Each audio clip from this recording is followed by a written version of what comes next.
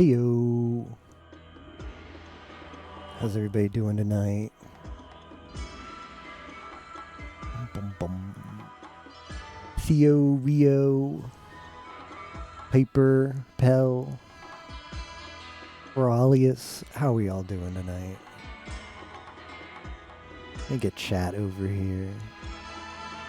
Pop out chat.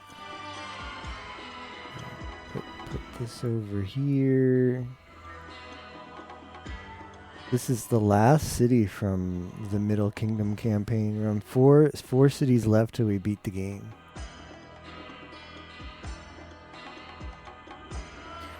Four cities left until we're the one true Pharaoh. Hey, that's good.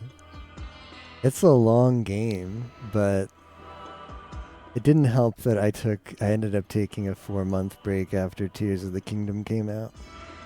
Because I was playing this up till Tears of the Kingdom. I was like, alright, I'll try out Tears of the Kingdom for a little bit. And then I played that like 3 weeks straight. And then we played other stuff. But now we're back here to actually finish the campaign. We went and we did other things, but now we're back home. In Egypt. Where we belong.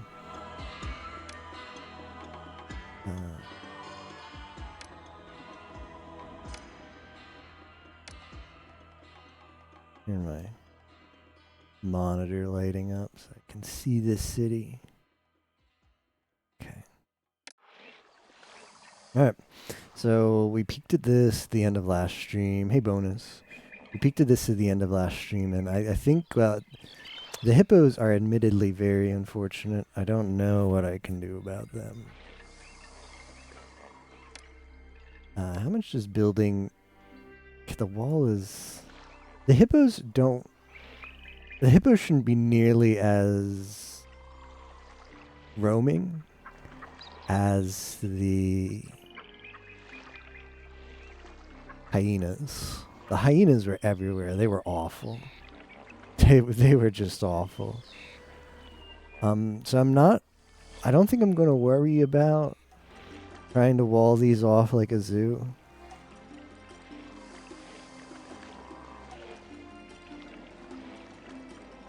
I don't think I should have to.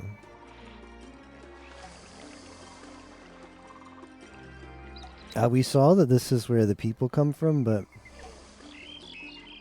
it might be wiser to build here. Where am I going to get the water pump?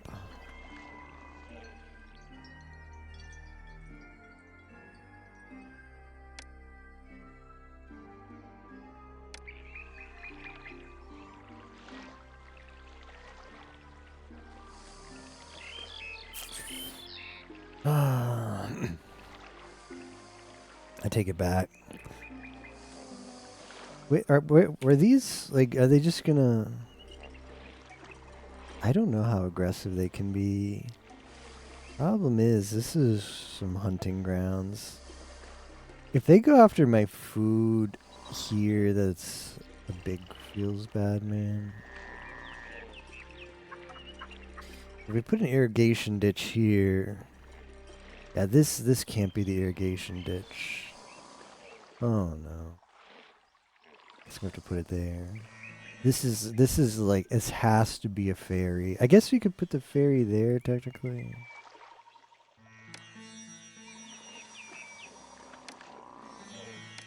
A zoo. That's new. Oh, we do need a lot of culture for this, don't we? Yeah, we're gonna be building some zoos.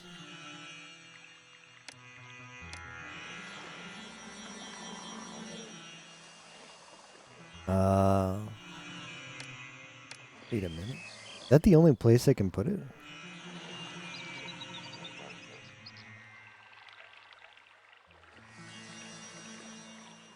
What about one of these for water? That's not gonna work. Okay, well. Welp. We don't need a huge population for this, which is nice. I think it should go here. It should go here. This isn't it. This is meadow. What? What is Meadow doing there? Meadow Mage. I wasn't expecting Meadow to be there. Meadow is a place where you can build farms on. There's not. This is. I mean, we don't need that big of a population. This one floodplain could maybe sustain enough farms. What kind of farms can you make? Grain and flax. Let's just start laying down the city. I think it'll be okay.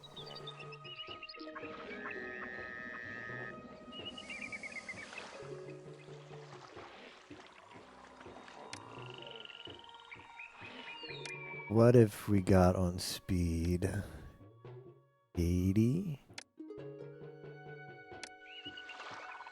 Okay.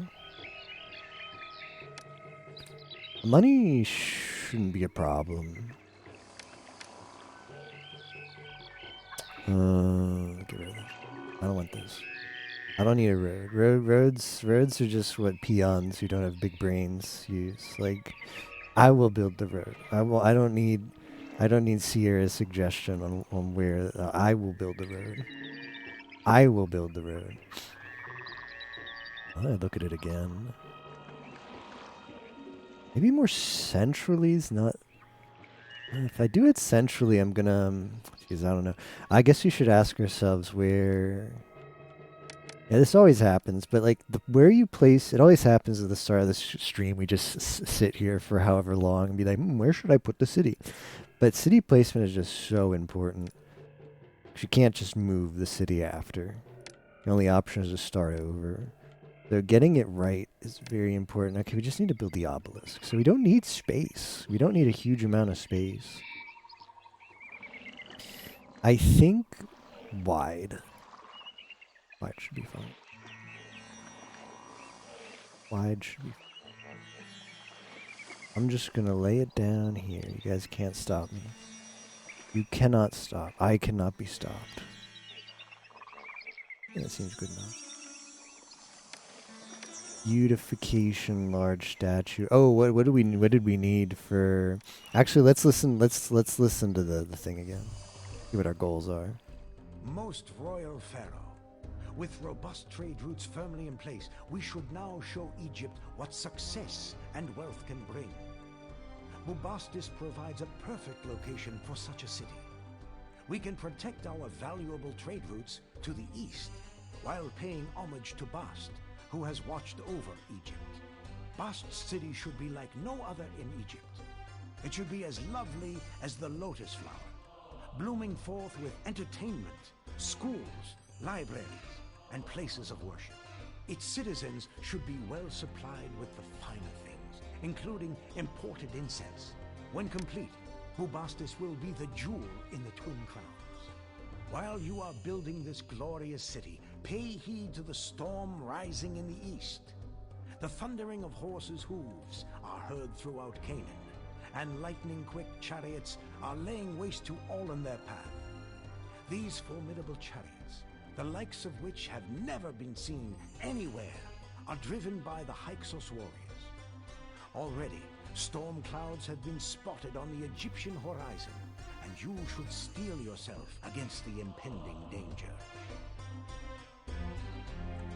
Yeah, so even though this is supposed to be quote-unquote peaceful, that would seem to suggest that it's going to be far from it.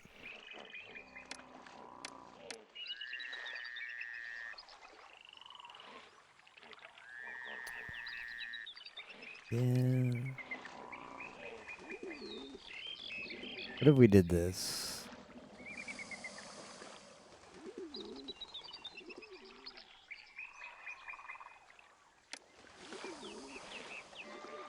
What do you think?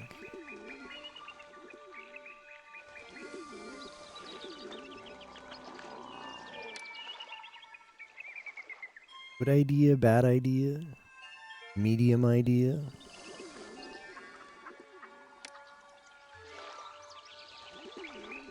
Horrible idea. Okay-ish idea. Yeah, so basically what you gotta do in this game,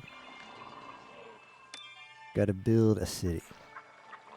But not just any city.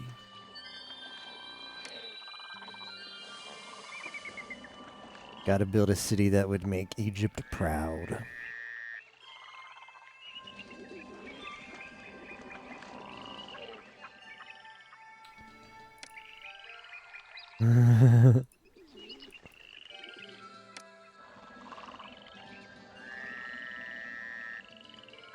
This is gonna be a one of these.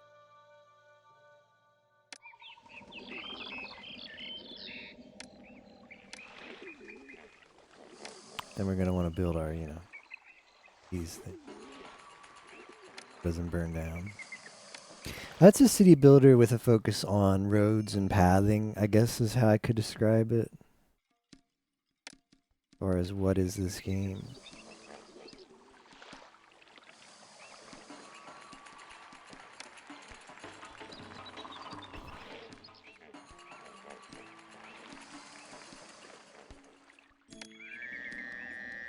So people are going to move into these houses and then they're going to want stuff. And you grow the houses by providing them with the things they need. So obviously the first need is food. Because that seemed to come quite natural, right?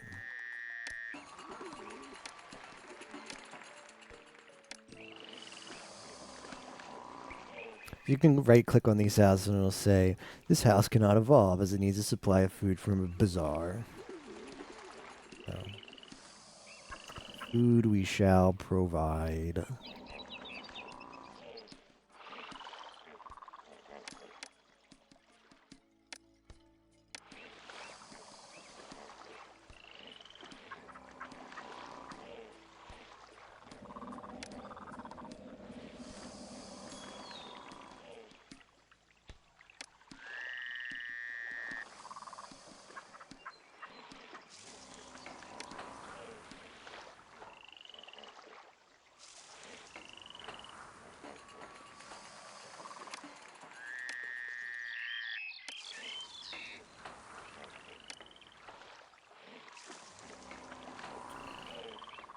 Yeah. Yeah. Yeah. Yada.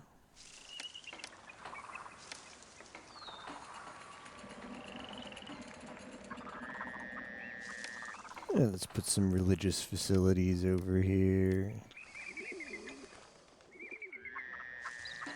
People just love their religion.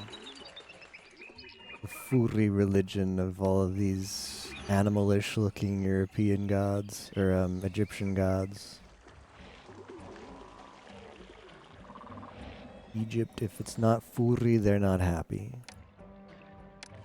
The Fuamoko fan says.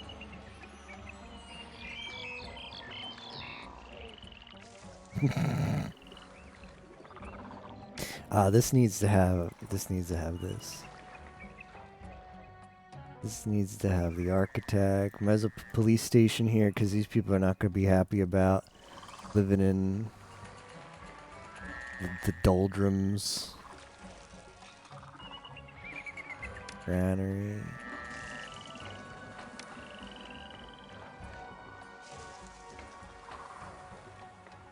Rip that harvest.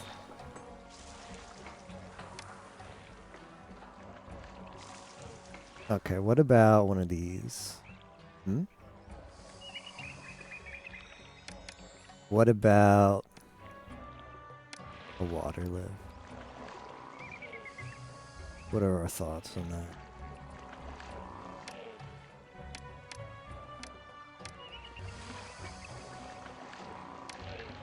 I have to build these little, like, slums because every time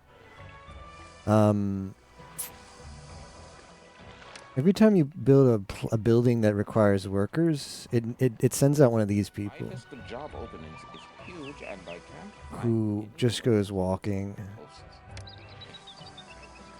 on whatever road it's connected to. And he has to touch a house. If he doesn't touch a house, he doesn't find workers for the thing. But sort of like counterintuitively, or counterproductively, I should say, people don't like living close to these work establishments because they're noisy. They like have a detrimental, they have like a detrimental radiating effect on nearby buildings. So you don't actually want to build your housing district that close to where the workers are. So you sort of get in this awkward position where it's like, well,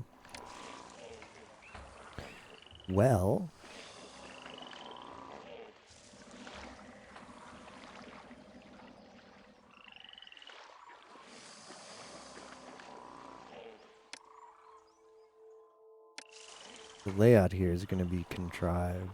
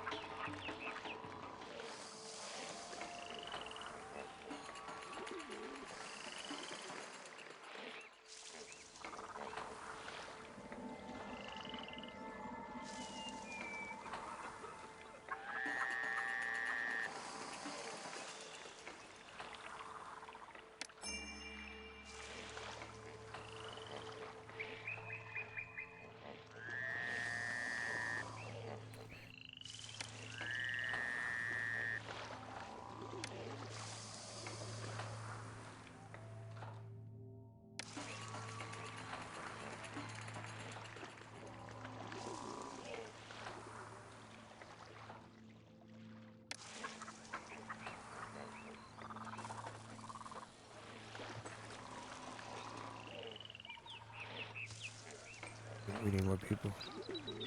More people, please. I'm fairly confident I'm going to be able to put these people to work no matter what, so it's fine to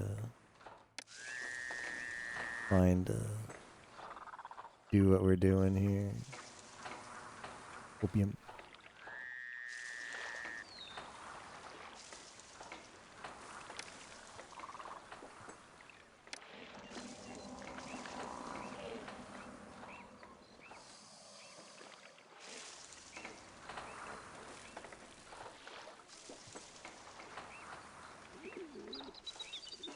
What have we got for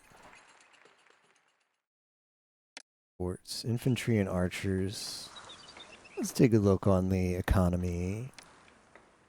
Trading prospects around here. I can export weapons, but how am I gonna... Okay, I can import copper and export weapons. This game, this is just so much money making opportunity.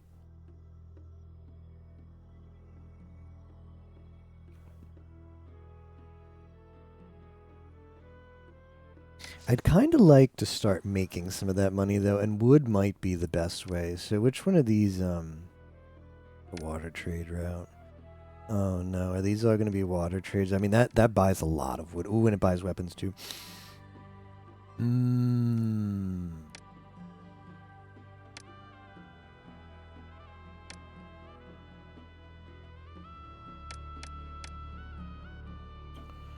Yeah. Womoko mornings.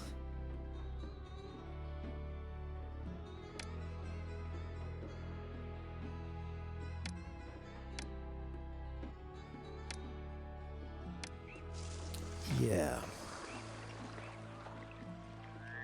No working dock. I gnar I don't have a working dock. Put one in here. Question is... the daimon.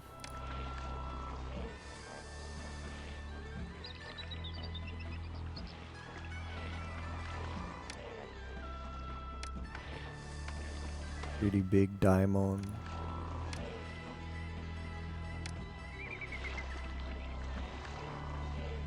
Rip those people.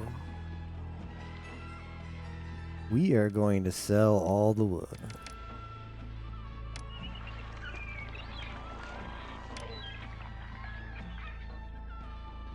Actually, let me just take a moment here. We're only short 11 employees. So people are moving. We probably are starting to distribute the food over there. Money is very important. We already lost half of our like starting stipend. So let's get some wood.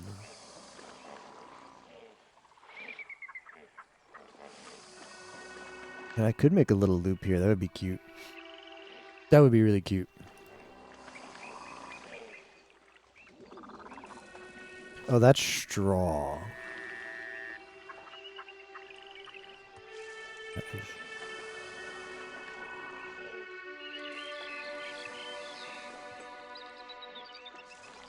Shoot.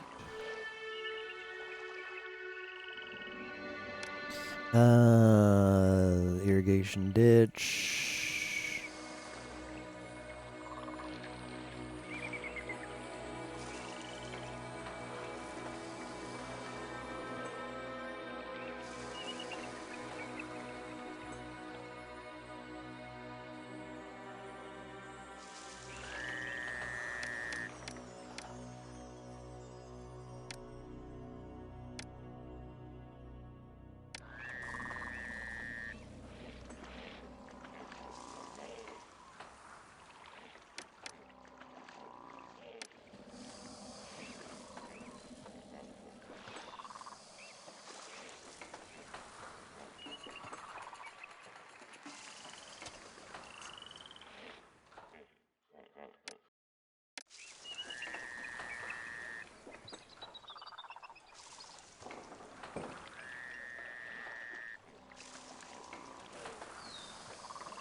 Moko-chan.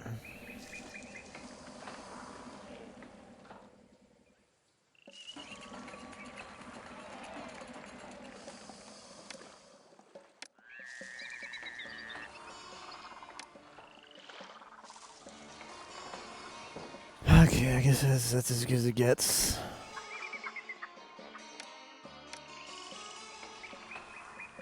It's unfortunate. I guess I could do this. Bit of a cheekiness right here. Oh, I could go even. No, I can't do that. Can I? Why can't I do that? Okay. Well, chat room. I think this is as good as it gets for now. Since they. What do we get to when do we get to explore? I don't know. I don't think Cleopatra is the next game I play in this series. I want to mix it up and play something else. It's hard for me to say because we're probably gonna play a completely different city builder, and they're all about the same length. So, like, hold on. Let me check and see. What are my VODs? Let me see how long I've been playing this game just on the VODs, because I have been highlighting all this as a collection. So I have 50 hours in this game, and I didn't highlight last stream yet, which was probably like another 5-6 hours. We got 50, let's just say 55 hours in this game, not counting today's stream. So they're kind of longer games. I don't think Cleopatra is going to be the next one, so it's hard to say. Like maybe 2024, but probably 2024 will be a different game. City Builders. I tried to explain why Fumoko was a good channel to friend yesterday, and all I got was depth stare, LeMayo normies. I don't know. I think Fumoko even have potential with normies. Oh no! Rip the dudes!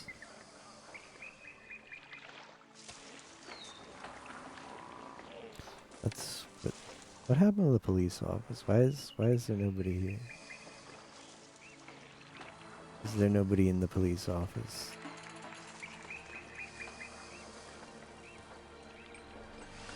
That is concerning.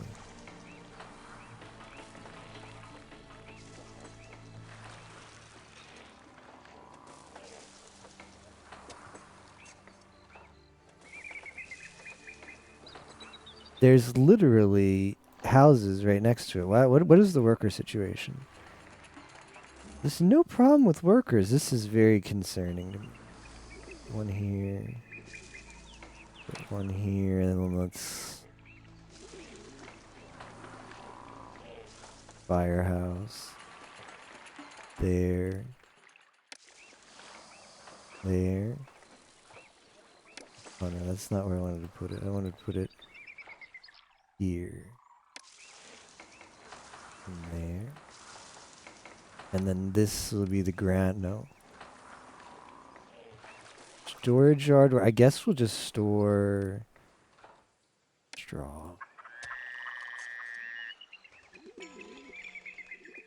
Oh, there was that streamer I told you the other day I was watching a stream that I wouldn't call a weeb at all. And he didn't want to admit to it, but he said he had checked out. Uamakar. Maybe he's actually a Chihuahua. Not Fuawa, but a Chihuahua. You need a very high IQ to understand the intricacies of Bao Bao. 10 days.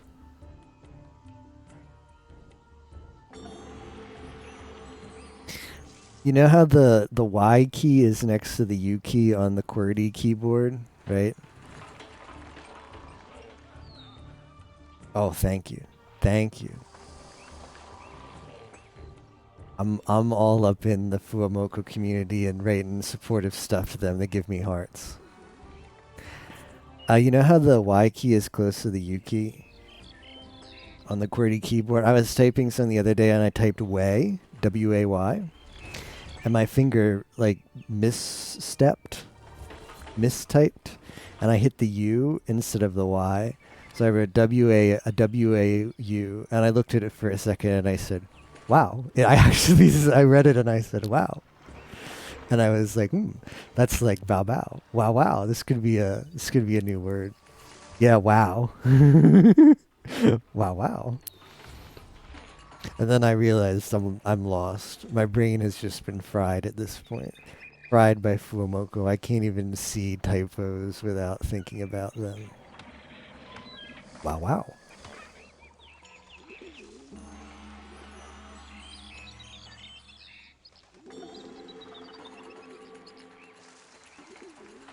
Oh shoot, I forgot to build the bazaar. I'm an idiot.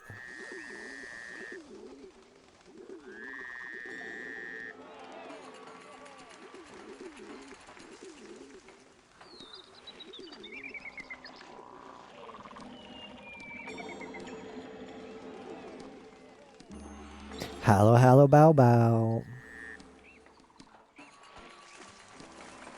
Flax guy is here. Oh no.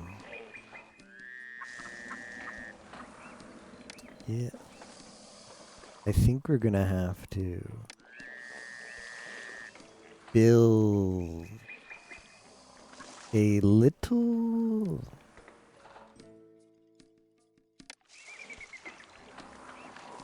alcove over here.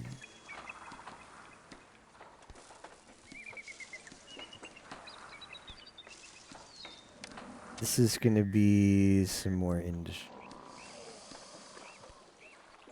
And you know what? I could even make it go up there.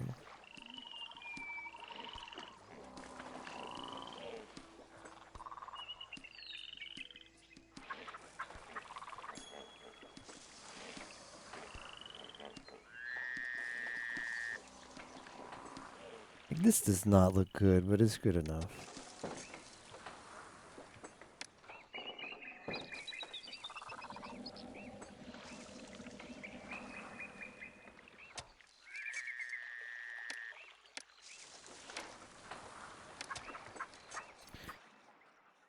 Please.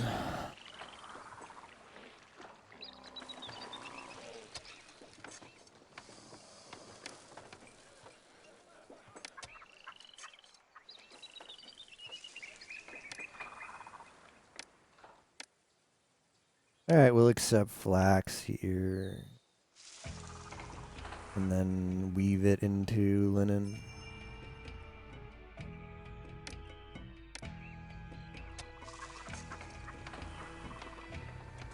And then guess what we're going to do with that linen? We're just going to sell it all. Ah. Actually, I don't know if we can sell that. Yeah, we can. We can. I need to start building an army. I got bad feelings. I got bad vibes. You've got Mokoko's Pup Talk bookmarked. That's a good idea. I think I get called out for this too, but it's just because Yimo is too unimaginative. His brain's not big enough. There, I said it.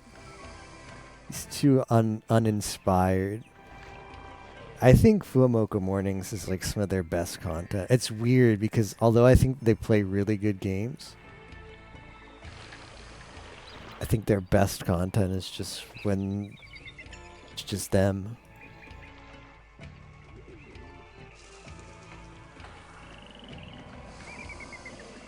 And they do the Fuamoko Mornings.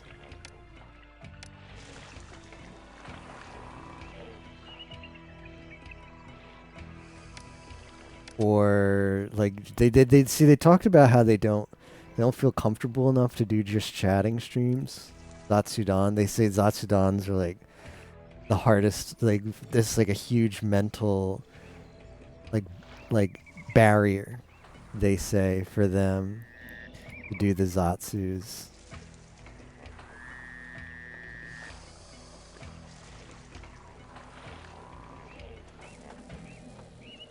Because I think it's tough.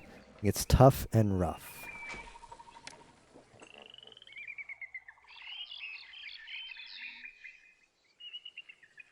Playing It Takes One. Me and Yimo played It Takes Two the other day, and then we played PUBG. But he messaged me today and said we were maybe gonna do something today, but then I think stuff came up for him.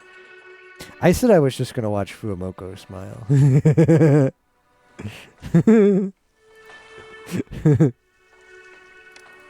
Yeah. But he said, fine, go watch Fuamoko. I'll play video games with people, but I think in the end he got held up with IRL stuff anyway, so it didn't matter. They had their goal. They had their goal battle plan stream. It just sounded like the cutest idea ever. Why was I not going to watch that? Why would I skip that? Why would SG4E skip it? Hmm?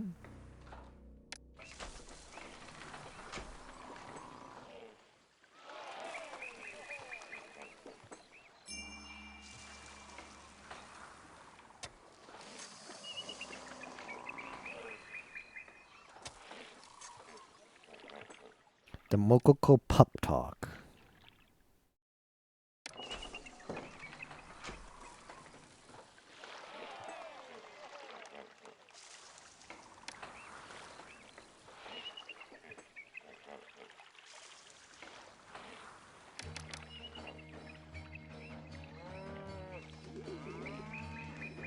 Which of their karaoke's did you see? Today's or one of the previous ones? Yeah, they're really good.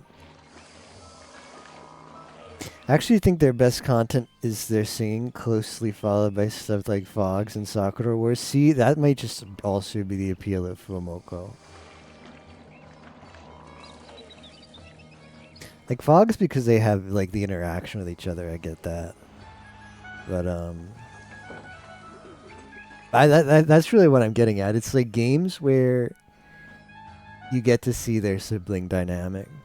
And I usually have the Sakura Wars stream up. I'm not big into visual novels myself, but they do try to be like, they interject a lot because like what else are you going to do as a VN streamer? Like you can't just sit there and read the game. You got to react and interject and give your thoughts. And they do that well.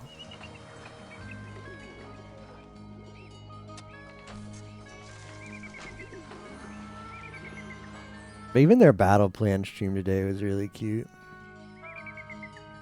Boxes Bao Bao.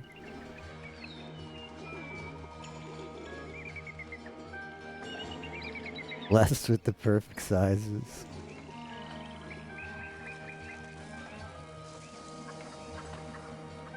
Mokoko sang that, what was it? Oh, Unraveled. She sang Unraveled today and she went in for the karaoke. Mokoko was going in, man. She was not holding back.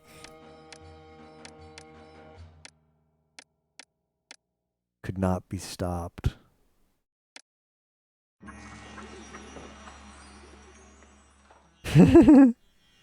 Oh, that's a lot of unemployment. Hold up. We need to do this. This needs to be addressed. I'm gonna get my ass whooped if this unemployment doesn't get taken care of right now. Right here, right now. Okay, this is gonna be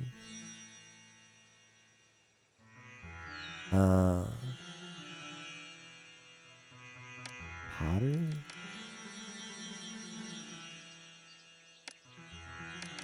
We get pottery. Get beer. Mokoko Gaming. Oh no. It needs to be actually. Okay, that's not actually too bad because we needed some people to die. Okay, let's. I'm even gonna. Never mind. I can just build this fast. Yeah, like the stuff needs to be built.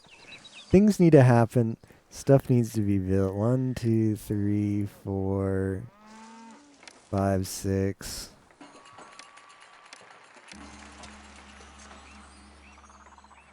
One, two, 3, 4, 5. Alright, how about that? How about the little religious center over here now? Oh, come on. This should go up. He just needs to think about things for a little bit. Mokokar. I like Mokokar.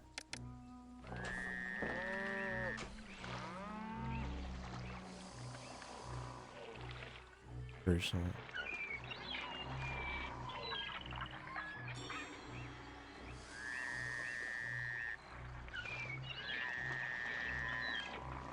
But I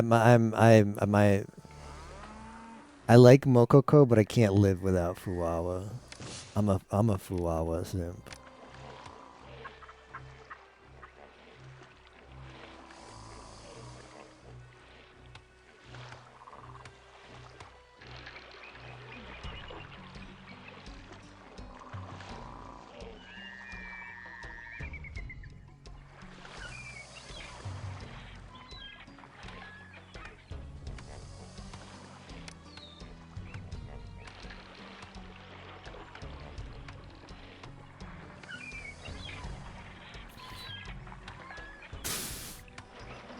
What a little interesting area over here that I'm building. What an interesting area.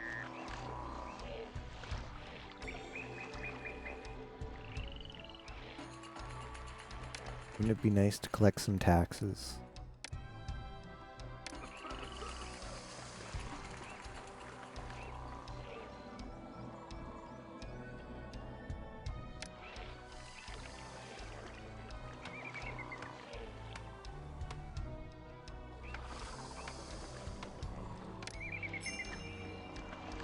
That.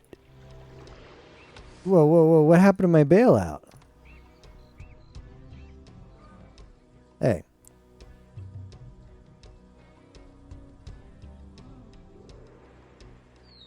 I'm supposed to get bailed out when this happens. It's fine. I have money to give to myself. All boobs are good boobs. Yeah, but it's not Fuwawa's boobs that is all it's about for me. I like her. Well, I mean, who doesn't like the sister dynamic? But I like her personality. I mean, both of their it would be really sad if there was only Fuwawa or only Mokoko. Like, their streams are made immeasurably more fun. by the fact that it's them, the two of them.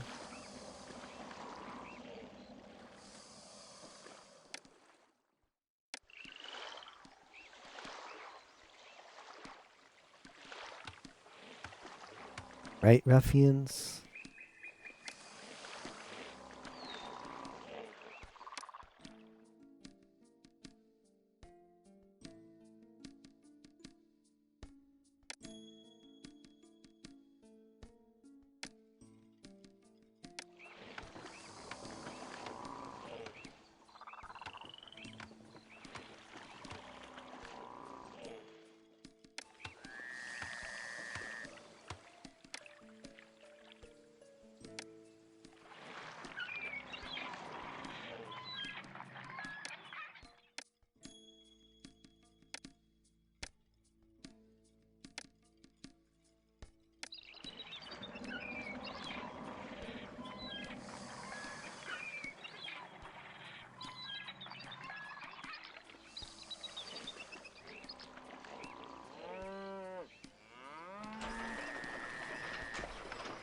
I just that clip where they say that like they just don't have space where they live and they stream sitting at the computer with like their feet touching each other is just so cute to me. Like just that mental image of them just there, like in that tiny space cuddled up, interacting with chat. It just feels so comfy. I just having that mental image of them sitting behind the PC is just super comfy to me. Yeah, right?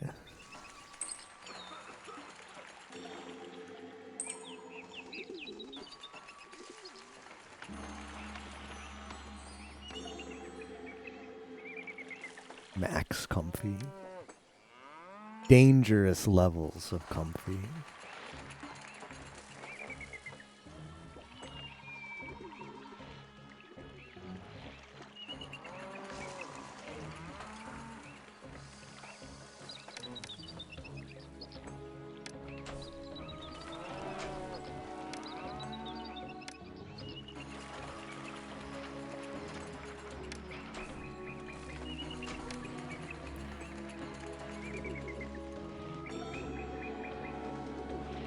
Tracking is given how close they are.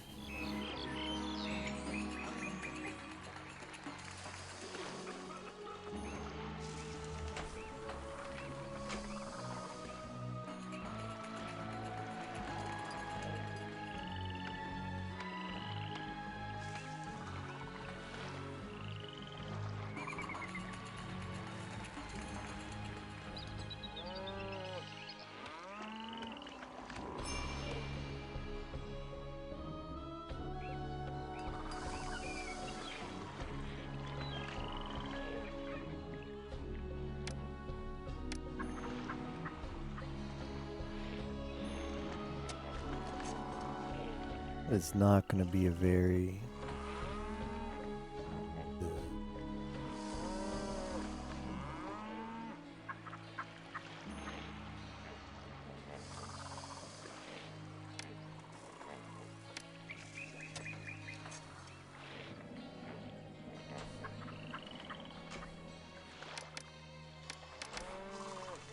because I did this.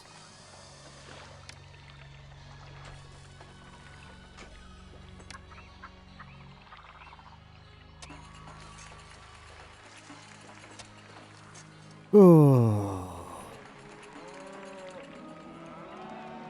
Wow, whatever.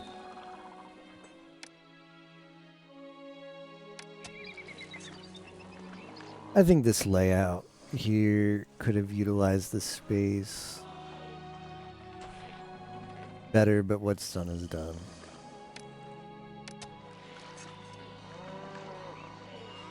Hey, Tapioca. Those 8K mithril darts aren't going to use themselves. Yeah, more DKC tomorrow. They also posted their they've also posted their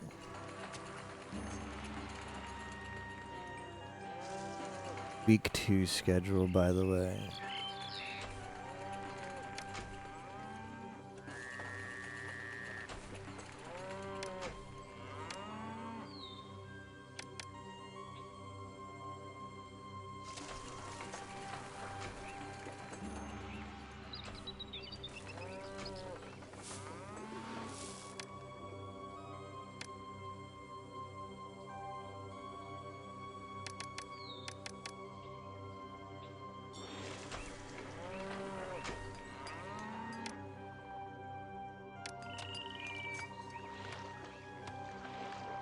Oh shoot.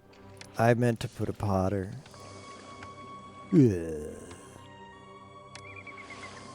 Idiot.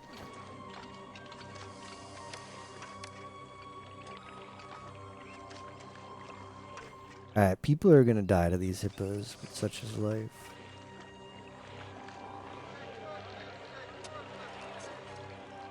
A 3D Kobo next month. Interesting.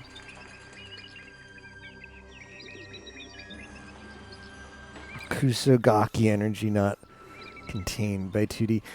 Koyori had her 3.0 live 2D reveal last night. It was pretty cute. She basically came up with scenarios to act out and had chat vote on them as like a do you want A or B? Like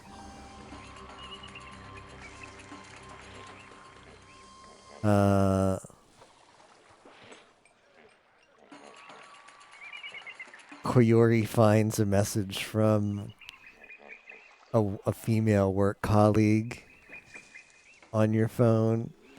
What's her response? You get to vote. Do you want scenario A or scenario B? And one is like pissed off, and one of them is like confused. And you got to vote.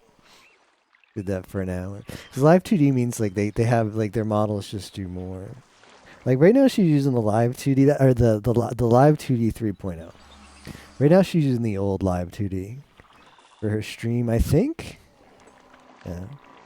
The live 2D 3.0 lets them have like more freedom of movement. It looks a little bit weird. She can also like lean forward. It has like front and back tracking in addition to right and left tracking. As like she rocks in her chair. And I think it can sense more things on her face. More facial expressions. It's almost a little bit too expressive. So I find that like they don't actually use it regularly, the 3.0, which is weird because it's billed as sort of like just a straight better upgrade. Because 3.0 is better than 2.0, right? That's just how numbers work.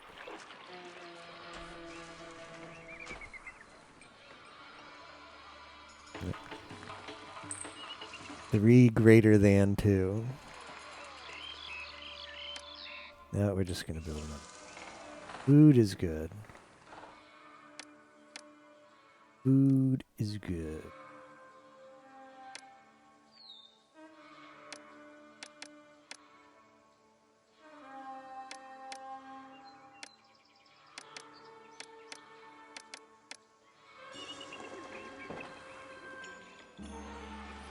Yeah, the hand tracking is bad. Whenever I see them use it,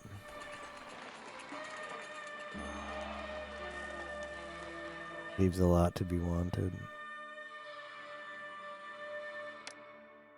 I think, like the biggest problem right now, Emma, with the hand tracking is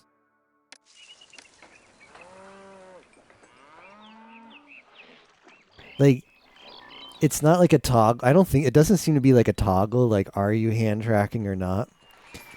Like they can click it. Like if the VTuber wants to like have like a frowny face, they have like a little. They have like for their live 2D a little like UI that has buttons. Like, are you sad now? Are you happy? Do you want like the blush? Do you want the lewd face? And then they can just click buttons to switch between them.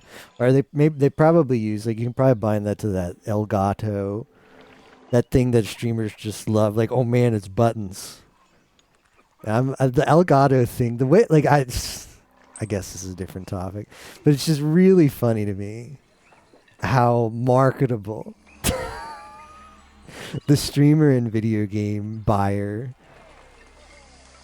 is. That they can basically just sell you crap. The Elgato thing, right?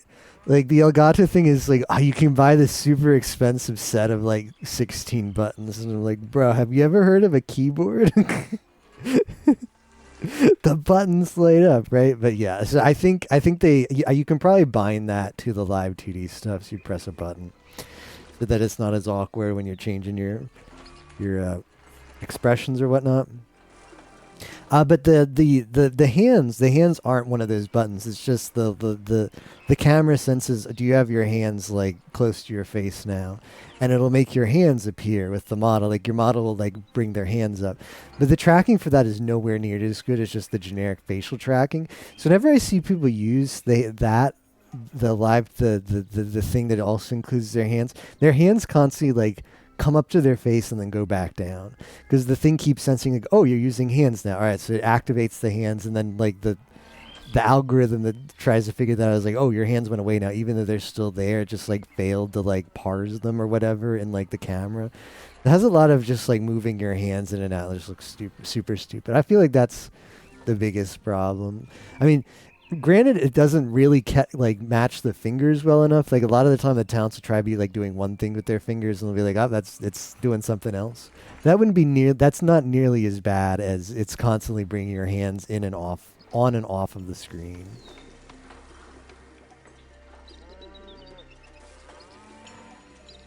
One-handed control. Speaking of hands, eye cow double piece face.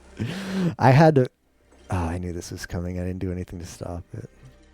Oh, no.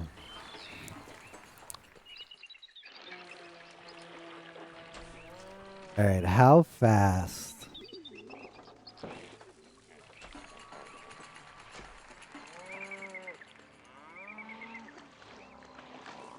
How fast can I get this up and running?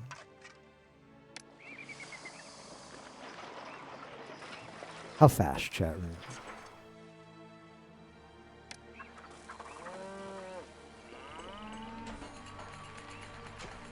Because the answer has to be like right now. If it's not right now, we're screwed.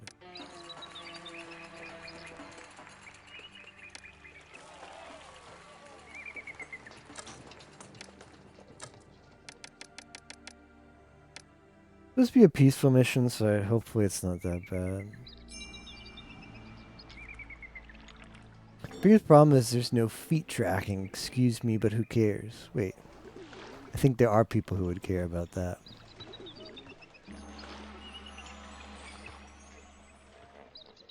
Apple's invested in facial tracking, not hand tracking, so it makes sense why it sucks. Oh, I didn't even know I didn't even know. I know they sent out iPhones. I don't know anything about Apple because I think the company sucks. But and well, not the company sucks. I think all their products and their attitude towards their customer sucks to the point where I don't want to. I would never buy an Apple product. I never recommend somebody to buy an Apple product. My parents are like, oh, I'd like, well, it might be cool. Like, I know there's like this stuff on this Apple TV service. You think that's something I should have got that? I was like, no, like, don't even bother. It's the crappy, like, but anyway, I let my hatred of Apple affect all aspects of anything. I freely pass it on to people who don't even care. But I didn't know that that's actually built into the iPhone, and that's what Cover leverages. It just kind of assumes, since Cover is a technology company, that they also built the tracking software. The dot array technology behind Face ID is pretty cool, given it was adopted from the Kinect stuff. iPhone, the advanced facial tracking, I see. We should just fill this up. I should be selling this, is what I should do. Oh, this isn't even coming to me, so why do I care? Excuse me, but why do I care?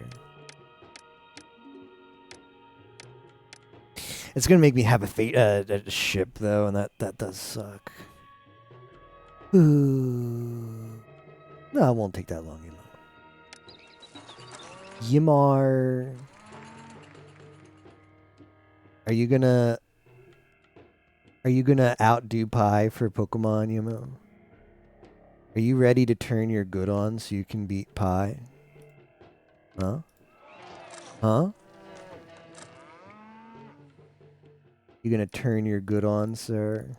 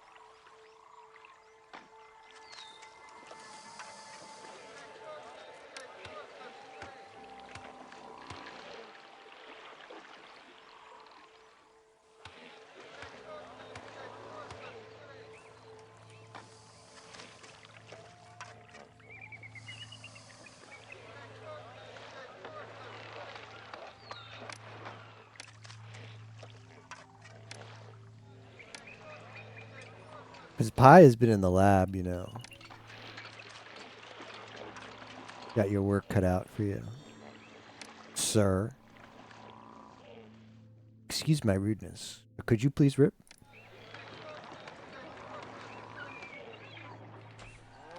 Emo's good. Sir, I never turn my good off. Get on my level. I like it. I like that a lot.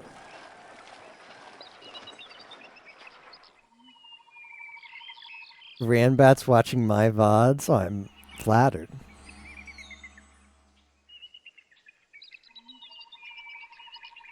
I'm flattered.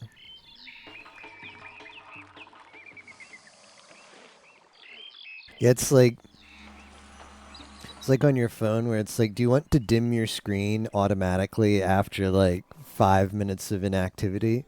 Do you want to like turn your good off after like you're not using it for more than a day? Yeah, but just goes, he scrolls all the way down, like interval at which your good turns off. And he scrolls all the way down, and it's like 1 day, 2 days, 3 days, 5 days, a week, 2 weeks, 1 month, 6 months, 9 months, a year, 2 years, 5 years, 10 years, never at the bottom. It makes you scroll through a lot before you get to that setting, but you scroll all the way down and he tapped to never.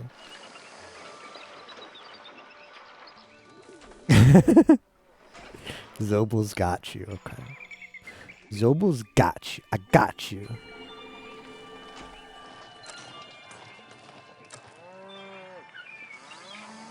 I got you, man. I got you like Pikachu.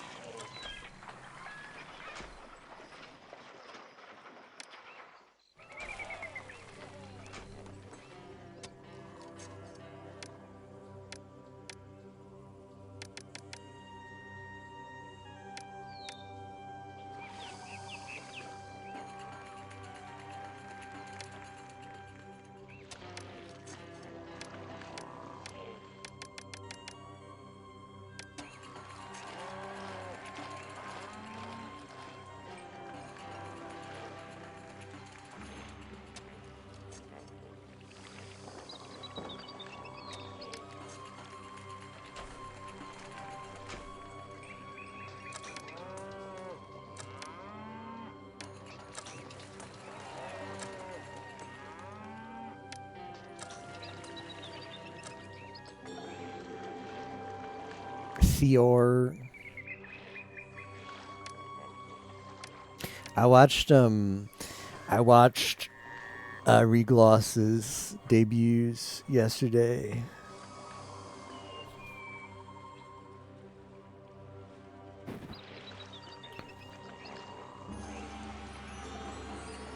I watched Regloss's debuts yesterday, and I got some thoughts.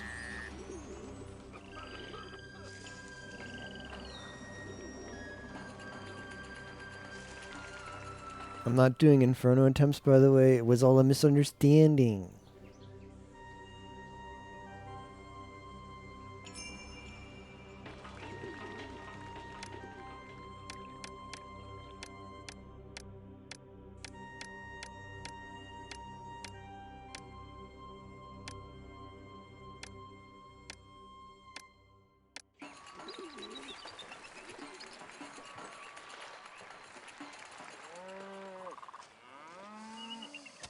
Nice pub guy. I hope you got a lot of goals planned last night.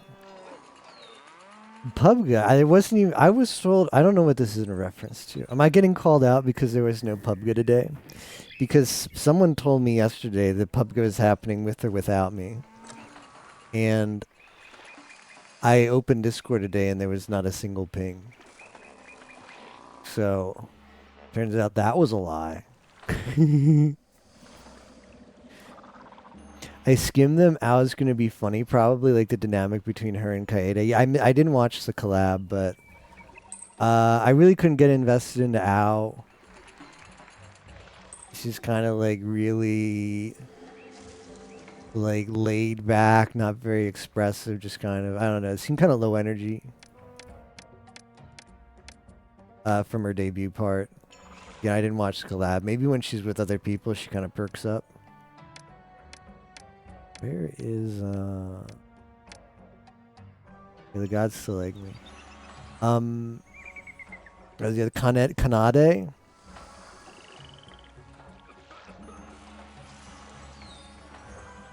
Kanade is very cute. I was not expecting what I got out of her.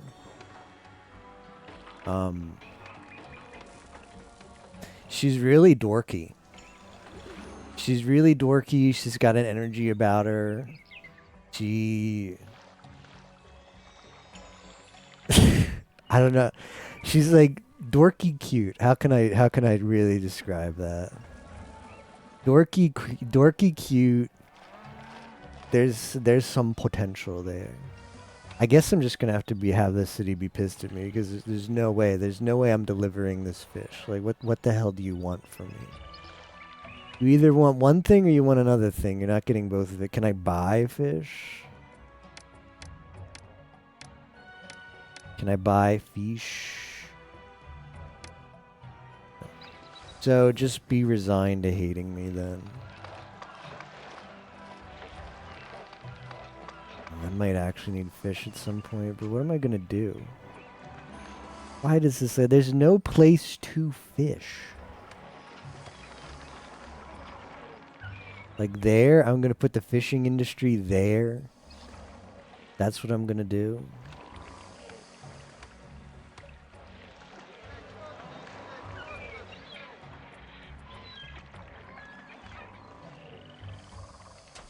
No way.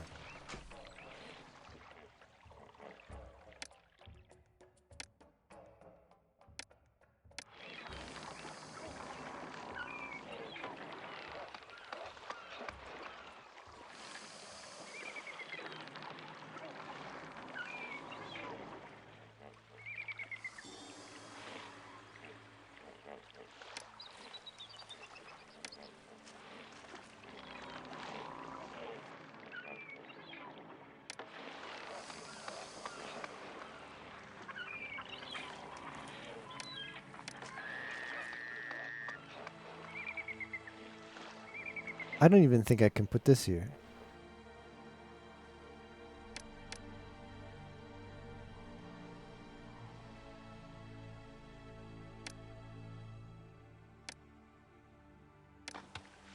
No. No, it's not going there either. So I could Can this even be connected? Can.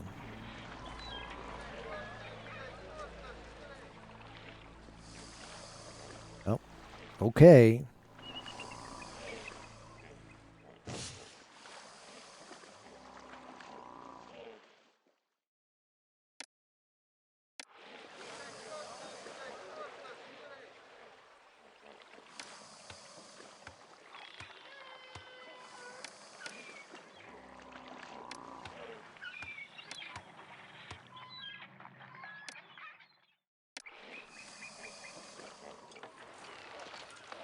Now, Lyrica though. Lyrica though. Okay, so like I was like, okay, it's just not for me. That's fine. I was not really for me. I was like 80% just being roasted by her chat and 20% I like how they were talking about she was talking about like, okay, what are my viewers going to be called, and she had like some ideas and it was kind of voted on, and she like had for like viewer names it was gonna be like Hime for like a woman, and then Hyotoko is like this, right?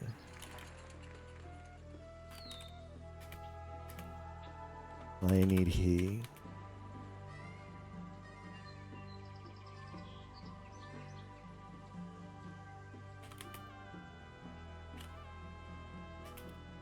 Like isn't that what her fan names are gonna be? But they just read them weird. I'm not quite sure why and what connection she has with fire.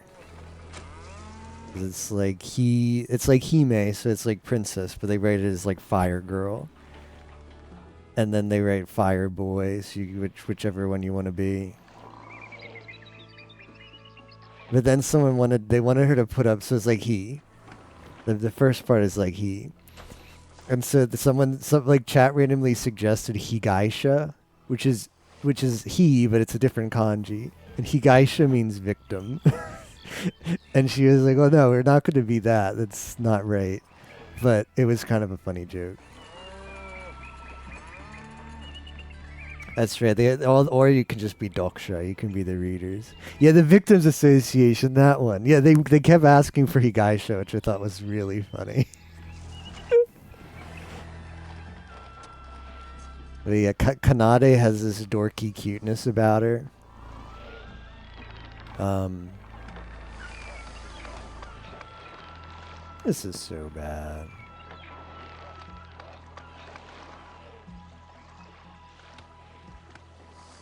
There's like no way. There's no way that. I think I see what I needed to do. Up here needs to be. Yeah. Up here needs to be the military vessels.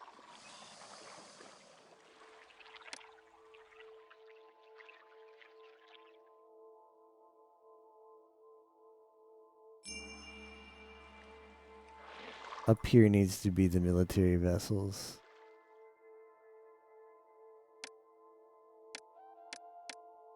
Uh,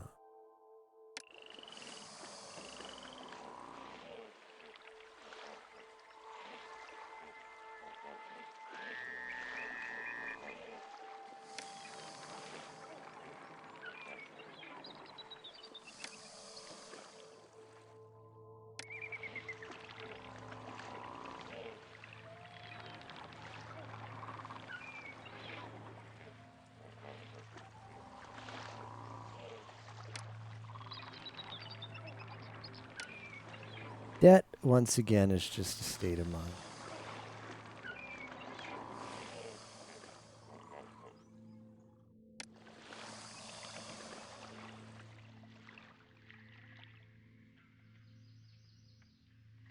Well, good thing this came. Good thing I decided to make this upgrade when I did, because they're going to need it.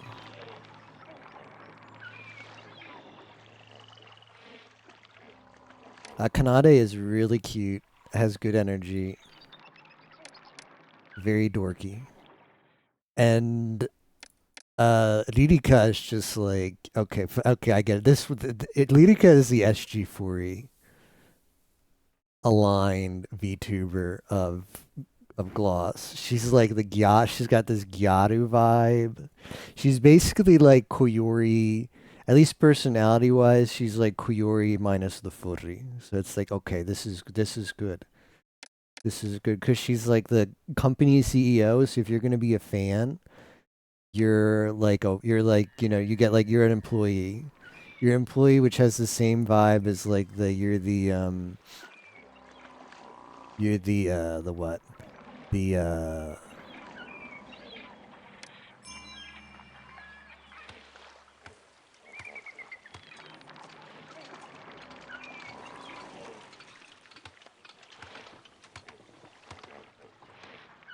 this is a bit unfortunate because all this is gonna lead to is just me. All this is gonna lead to is me just getting one tiny little thing of fish here.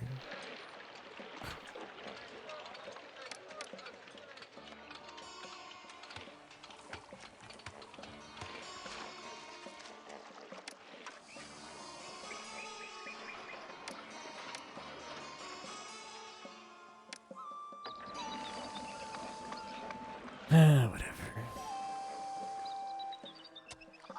Yeah, she's got this Gyaru vibe. She's got a great model. She's very bouncy in multiple ways. Bouncy personality wise, bouncy in other ways.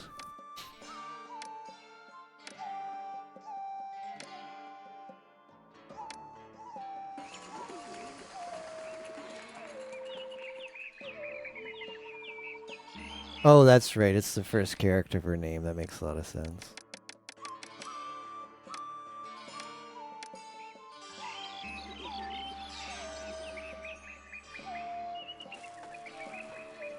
She's playing.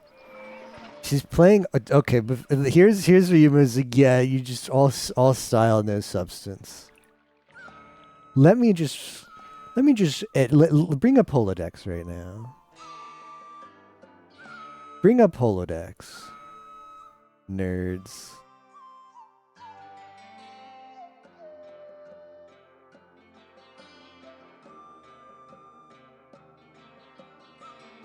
Here's what we've got going on.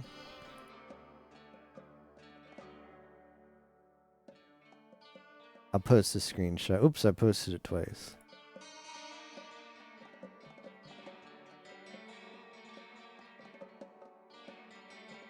Yeah, you don't get to be the CEO of a company without putting in the work.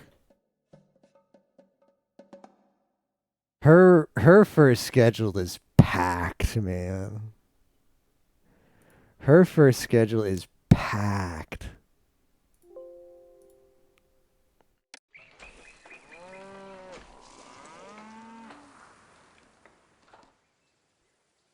It's actually silly looking. In some ways, it is a little bit too bouncy. Like when she did the full body, she showed like her full body, and she showed that she's like, um,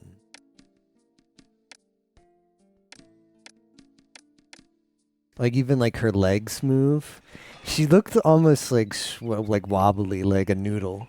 She looked like a noodle because like she doesn't really have all full body 3D tracking like they do in concert. It's just live 2D, and when you move around, it just makes your whole body wiggle. That did look a little bit. Oh, I don't know how to say it. That did look a little bit noodly, but she makes up with it makes up for it by being loaded on personality. Just like she is channel points. Oh no, that's not good. Why is that? Why is that there, chat? Why does it not have people working?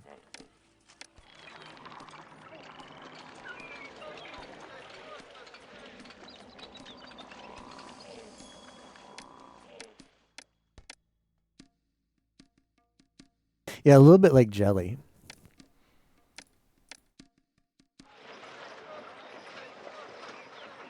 Her schedule is so packed. That's what you talked. That's what you first talked about.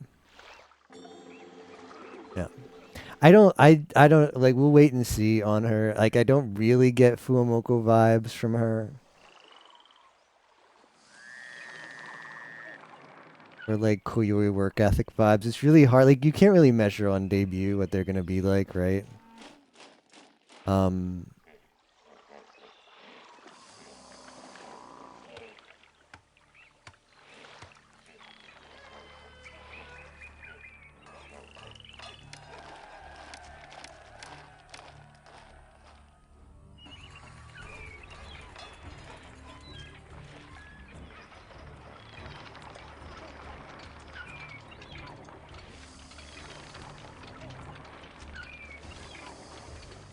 But I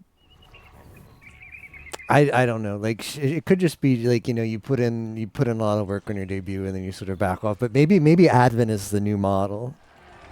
Maybe Advent is the new model for HoloLive VTubers, and we can just come to expect that they're gonna always work their ass off.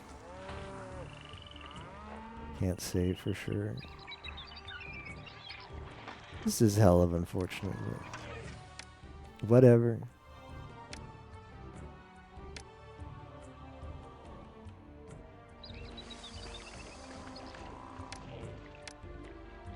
I'll send one boat and hopefully they'll be happy.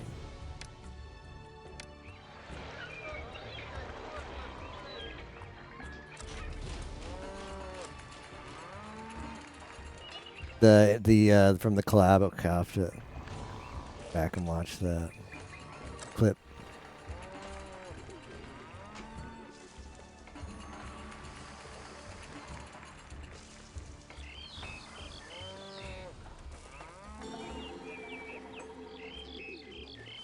But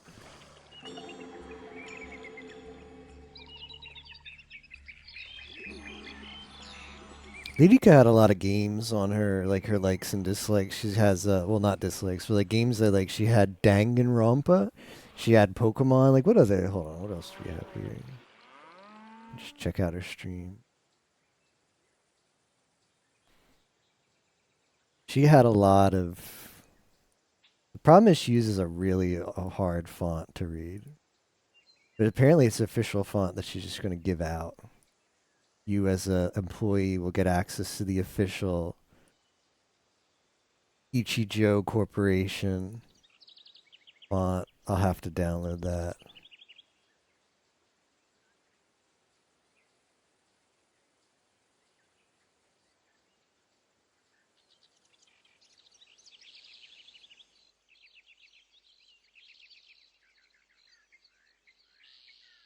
Where was it? Games. Pokemon, Persona, Danganronpa, Mahjong is number 4 on the list. Elden Ring, Inazu Yarebun. What is that? Inazu. What is that? I don't know. Power Pro. That's that baseball game that Koyori played. Suba Seka Fi. Oh, Fire Emblem, Monster Hunter, Disgaea, Seikai. I don't know what that one is. Deiruzu. What is Teiruzu? Tails. Werewolf. Indie games. Yabai. Yabai Skina Gemu. There's many Yabai games she would like to write, but she shouldn't put them.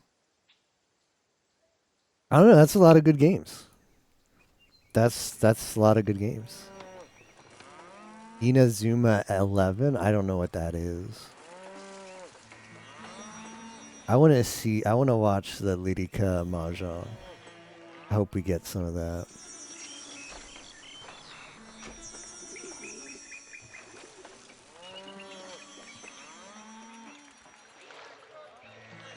She gives a little bit of, like, watching her, I got a little bit of Marin vibes. I don't know if anybody else got that.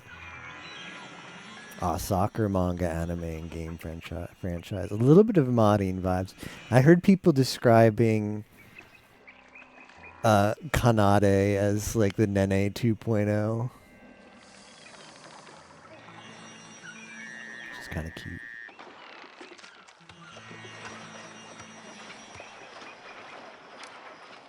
Slightly cute.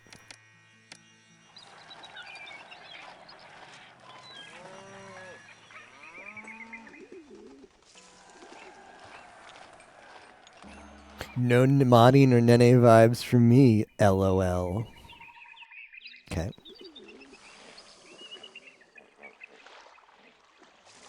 Nenechi.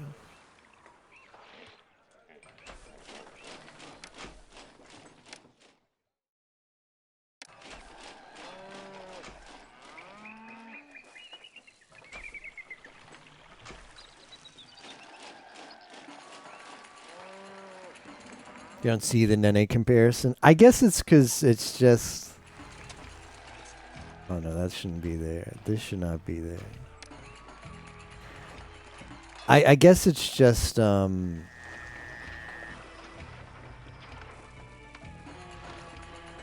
blonde.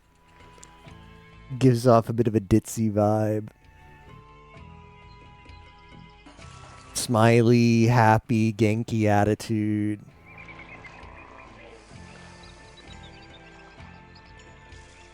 Needs a Lami.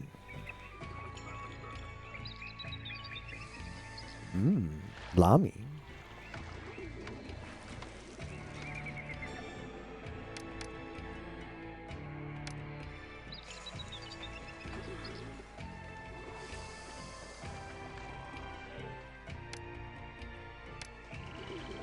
Who doesn't need a Lamy, though?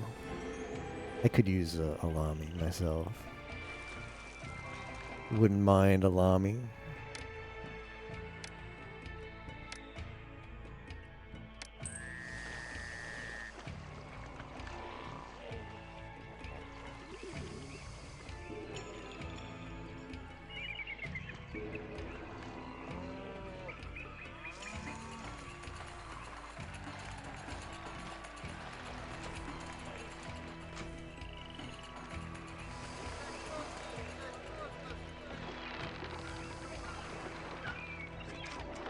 It's time to build the papyrus industry.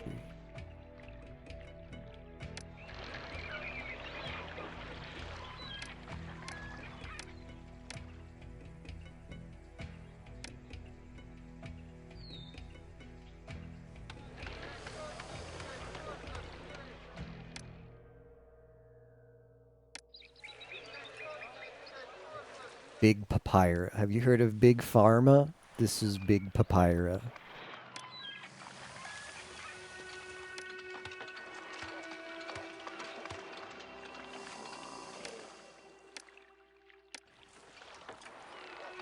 Big Pyra. Oh, yeah. I've missed out on Xenoblade.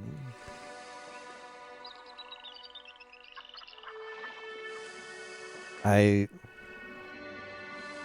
pale in comparison to my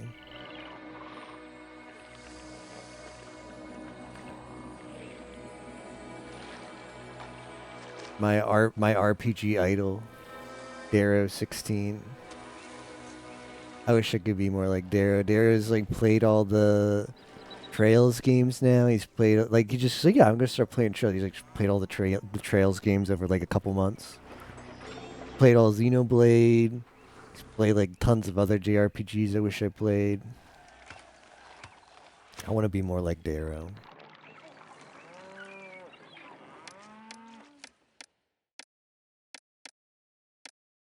Alright, how are we gonna get beer? Gotta import it, huh? Naruhodo.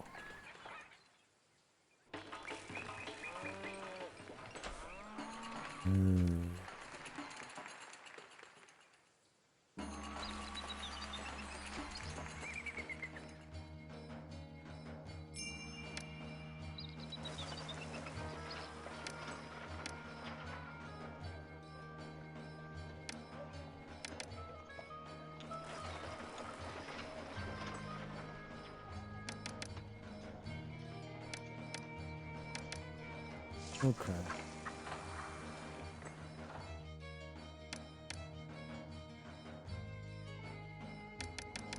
That's gonna hurt. That's gonna hurt, but such is life. Such is life.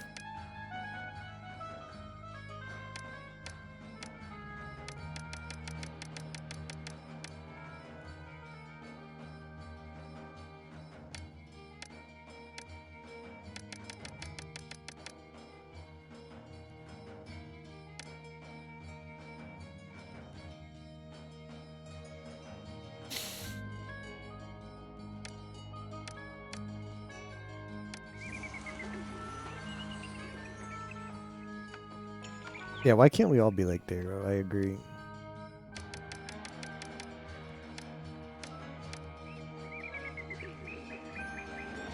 One of her people. That's cute. Trails to Azure.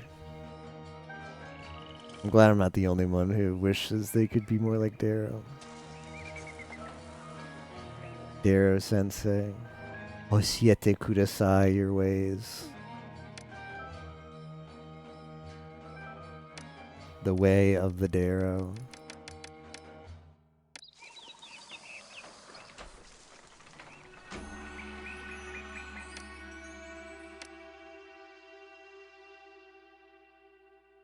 The kingdom standing is not good. Oh no. It'll be fine though. It'll be fine. It'll be fine. Just trust the process.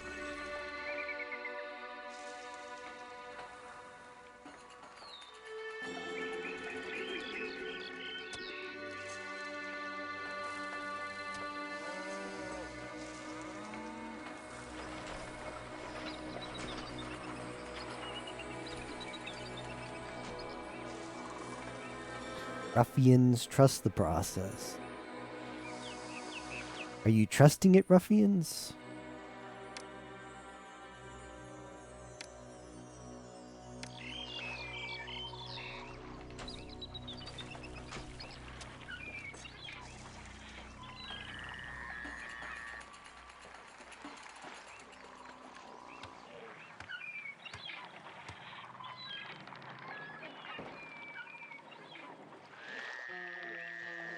Mm.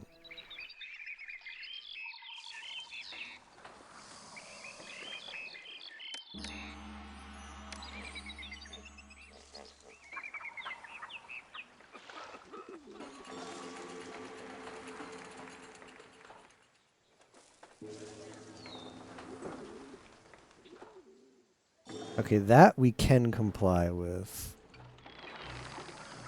That we can comply with. And we better. We better, because the Empire's gonna hate me if I keep blowing them off.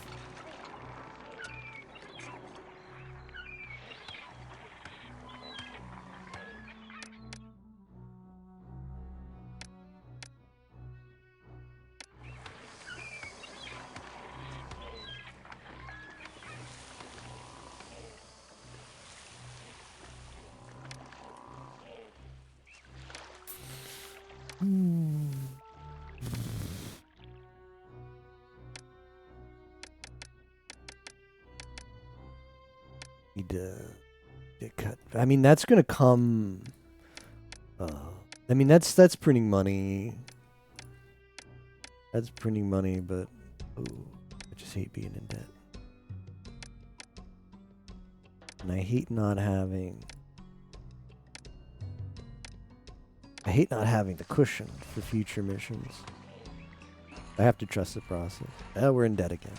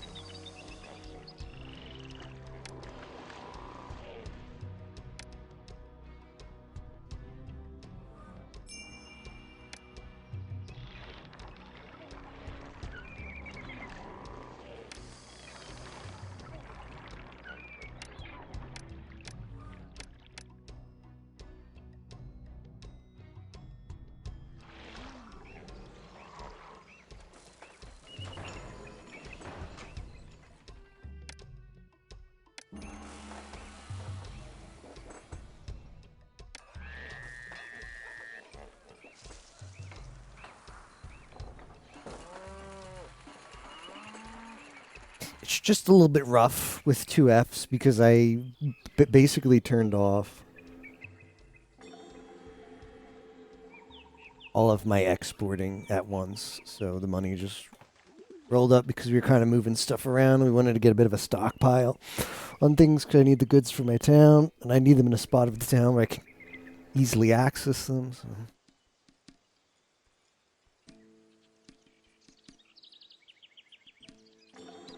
Hopefully that we can actually send off.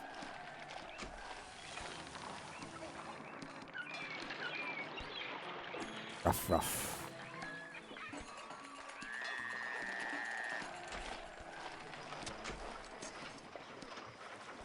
The ruffians.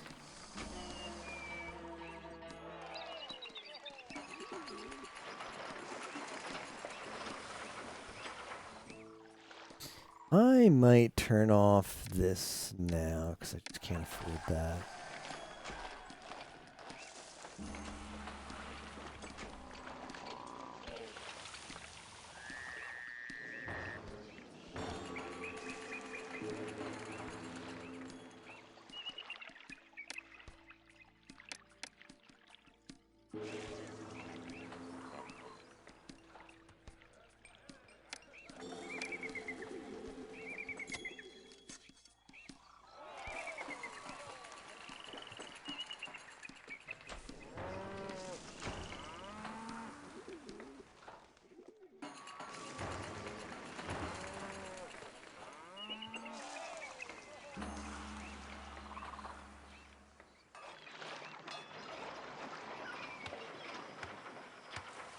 Why did we just not get the wood? What's the problem with the wood?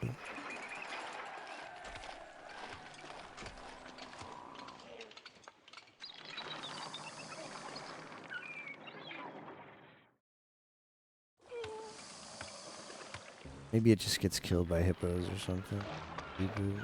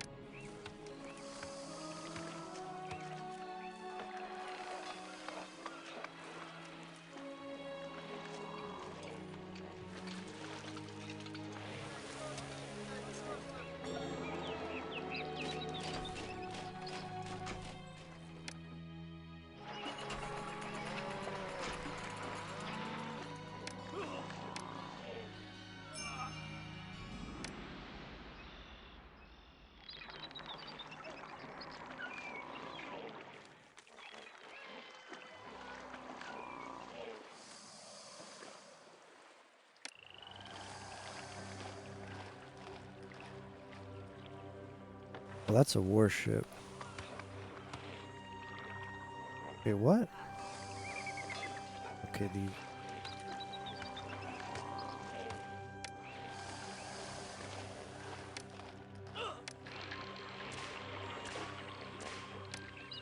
this is such a stupid process. I hate it.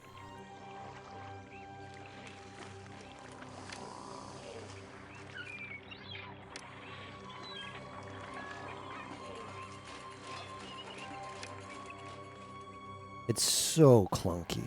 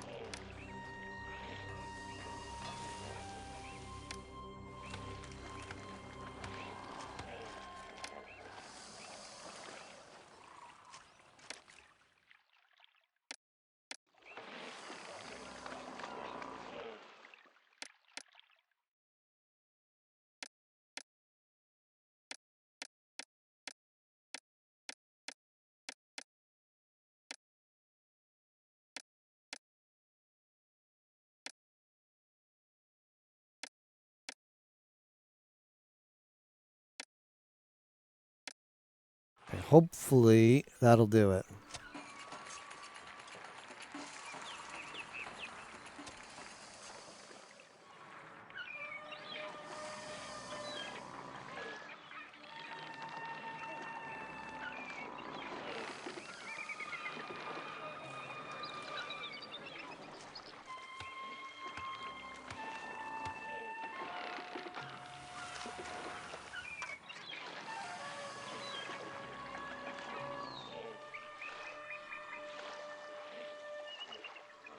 Be easier if it's just... Then these reed people will just walk through here. Probably save a lot of time. Ooh, we got some nice stuff over here.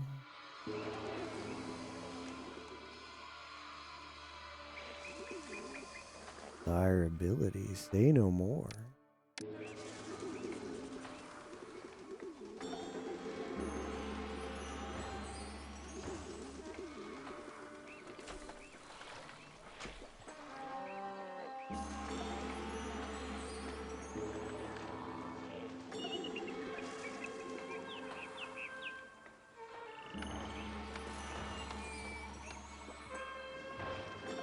One of the things we want to make sure we don't do by accident is buy luxury goods.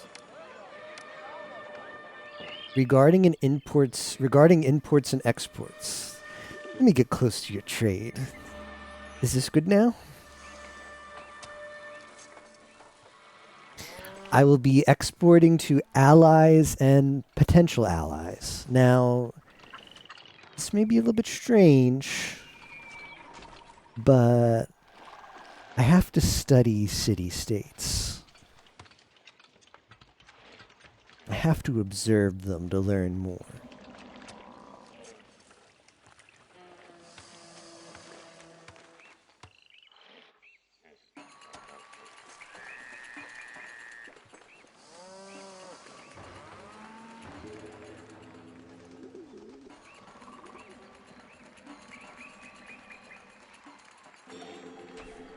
Needs some entertainment. I don't know why. I don't know why it needs.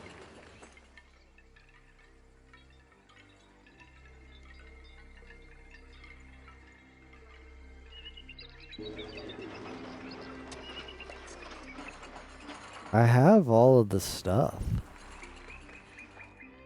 You know? You feel me?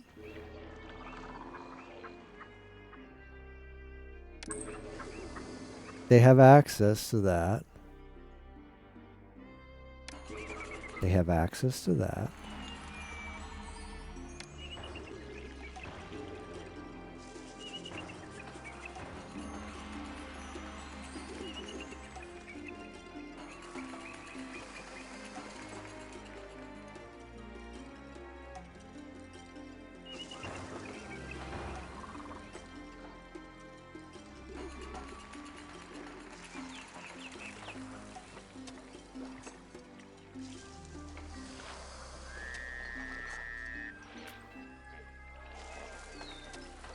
Oh no.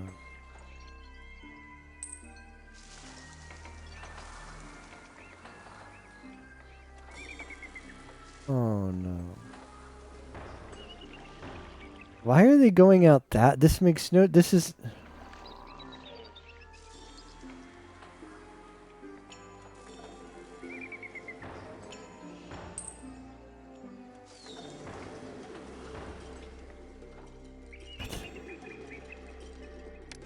What?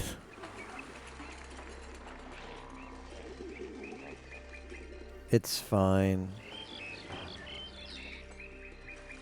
I'll just, we'll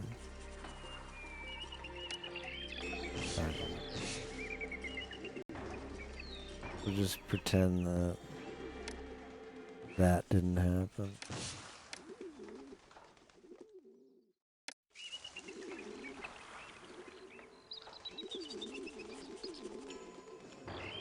That makes no sense to me that it would work that way. I have no idea why I was like crapping out dancers over there. But it's something about maybe the placement of the roadblock. I'll just put it here.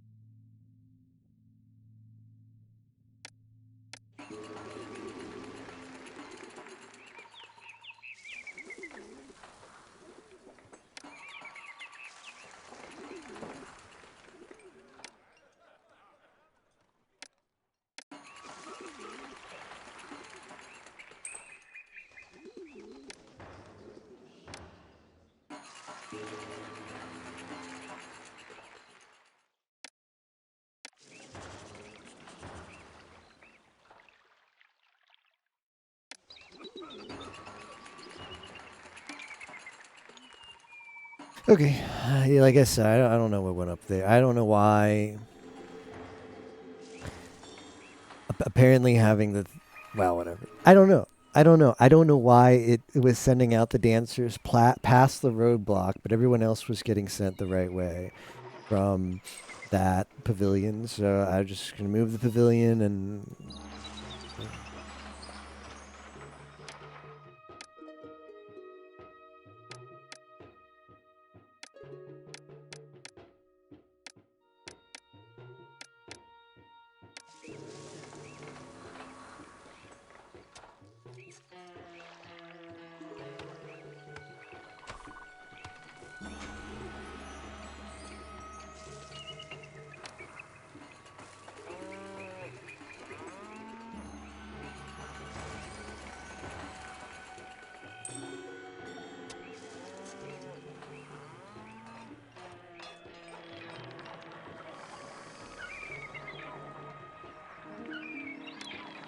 I love the artwork. We're waiting for some cargo to be delivered to our ship.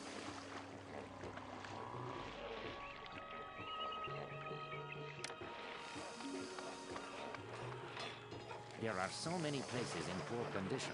I can barely keep up.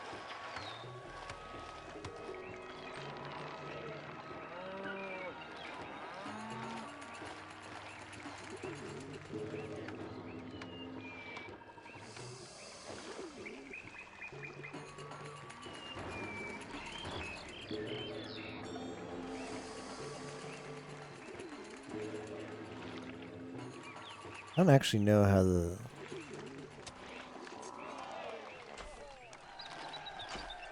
Decreased trading is.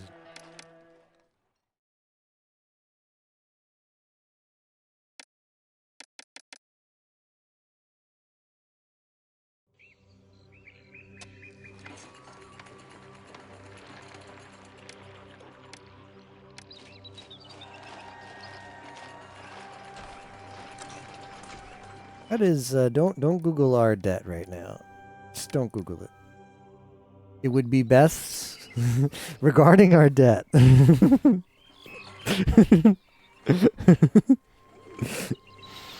wish to remain a good boy for me, don't you? Or perhaps a good girl? Then don't Google my debt.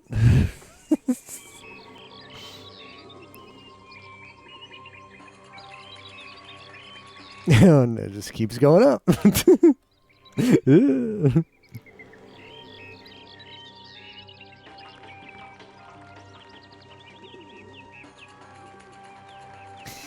Being in debt is only bad if you're in debt for an extended period of time. That's a lot of debt to overcome, but I'm hoping I get out of it.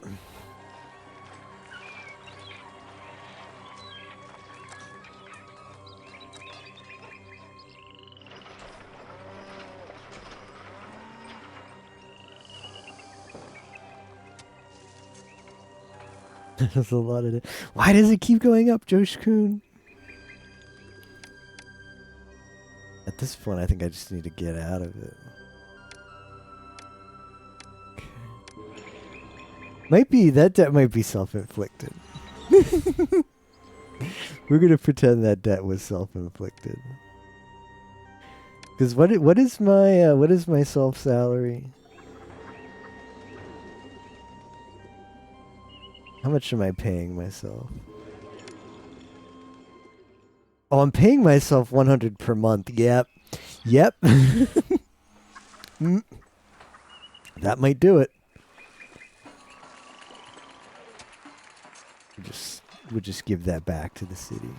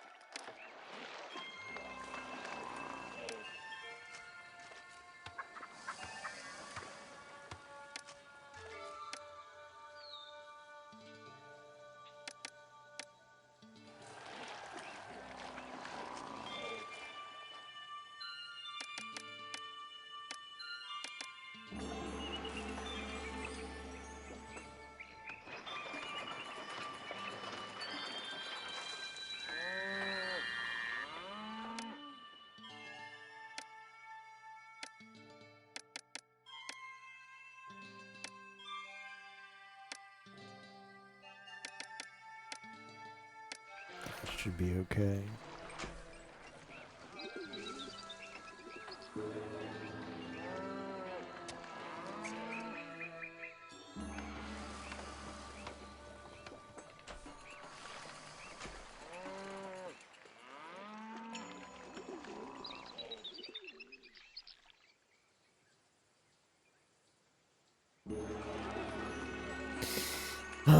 So we'll be building a secondary housing district really soon.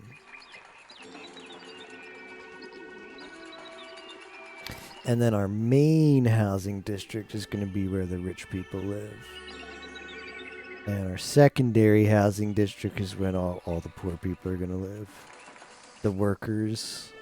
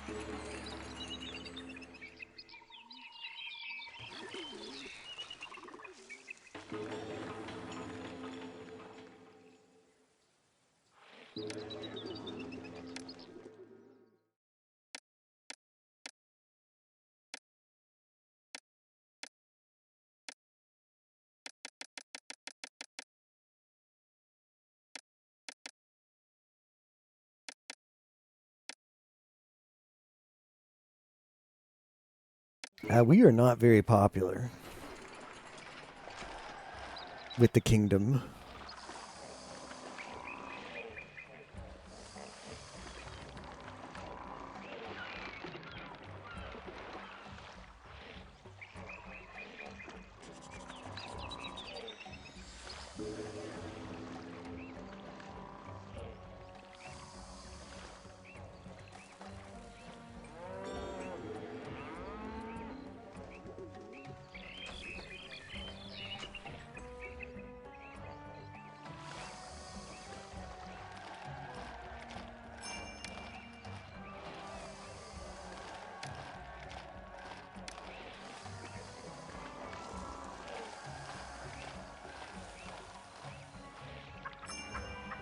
Again?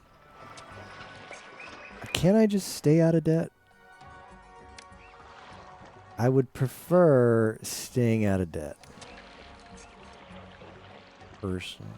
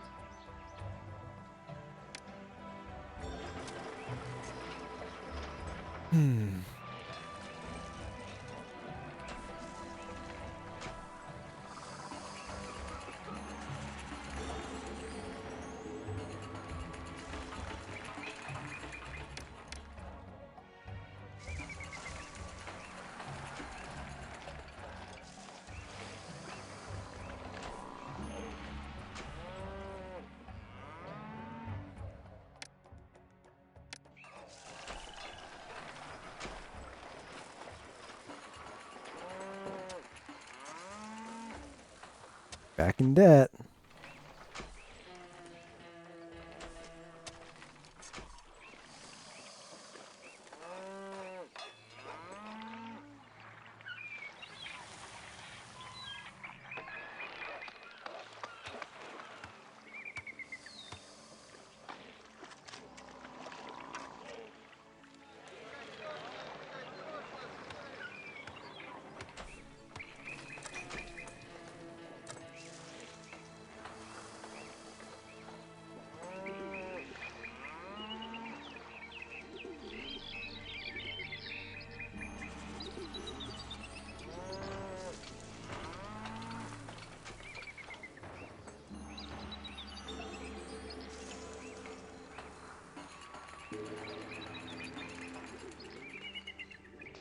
I don't really want to expand my city until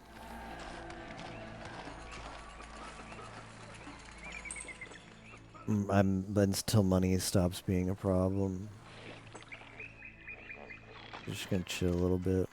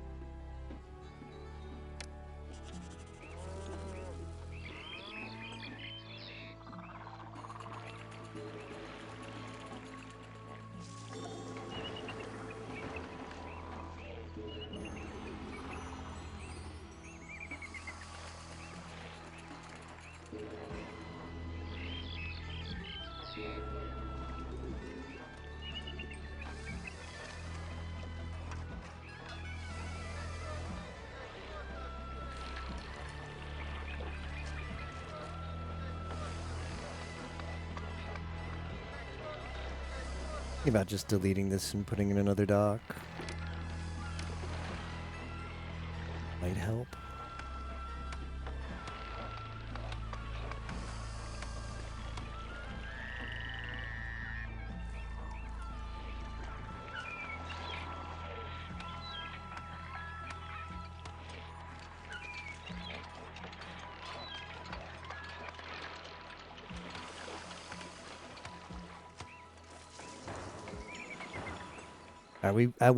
We might now pretty financially stable.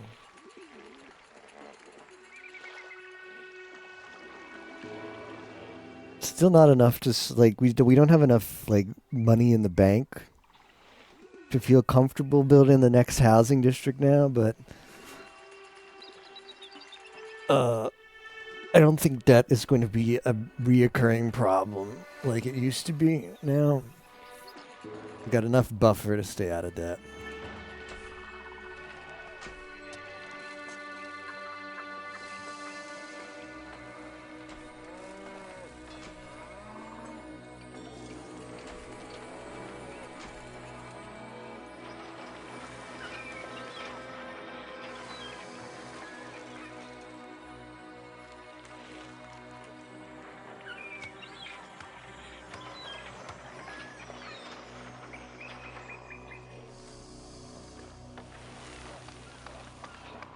This is a bit frustrating.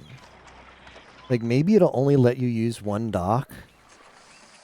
Are these other people just never going to come to the other dock? Is that just how we're going to be stuck? Because that's dumb if that's the case. I love the art of the deal. I can't wait to trade my supplies. Let's see if this guy goes to this dock.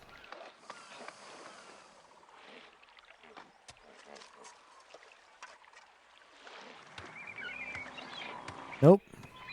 What a waste of time. Oh, he did go. Okay, excellent.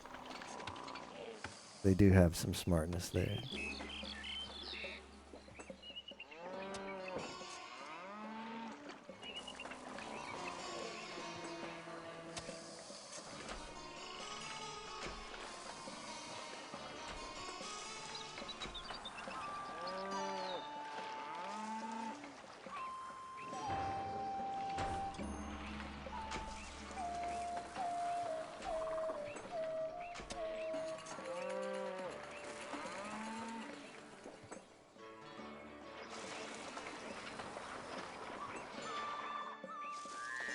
If I can just build a...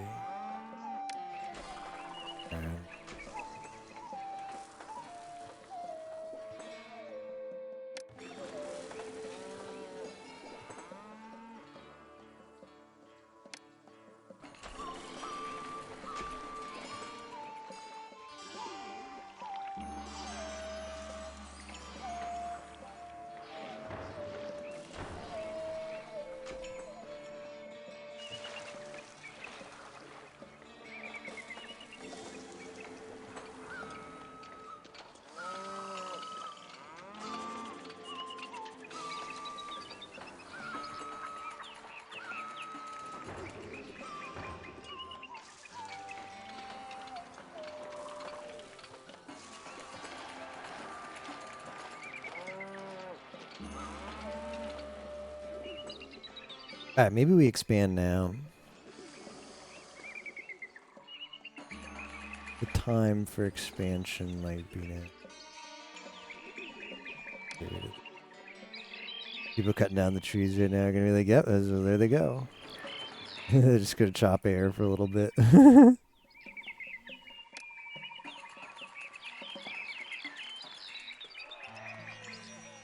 Shiorin.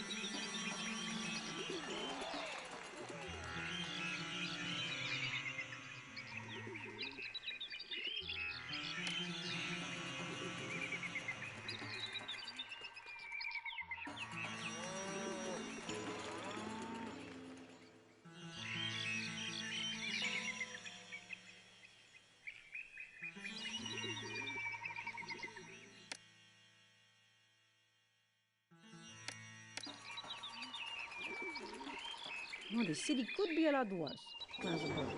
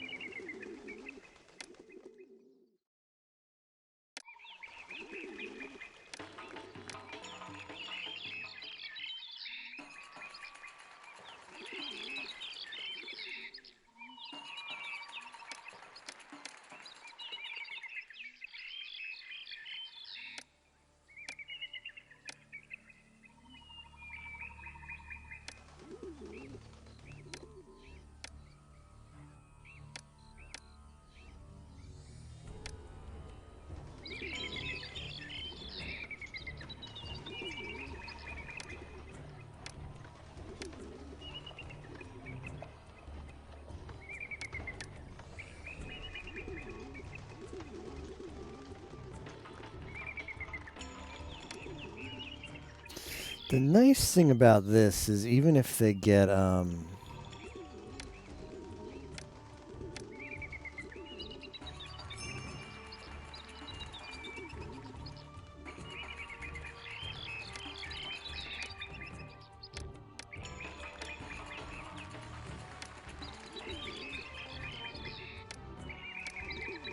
even if they get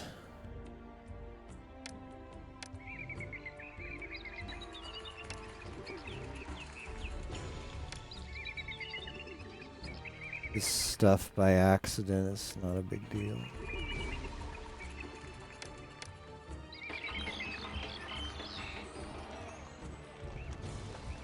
Now you guys can buy.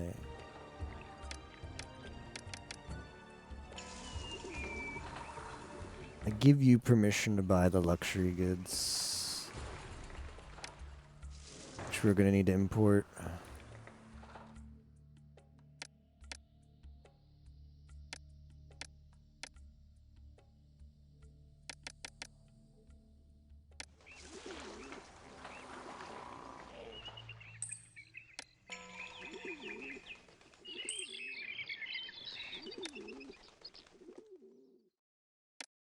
Not a Chihuahua, she's Fuwawa. Remember that.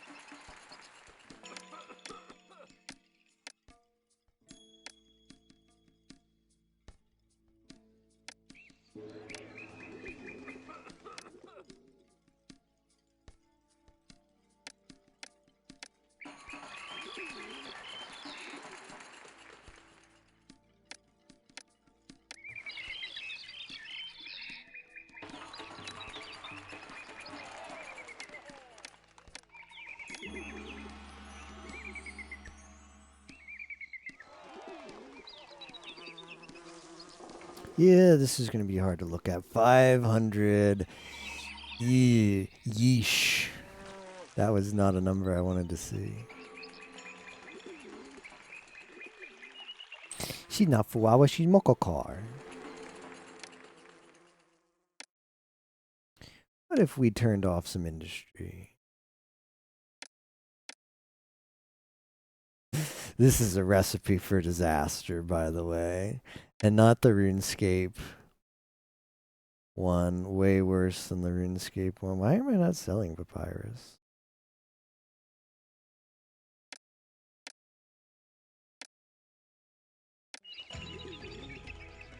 Helped a little bit.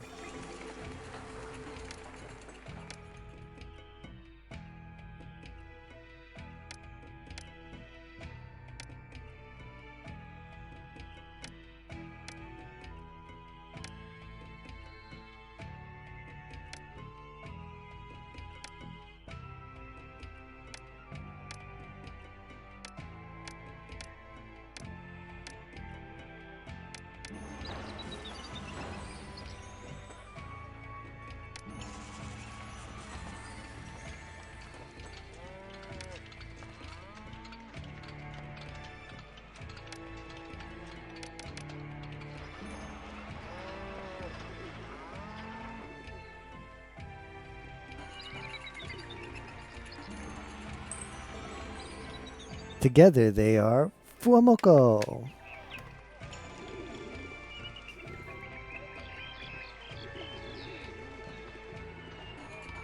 Donkey Kong tomorrow. I'm very excited.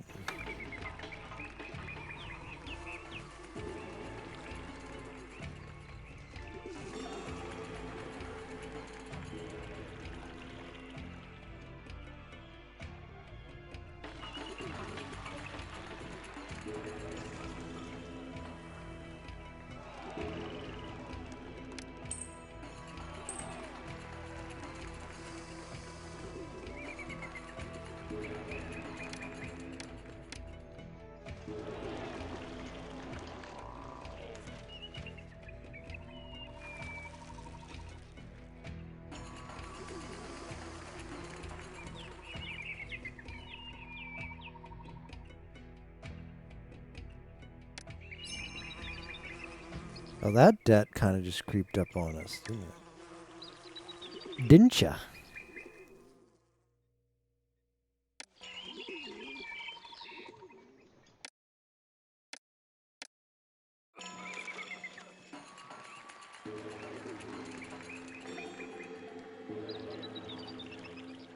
The problem is, I think this is,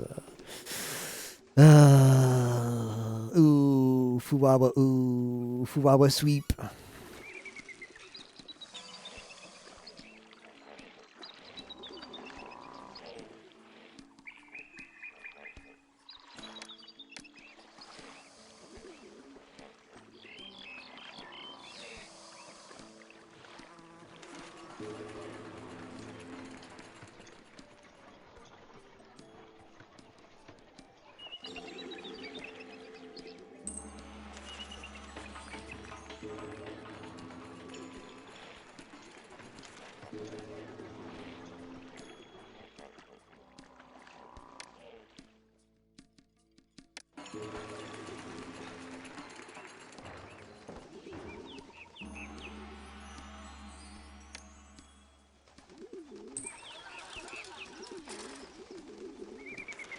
Does this even have road access?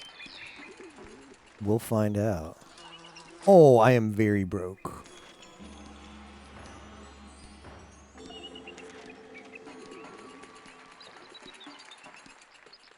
Wow,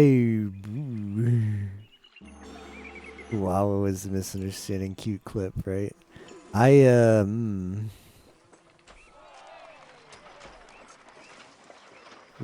We got a problem, chat room. We're broke. Can I bail myself out? I can. Perfect.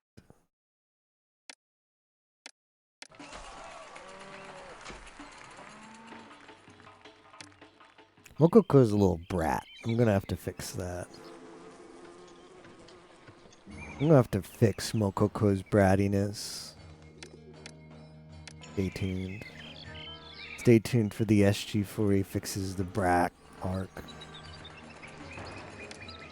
Story arc.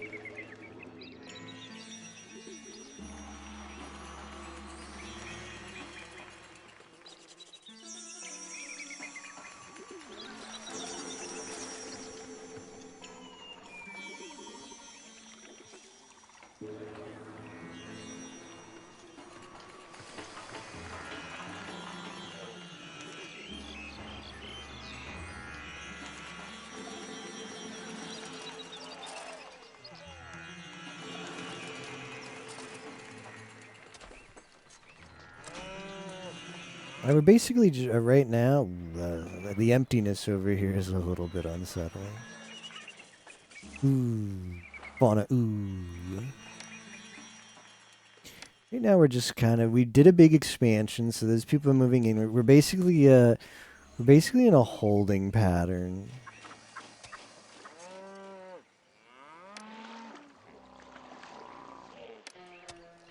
We're basically in a holding pattern.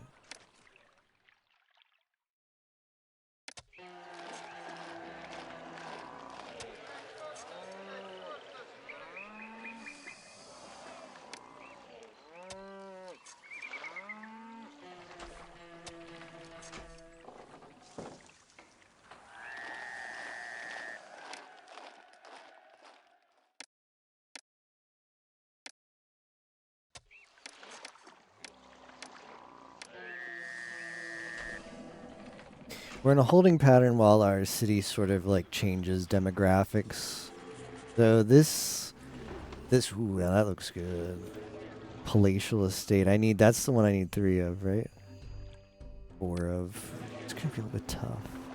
Didn't leave myself a lot of space for them. They want for nothing. This is the pinnacle, man. The dwellers of this palace are at the pinnacle of Egyptian society. They want for nothing. Just keeping their needs satisfied is a remarkable achievement. Exactly.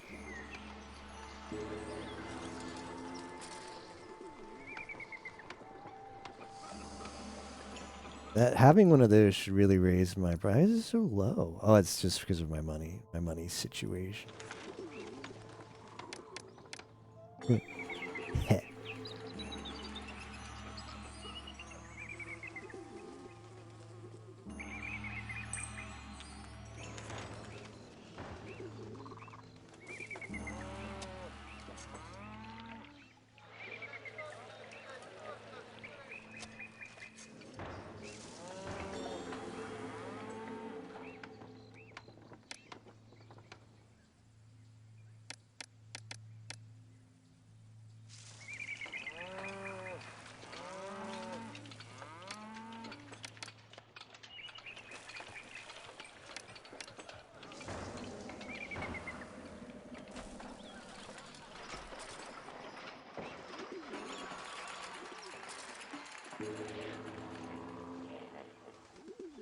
No, it's going down.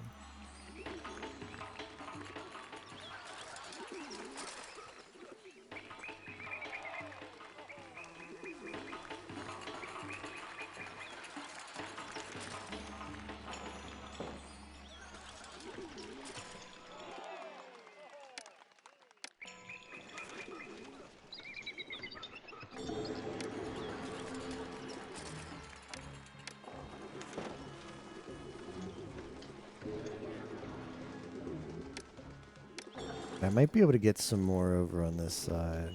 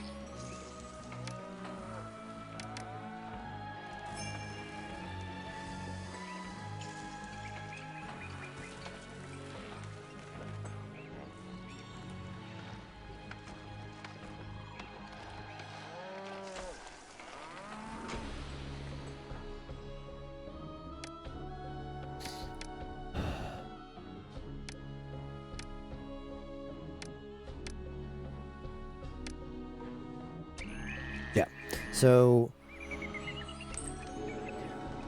our city is in growing pains right now, but it's not a bad thing. We have the situation under control. But the reason why we're just sort of monitoring things there and making sure nothing went wrong and had a huge worker shortage was The city is shifting from just having a resident, like a middle class district, to having a high class and a middle class district. But we only had one housing district before, and that was like our worker class or middle class.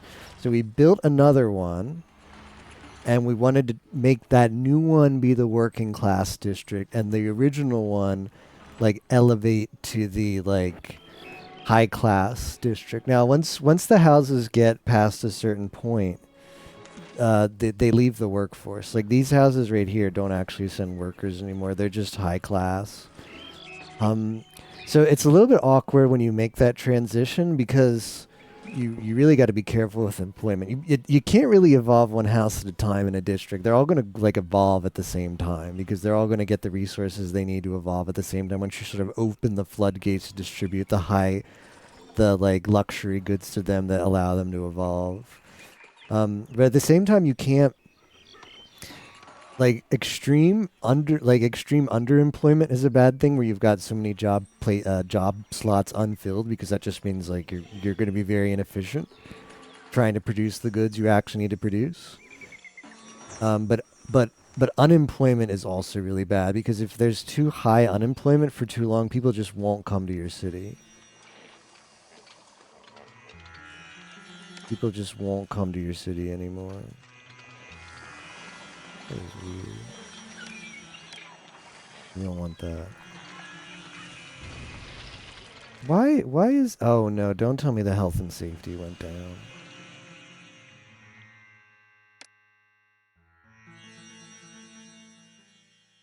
No.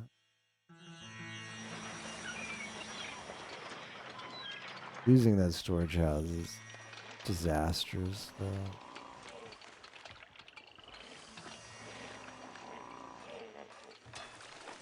How did that happen?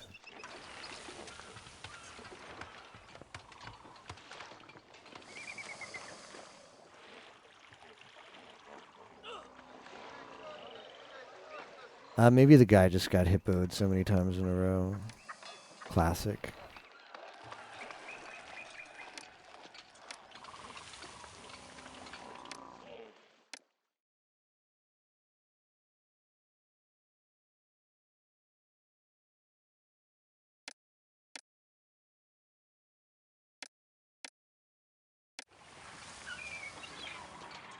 So if you like it's a little bit of a complicated transition because if you just have one,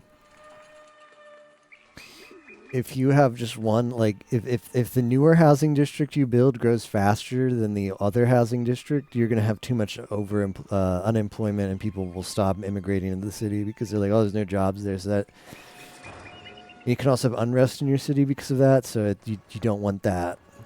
But at the same time, if you like, you're just like, okay, I'll make sure the original district has the high class first, and then focus on the new district. Then you're just gonna have all these open job slots like unoccupied, because all those workers are gonna leave the workforce, and then you won't have the means of production to sustain the city. It's a mess, a veritable mess. I'm gonna save. And I'm actually going to reload save and figure out what that warehouse has exactly so that I can rebuild it. This is just like a check back kind of thing. Oh, it had the luxury goods. That really sucks. Deal with luxury goods and pottery. Yikes.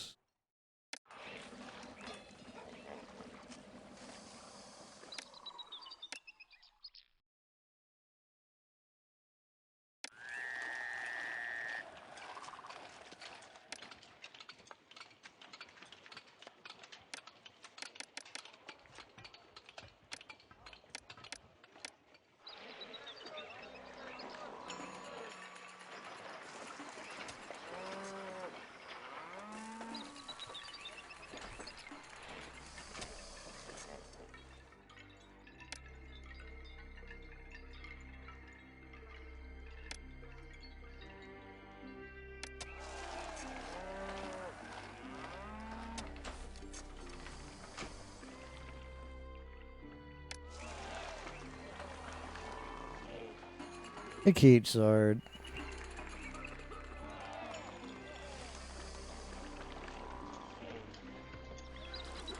That's unfortunate.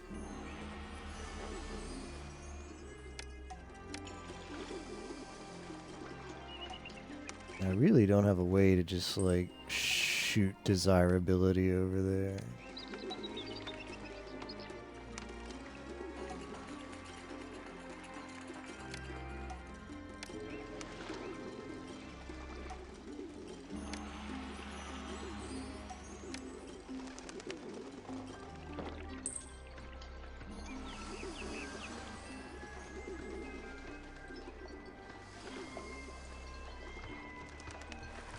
That one needs...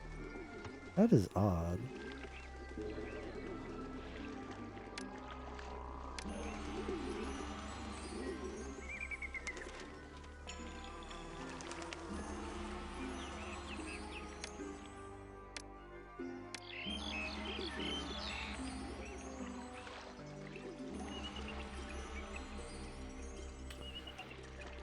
I'll just give that a moment to figure itself out. It's a very desirable spot of town to live because of all the statues nearby. I'm very confused why it thinks that's undesirable.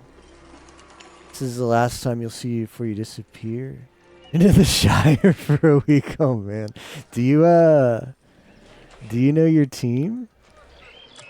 I guess you don't, like, because teams aren't announced yet. But did you put like, who did you put? I'm really the reason I asked is I'm very curious who is going to do that, given that it's a 75-hour time investment.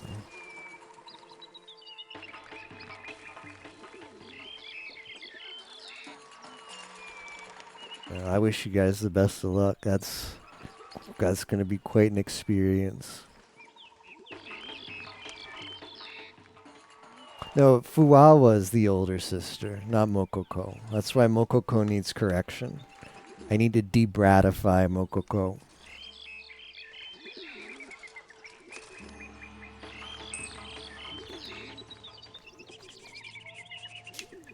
I went to my VODs. I went to my VODs and for last Discord Wars, which was a year ago, when me and Theo got to Moria, and I added up all of the VOD lengths for the section from character creation to the end of Volume 1, and it was 75 hours.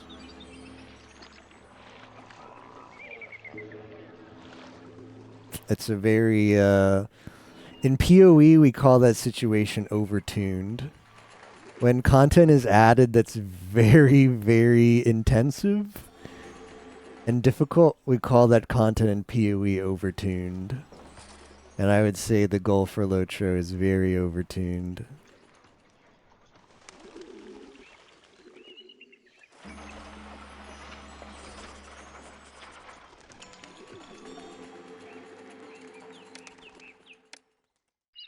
What is the housing situation? How much space for people do we have?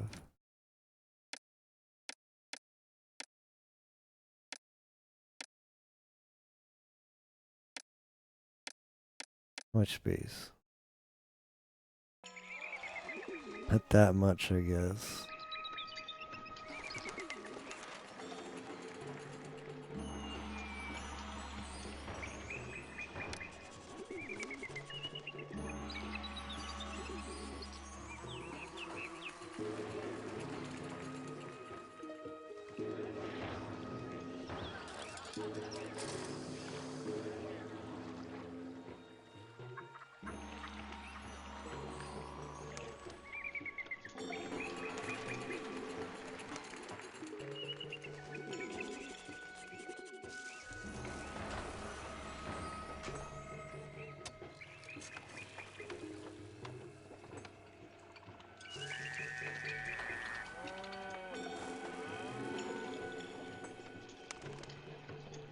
It's weird. Why can't I keep meat in my granary? Say, Gris.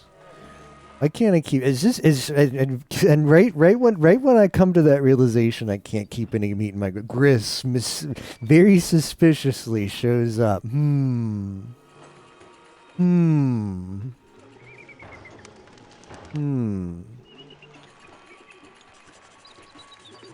Coincidence? Not grain in my grain building.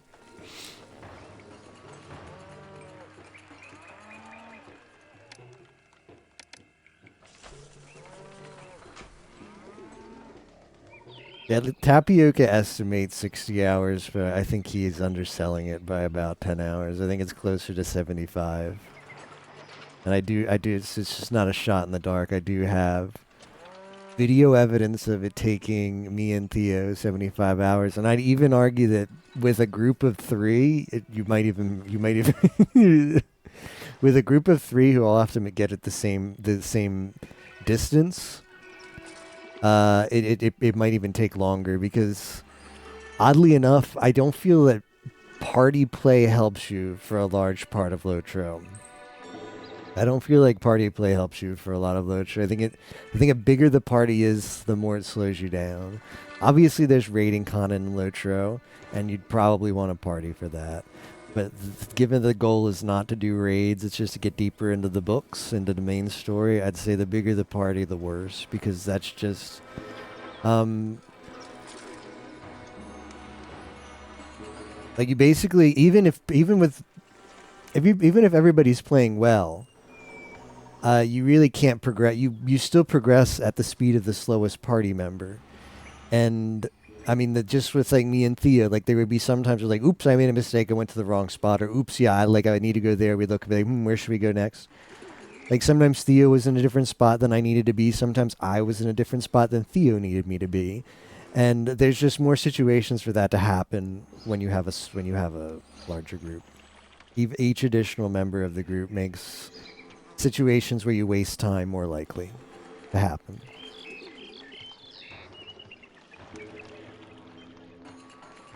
Can play faster than me?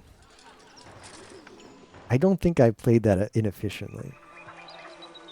I also know the game. And if someone in your group is not Hunter, you might be a little bit screwed. It probably doesn't matter that much. Like Hunter is really good because you can do binding to campfire. So if you don't have someone who's a Hunter, you're kind of like probably playing inefficiently.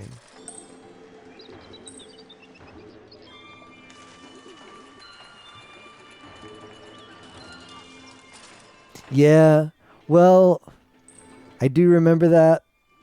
I wonder if perhaps part of that was just everybody we all sort of coalesced in one big party all of a sudden, so we were kind of like haphazardly in a party, and everybody was just in a different spot, and it was hard to get everybody on the same page. That could have been a big part of it, but yeah. The bigger the party, the worse. Like if we had more planning before we did that, it wouldn't have been as bad. But that party just sort of happened, and that contributed a large part to why it was such. Why it just like our progress sort of slowed down tremendously at that point, because it was a last minute kind of thing that came together, and everybody was sort of in a different spot and didn't quite know how to meet up and where we were going.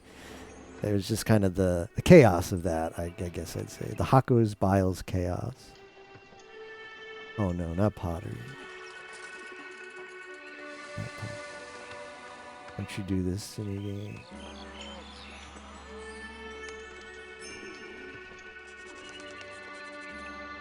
Why am I having trouble keeping my pottery?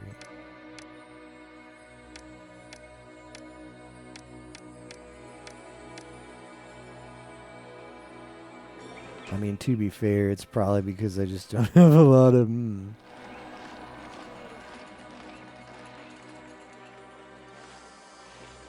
Wait, why is this... Another stupid worker situation. I swear, man. Just put workers everywhere, because this game's constantly trying to screw you off of having workers.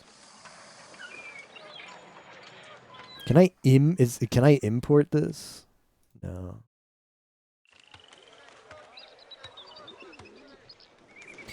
Yeah, this is bad. This is bad. You have pottery? You have pottery. I think these are just... I need more pottery.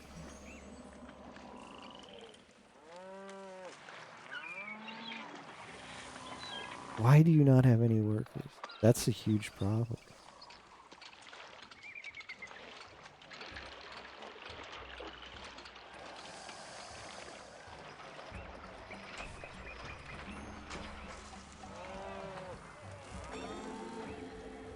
They got pottery. It wasn't that bad. I should really do something about this. This here.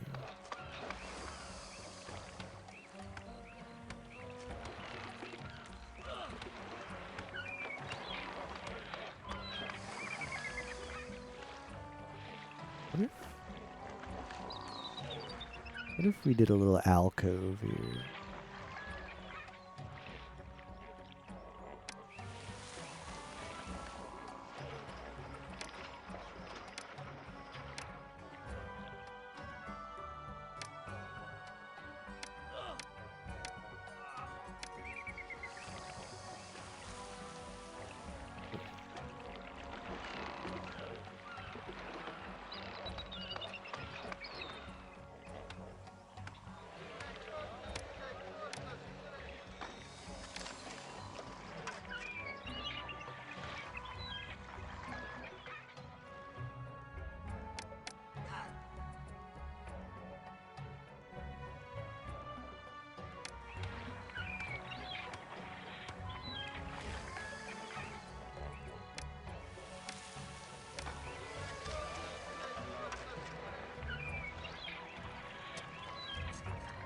Yeah, the Pokemon games currently has that. It's gonna be a rough with two Fs. It's gonna be a rough harvest because I didn't get the Nile flooded, and now I'm in denial.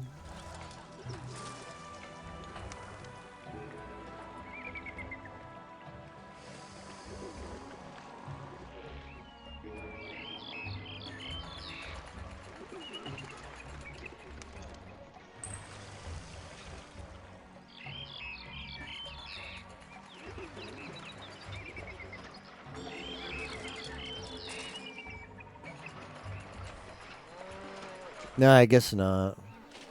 Denial, yeah. I guess there isn't any like that. Like what happened in, I don't know. Like since the event is the way it is, like there'll just be some kind of weird like rule patch where it's like, yeah, you did something we didn't like, so you're gonna. Here's the rule patch. If you intentionally did blah blah blah blah blah blah, blah you're disqualified. Like it can just patch the rules because it's just how it can work. But yeah, like what happened with when I did Lotro a couple years back, where for Discord Wars, and just that rando came out of nowhere, and he was like, "Yeah, I'm gonna play." Yeah, like yeah, I see you're playing. I love this game, man. I'm just like, you just a random person who I never like knew ever before showed up in my chat while I was streaming that, and just brought his character and just followed me all this time. And his character was like 40 levels above what I was, and he would just in-game simp me, where he would just kill everything around me so I could just free passage wherever I want. Didn't have to worry about getting, because combat in Lotro sucks. It's not like, oh, he was stealing my XP. No. If someone's killing all of the enemies around you in Lotro, they're doing you a huge service. Because every time you just get like a random encounter in Lotro, it's just like, oh man, like get off the freaking horse. You're just wasting a minute while I do this stupid and like kill this stupid thing so I can go about my business. If someone's doing that for you, that's an advantage. So, yeah.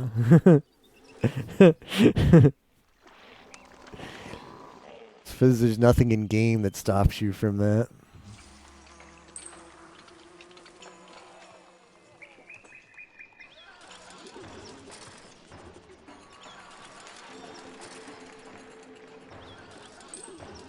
Yeah, so doing like 75 hours, Gris, of Lotro in 1 week is the way you can qualify for the next round of Pokemon. The Pokemon Games Elite Four.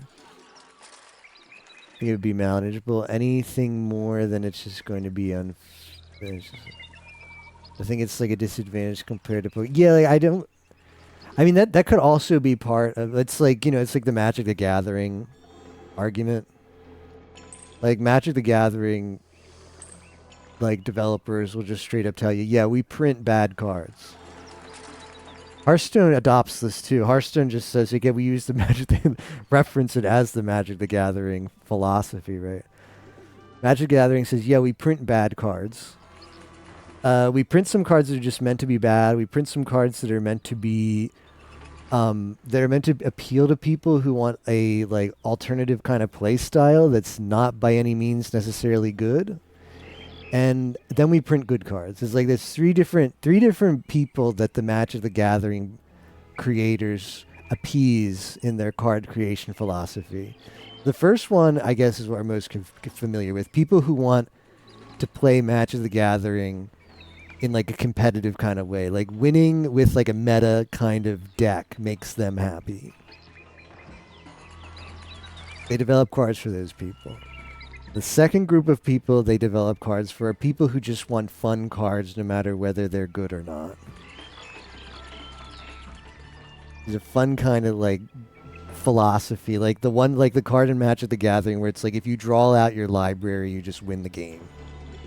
That's meant to appeal to those people who like kind of zany kind of play style. They want the cards to be fun. They don't have to be good. It's to be fun. And I guess the third, I forget what the third one is, but I think it's just like, yeah, they want bad. I don't know if they actually want bad cards, but it's like appeal to, they want the challenge of trying to make good cards work, bad cards work. Third one is padding for the packs, yeah. So, like, it's possible that stuff in Elite, I don't think it's a bad thing to do. You could put games in Elite Four where part of the challenge is you, as the player, have to figure out which one of these is the most feasible. And maybe Lotro is intended, I don't really suspect it is, but it could be intended to be something you choose to do, and it's unlikely you're actually going to be able to do it. And you, as the player, the challenge is looking at the games list and saying to yourself, which one of these is the best choice for me? You got to avoid that card that require Lotro. That's really what Lotro is. Lotro, if the Elite Four games are Magic the Gathering cards, Lotro is quite. I feel like that's a good analogy. Lotro is that card in Magic the Gathering that says if you draw out your library, you win the game.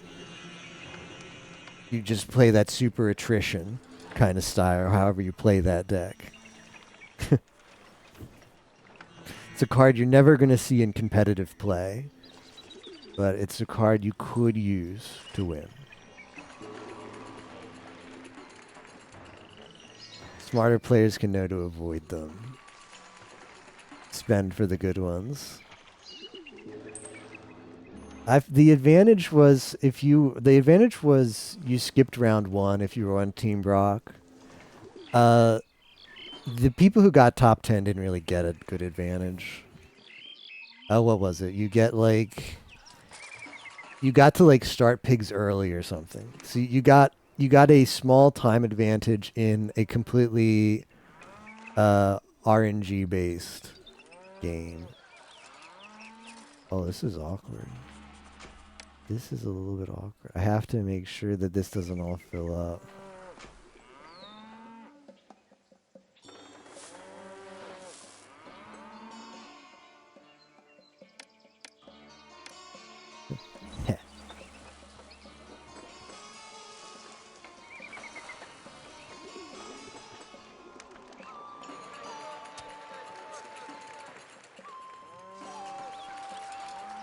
Okay, slowly the pottery supply is like becoming like actually gonna work. Like one pig fewer. Did that matter? Did anybody move on from pigs who was in top 10 out of curiosity? I thought Brock got it. Did Brock not get a first round bye? Did Brock not get a first round bye? Oh, right. If you beat Pi, you got the first round bye, right? If you completed more tasks than Pi, was that it?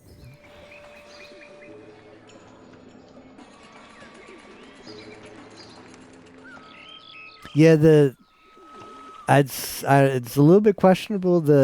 You can't use the speedier emulators, but you can use the speedier pay to win emulator. But it's like I don't disagree. I can see I think you got a valid point, but I'm just like it's pigs. I just like I've never enjoyed pigs.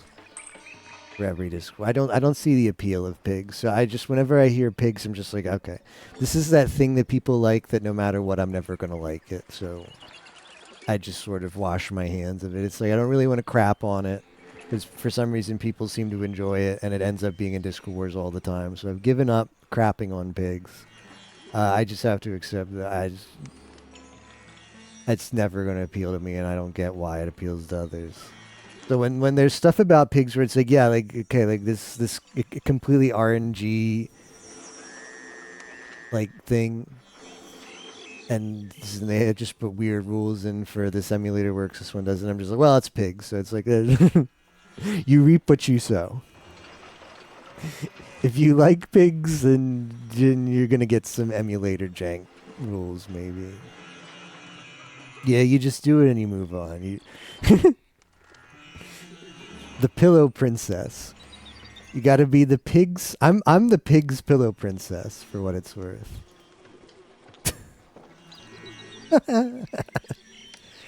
I learned that term by watching VTubers. That's got to be a Zoomer term, right? Does anybody know what that slang means? Pillow princess. I think this is like Zoomer. You look it up on Urban Dictionary. I don't even think the Zoomers know.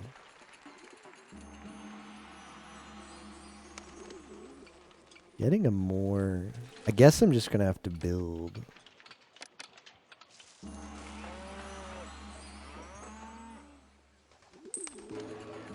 It's not Urban Dictionary core. It's not on the Urban Dictionary core for... Okay. The term I've heard for Pillow Princess is dead fish. But the weird thing is I've heard Pillow Princess, like I've heard I saw on a Discord one time, it's like, oh, Pillow Princess, that's so hot. Like, I think Pillow Princess might actually have a... Is it true that Pillow Princess has a positive connotation? Because dead fish has a negative connotation. That's the only term I've ever heard for it. I got the impression in the one time I've heard Pillow Princess be used in context, that it was a positive context, and I wonder if that's the case.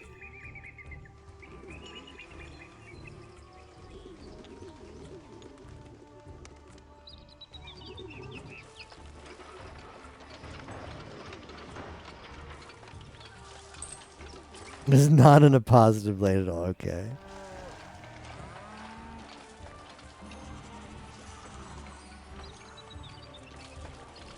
Yeah, I don't get it either, but it might be like an anime. It might be like a hentai thing where it's like, all she did was just sit there and I could just do whatever I wanted. It was so hot. Okay. My list of job I don't quite get it. huge and I can't find any workers. Why he do it? I still can't keep the meat. This cannot be Arby's because we do not have the meats.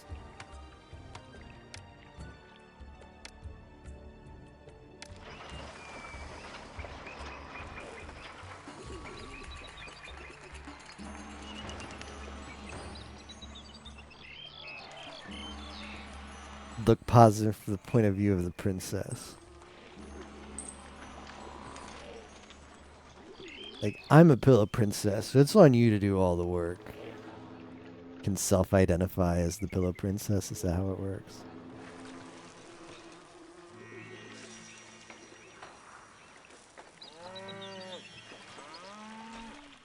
I self-identify as a pillow princess. Every drop in my loads on whatever the copy pasta. That's a copy pasta you don't hear anymore.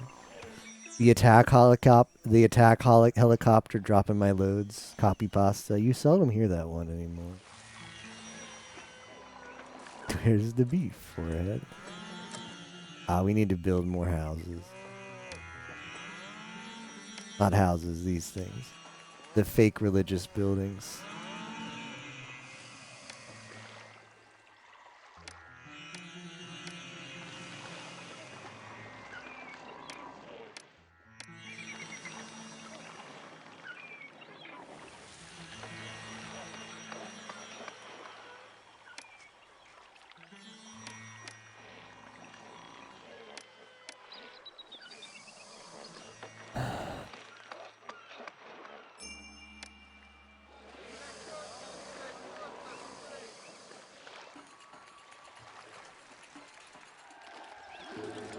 Oh. That seemed, but I always, is that what it means? I thought Pillow Princess means you don't do anything. You just lay there. It seems really hard to spin in a positive, but brain's not going so well. I need more meat. I can't keep the meat. And that's very annoying. I got so much meat. Oh, maybe I don't actually have as much meat as I think I have.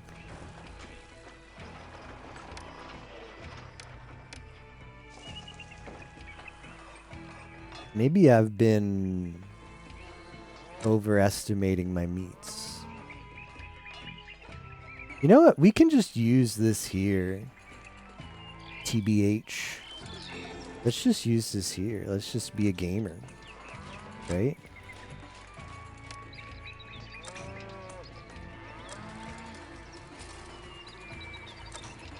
Are you a pillow princess, Chris? I kind of like the idea of being a... I'd like to be a pillow prince, actually. I'm fine with that. I want to be the pillow prince for Fuamoko, and I'll just leave it to them. I leave it to you. I leave it to you, Fuamoko. Allow me to be your pillow prince.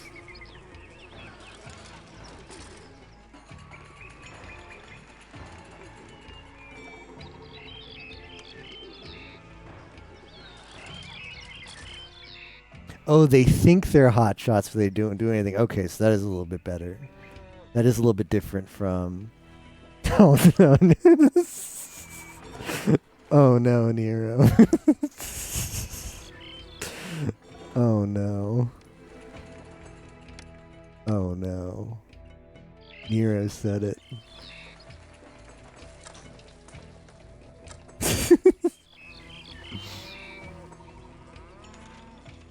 Whatever, if that's what it takes, I'll buy the whole planter's factory. If that's what it takes. I have no scruples.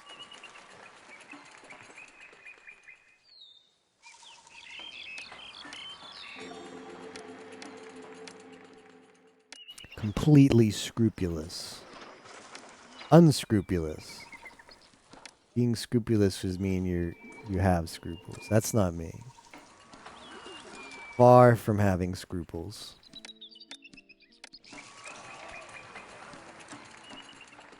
Very unscrupled.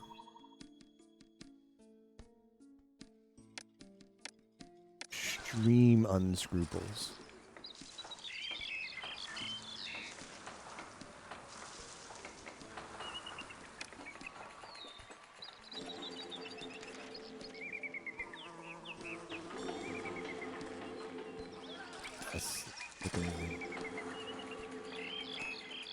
The pathing looks stupid.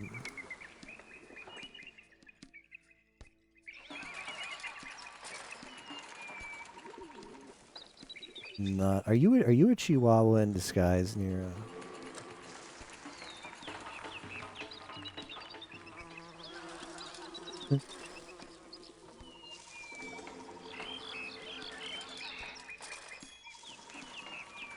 Nero a Chihuahua.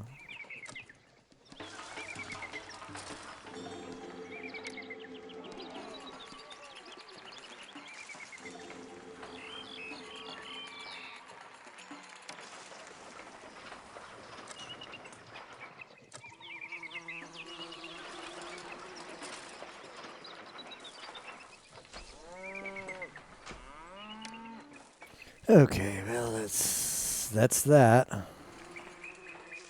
Now we put in a couple houses here.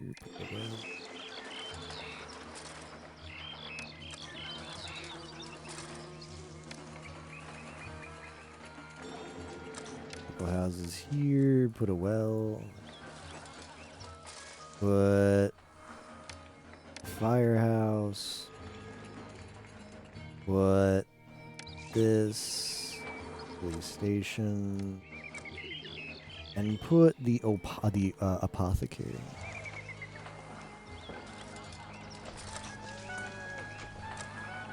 Hope he's not a cringy VTuber.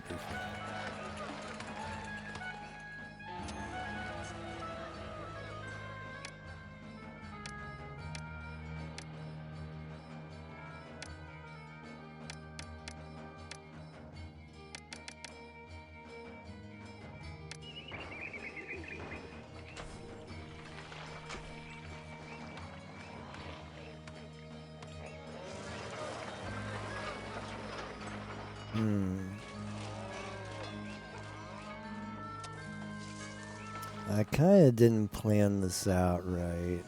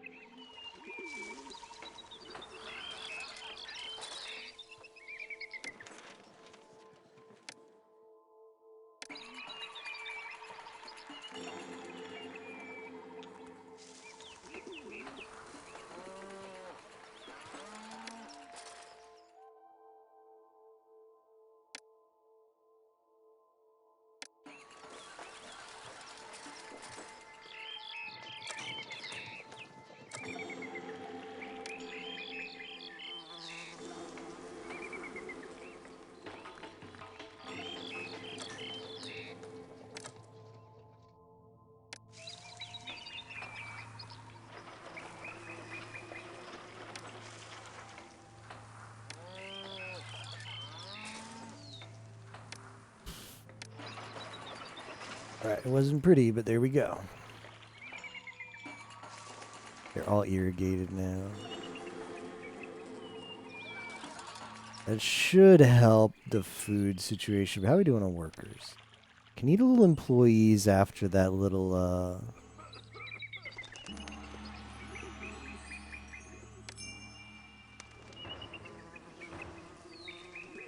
few employees after that.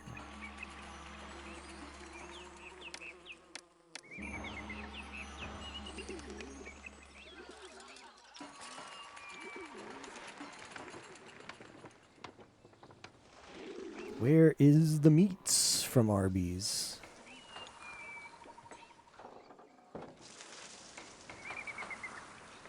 That gets swept up. Well, back in the day when we used to do La Mulana rando seeds on like 11 at like 1 p.m. Eastern time, early afternoon. On a couple weekdays. I think it was Thursday. This was even before Yimo was a VTuber fan. It was just me and Nero, and all we would do would be talk about a bunch of DGen VTuber memes in the call. We played La Mulana, and I remember like the first time Yimo joined us, because he was starting to get into the La Mulana randomized. He was like, yeah, I'd like to do one of your, what was that last? I'd like to do a race with you guys one time. I'd like to do a race with you guys and get a feel for the La Mulana randomizer. And he was like, "But don't worry, like pretend I'm not even there. Feel free to like talk about your VTubers. Like I don't want to like inject myself and make you guys have to change up your conversation on my accounts. Just do your thing." And slowly we dragged Yimo down into the rabbit hole with us. And I don't know, like Nero probably still watches them, but I feel like at this point probably me and Yimo are deeper than he is in the hole. No one is as deep as I am, at least in our group, at least in our friend group. Nobody's as deep as I am. I'm like next level DJ when it comes to VTubers. Proudly degenerate.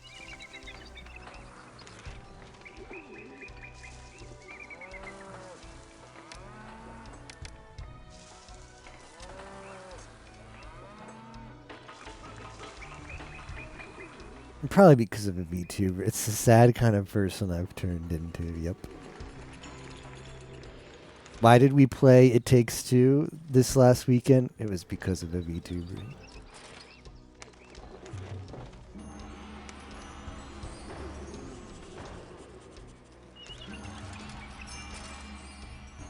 It's too accurate, right?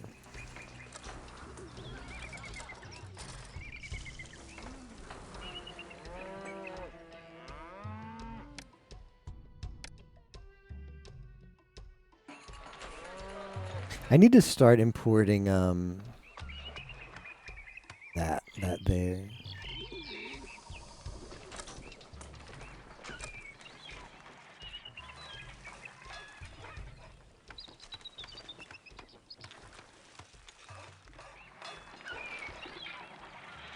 I feel like this would be fine. Place the obelisk.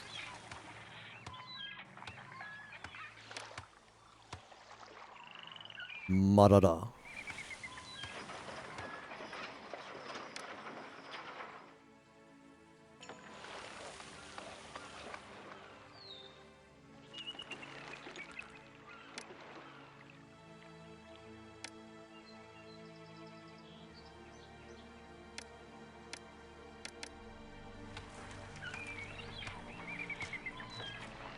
Mada Sakamada.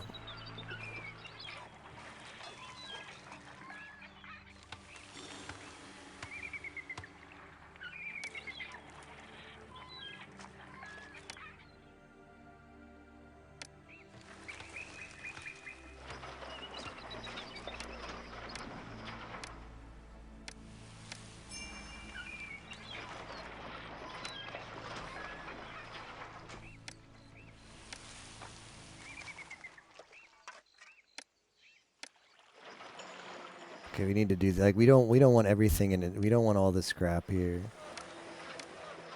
All these have to be set to granite only, or we'll get every useless piece of crap will get dumped into these. You don't want it.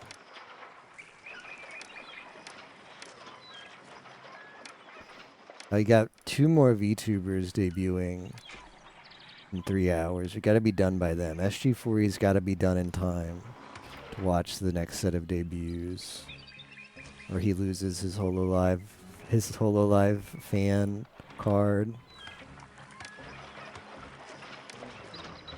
Hololive fan club card. What, you didn't watch the debuts? You get unfanned. Unfanned.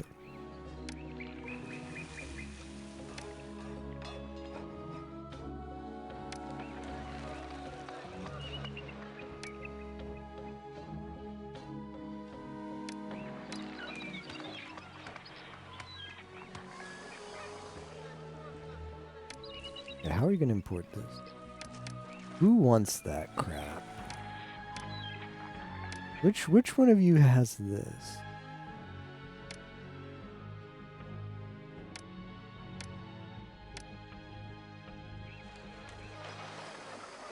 We need like an obnoxious amount of this. Can't import more than 300 blocks. Okay, cool.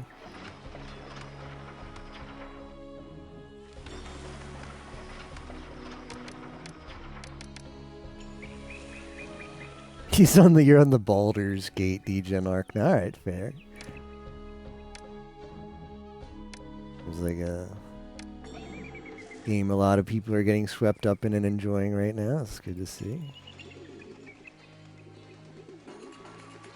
Yeah, back in the day, I would just say the random things I used to say was like Arc the Lad. Now I say random things like Ruffian and Takanashi Kiyada and Ikeru Koyori and Fuomoko and I'm not a Chihuahua, I'm Fuawa. Changed a lot, and not in a good way. Definitely not in a good way.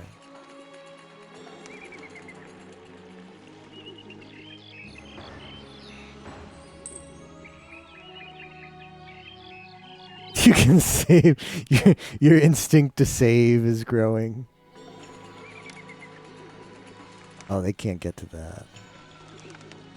I can save SG4E.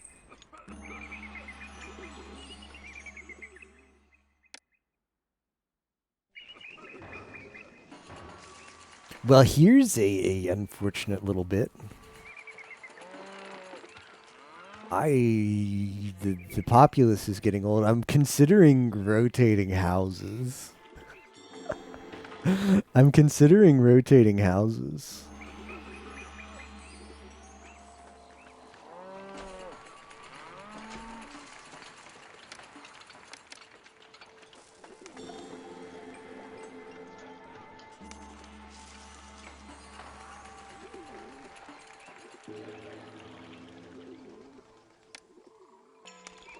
I don't know what you have, but stop buying this meat. You guys don't need it. Don't buy.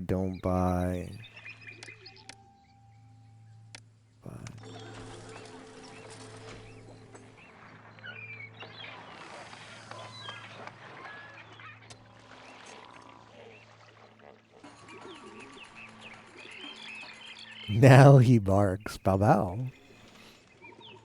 Pretty gross, isn't it?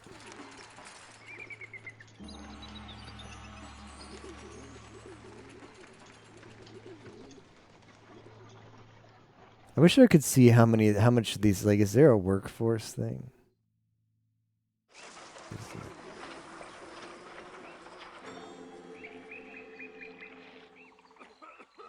Well, I can do this.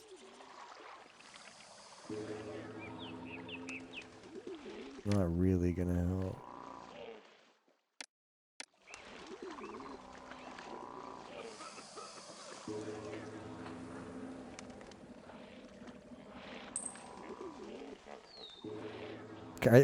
Can people even get to those houses?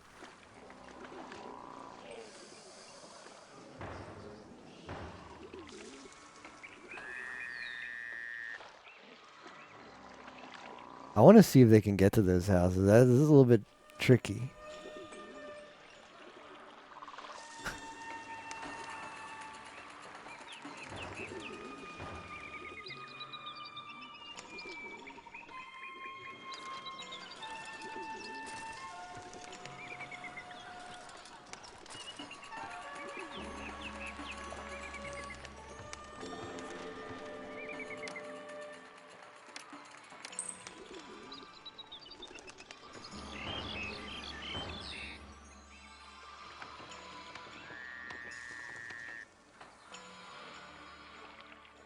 Oh, they got to them. I don't know how, but they got to them.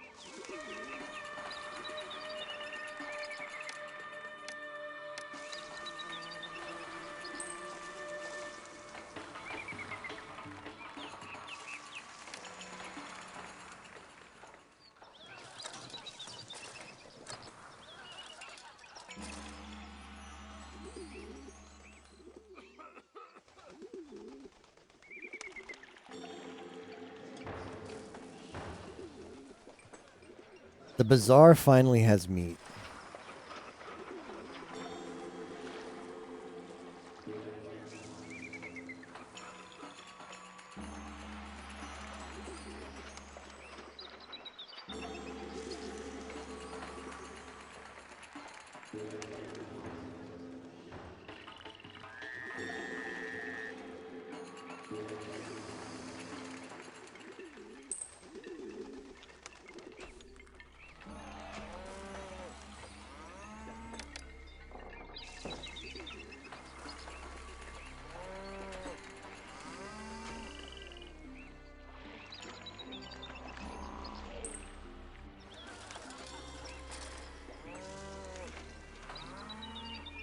But it didn't last for long.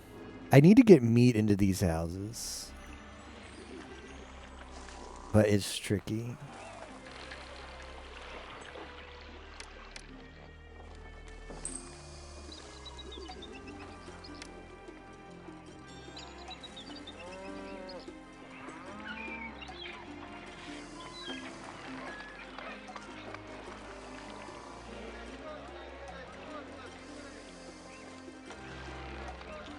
Ooh, I don't have a good feeling about this.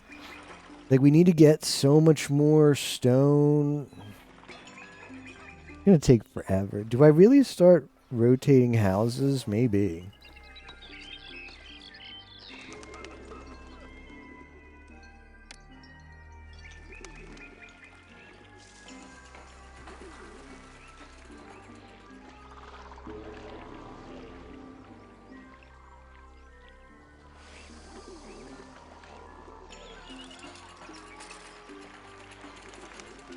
Yeah, La Milano was a good time.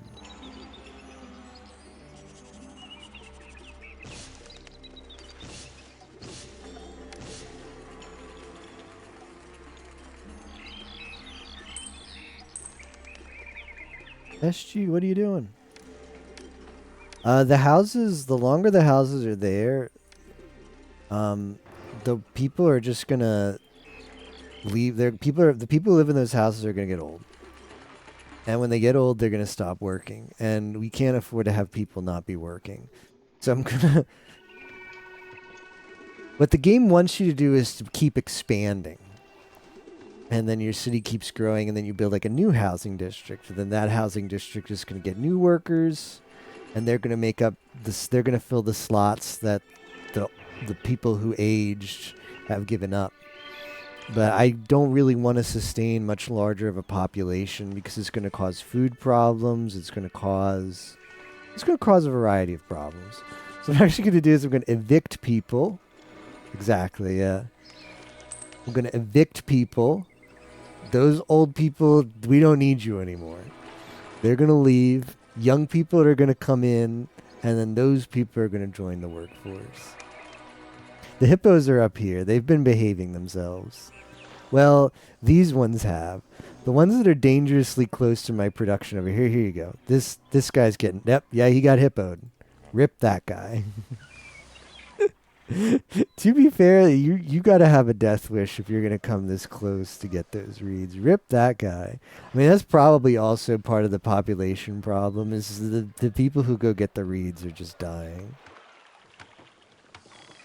I wish I could task old people to reed gathering. Be like, hey, like I got a perfect job for you guys. It's low intensity. Just walk out in the marsh. You pick some reeds. You come home. You make a nice paycheck, and then I could kill off the old people that way. I wouldn't have to delete houses, but it doesn't let you do that in this game.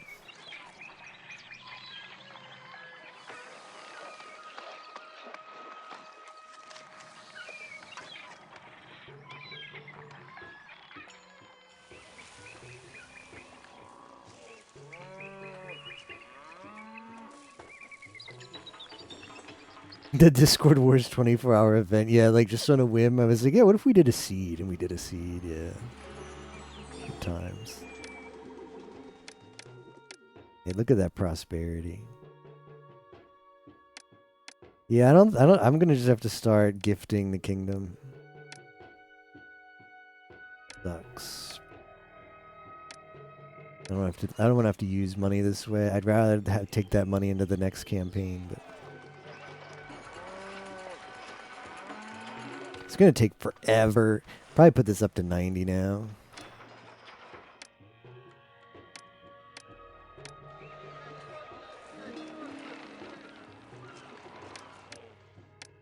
Because we just need time to pass.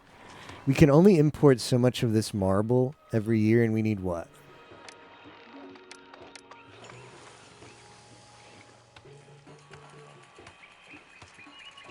We need 200 blocks.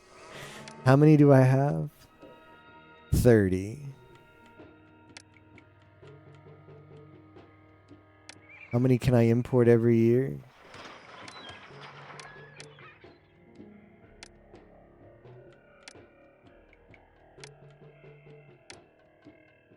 $15.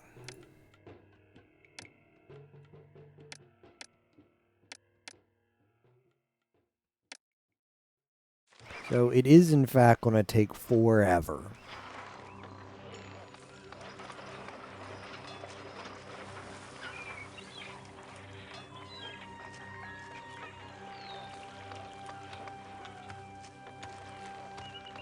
Can't make this myself, can I? Nope. I should have been I should have been importing them several years back, but I was focusing on other stuff. Had food problems, had this problem, had pottery problems, had housing problems, have people getting old and leaving the workforce now problems. But yeah, we should have had that section up and importing that over a longer period of time so we don't have to wait forever now. What sucks is we still have food problems. Can't get meat into these houses problems.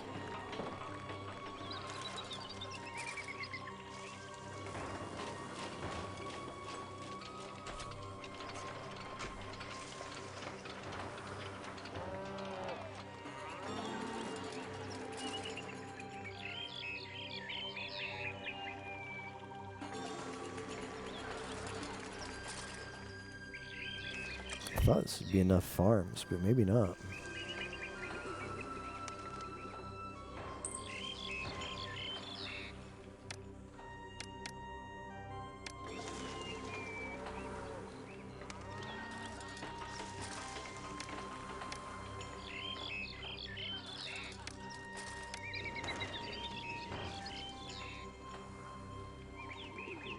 Having not a Chihuahua, Fuawa problems. Just the whole gambit of problems.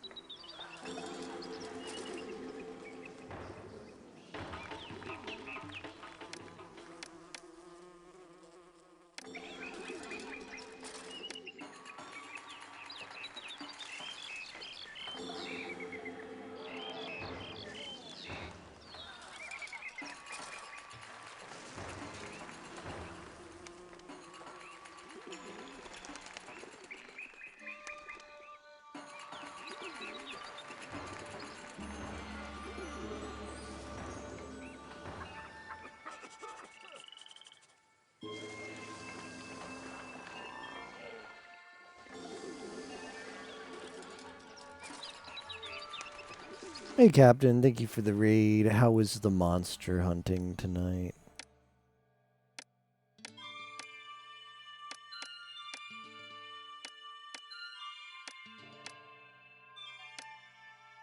Housing for a lot of people yet, so I'll wait until I do the next turnaround.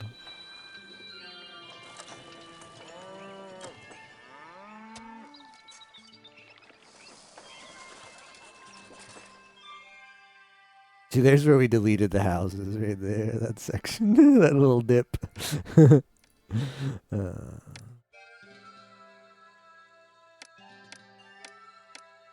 Small dip.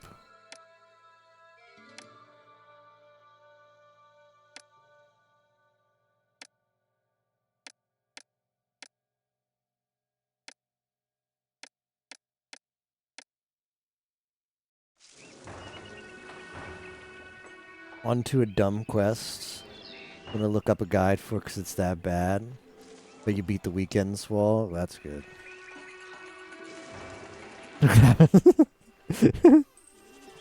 Yeah.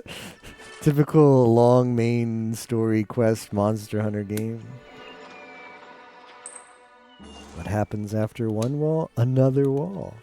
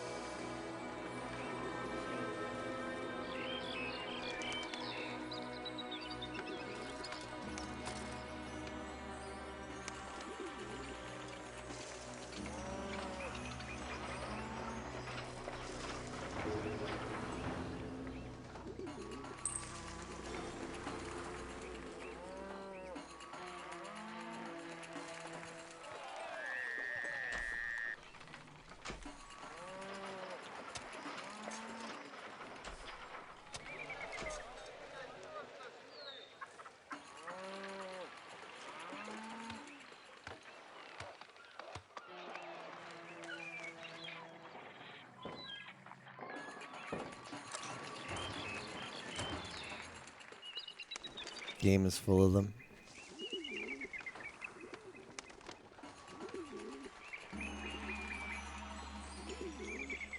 Alright, these people right here will be the next designated. The next designated old people. Thank you for your service. Don't come back. Oh, look, they're coming back. No, we want to still live here. That's funny.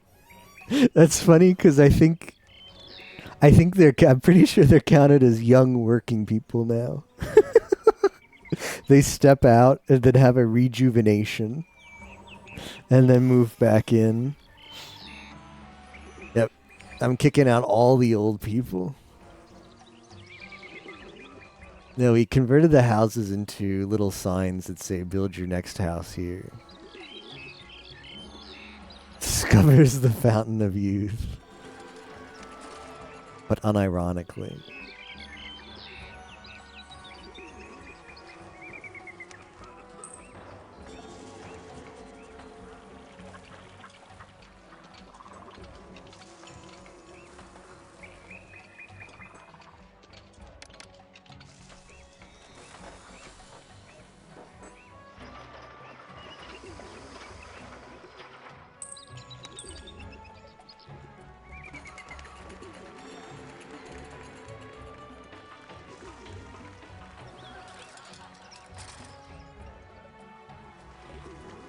I'm tempted to do this.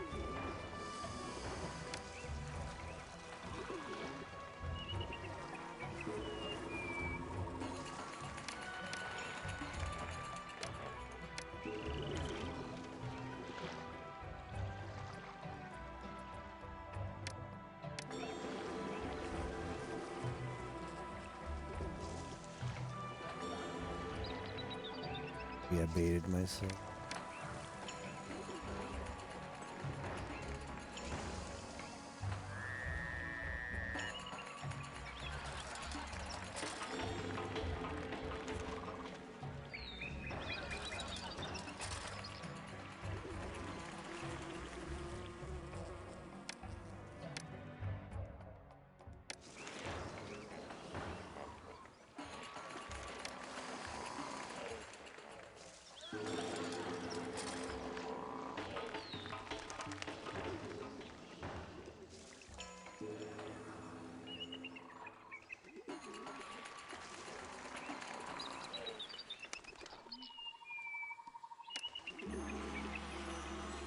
Just can't get enough desirability in that area. Frustrating.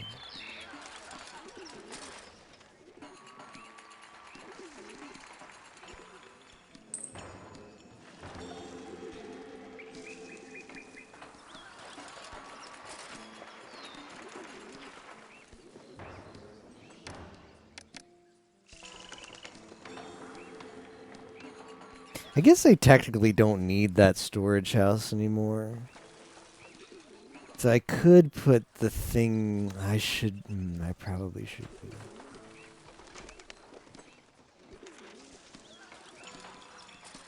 Of course, if we could just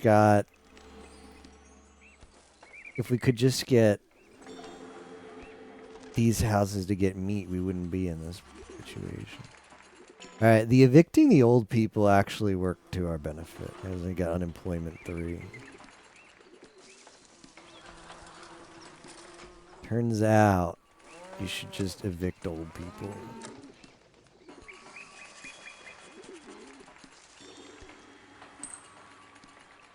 Kind of funny, huh?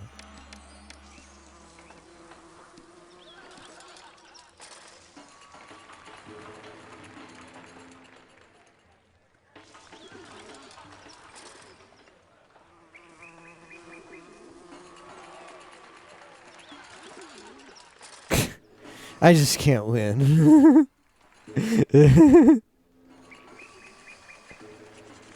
I just can't win.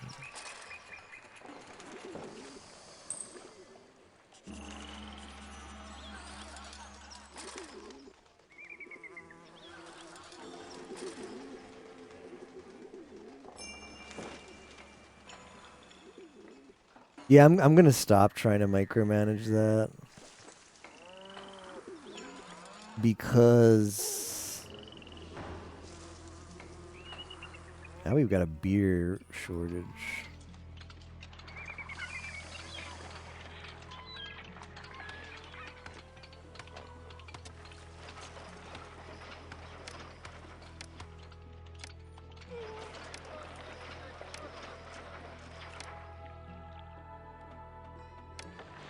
I'm gonna try and stop micromanaging that because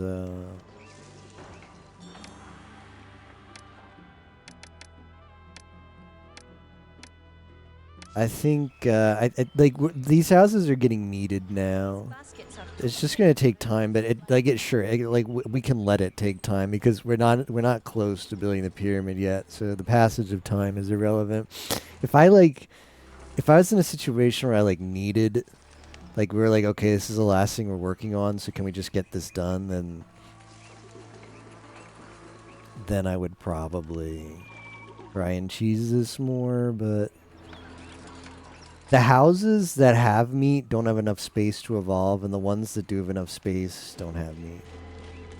They need meat because they won't evolve until they have 3 different food types. That's what this is complaining about now. They'll evolve, but we need another food type. So they've got grain and game meat, but they don't have high quality farm fresh raised beef. The goal of this game, I feel like I've sat in a few streams and all I can tell is it's an old school civ. There's certain town objectives to meet, like get X building, achieve population wage war, the events come and go.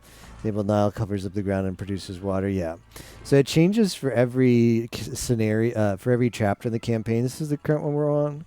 So it has the goals here at the top. Most royal Pharaoh.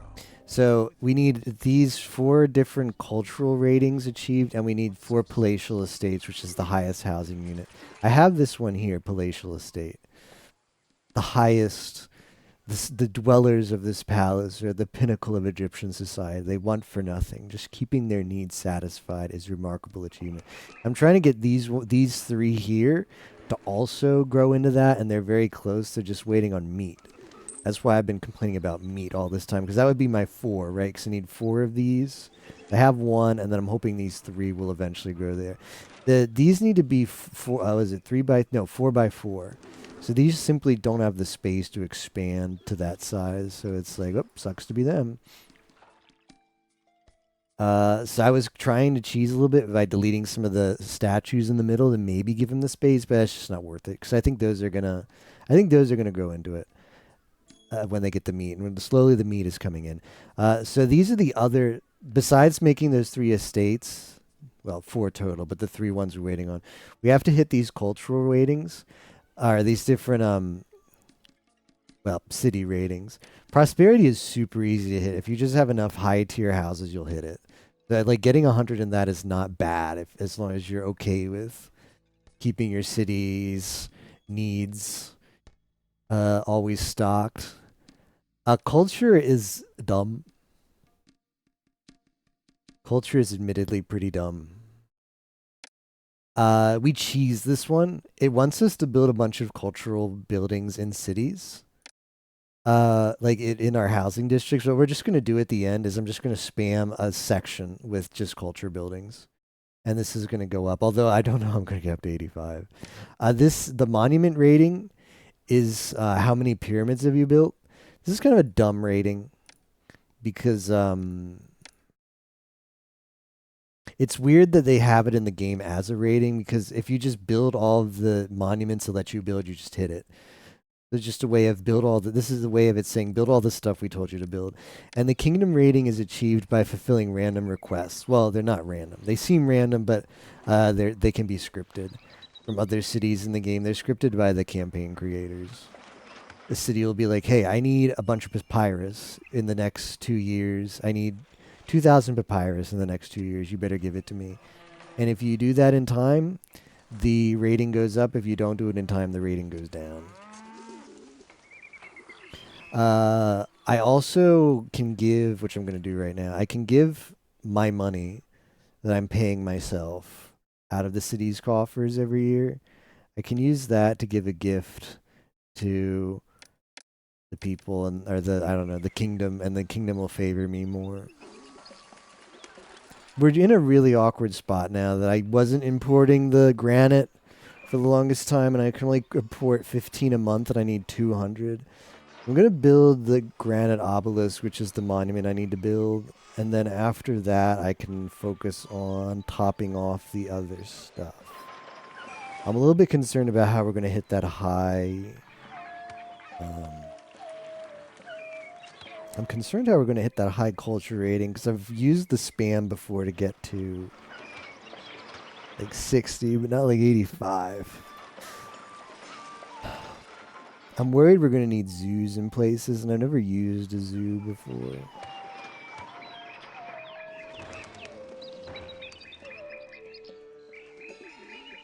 Let's try putting a zoo in just to get used to how it works.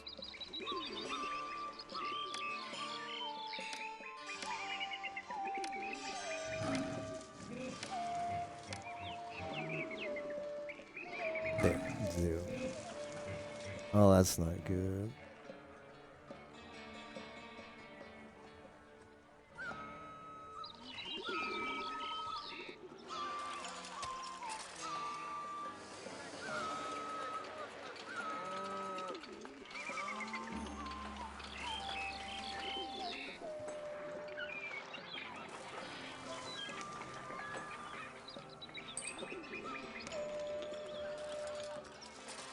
I'm just gonna get rid of the zoo. All the zoo is gonna do is waste my materials, so let's get rid of the zoo.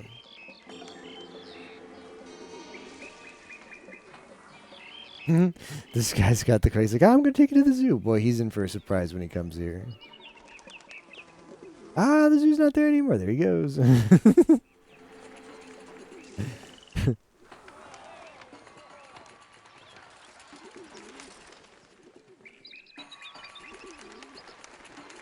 The zoo is like, so how houses evolve is they want stuff on their housing block. So the house will be like, yeah, I'd like for a juggler to be nearby, and then I can grow. Like, you right click on the house and it tells you what it needs. Like, it's like,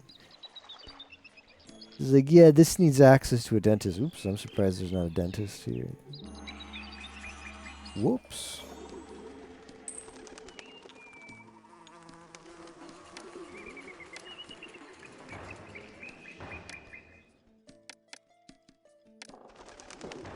Is there one on the other side? I just forgot. Never put a dentist here. It's like, yeah, we need access to a dentist, and then it can grow. But they never ask, all the way up to this one. The final evolution, which is the palatial estate, never asks for a zoo. Apparently they did. Like, maybe we can get some more info on it.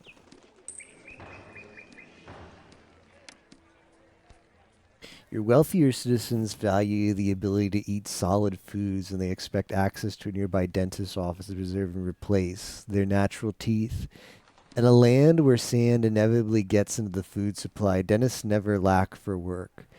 Dentists increase the desirability of nearby housing, but have no effect on city health. Click here to learn about the roles of dentists in ancient Egypt. Dentistry. Dentistry was one of the many fields that an ancient Egyptian doctor could practice. Remains of ancient Egyptians indicate that dentists were fighting an uphill battle. Tooth decay was promoted by omnipresent sand. Sand worked its way into everything, including food, and constantly crunching on sand quickly wore down Egyptians' teeth. Tooth wear often led to abscesses, which could cause the tooth to fall out and could even cause death. Medical papyri detail the actions ancient dentists took to treat specific problems. For example, if a tooth fell out, the dentist bound the tooth to a neighboring tooth with gold or silver wire. There's even a recipe for fillings involving mixing resin and malachite, but archaeologists have found no remains of teeth with the fillings still intact. Archaeologists have uncovered tools that they believe were used as toothbrushes. Thus far, no discoveries of ancient Egyptian floss has been reported. Nerd game, right? Yeah, there's lore for everything if you want to read it.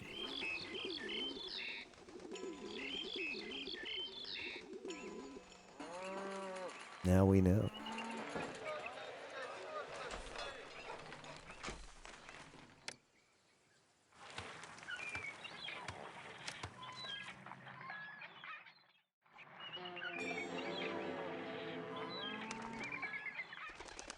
Just like, oh, your tooth fell out. I have a solution. Let's put it back in there and just like wire it to the adjacent tooth. Sounds awful.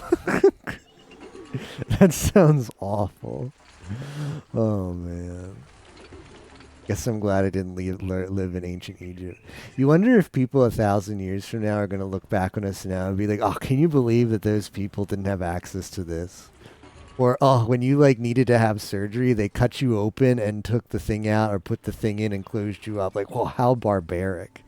That's what people 1,000 years from now are going to say when they look back at us.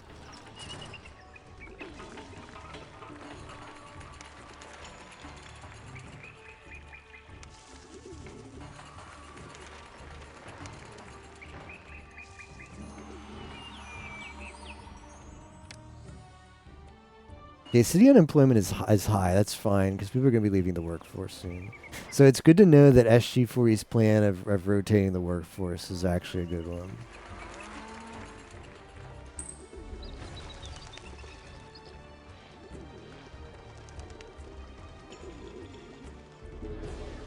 Yeah, we're gonna spam the juggler musician stuff out. I'm just hoping that both loops aren't gonna want access to a zoo because that would really screw me up.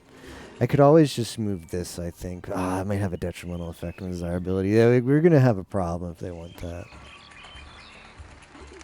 I think in the not too distant future, people will be weirded out by the idea that humans did surgery instead of robots. You mean people who reached in there and took out an organ? Yeah, right? It sounds so weird. I think there might be some truth to that because like it feels like the way that technology is advancing now, things thanks to the internet.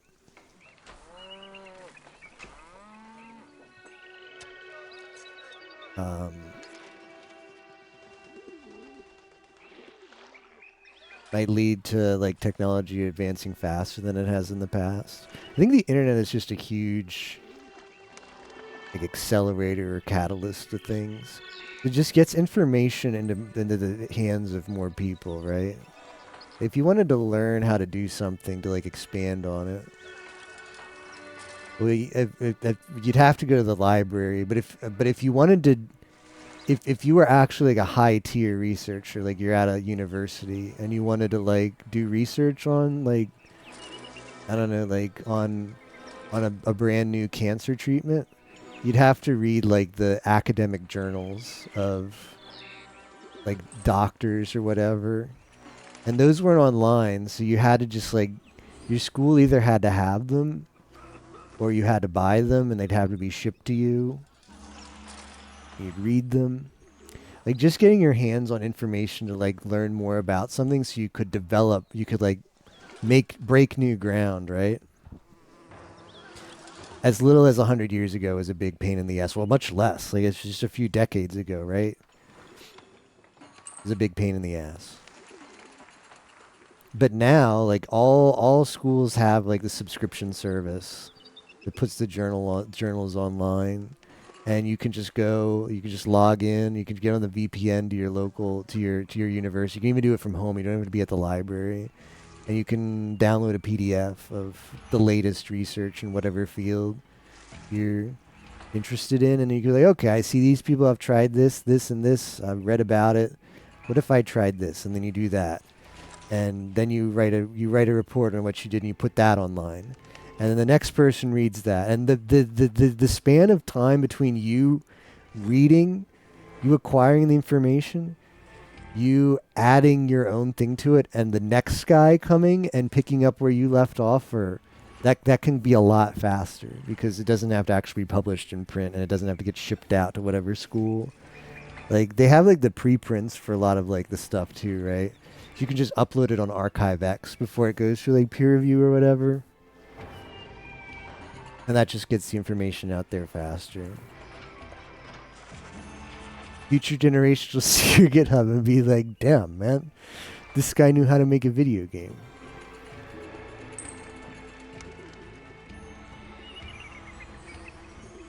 Can be done in like a day or two for better quality. I'm waiting for when I can put on the VR headset and it'll be Fuawa and Mokoko on both sides. It'll have some kind of like, they'll have some kind of tactical feedback where it's just like they're right there. New levels of immersion. I'm waiting on that cover. How much longer do I have to wait? That's the real technological advancements that people want.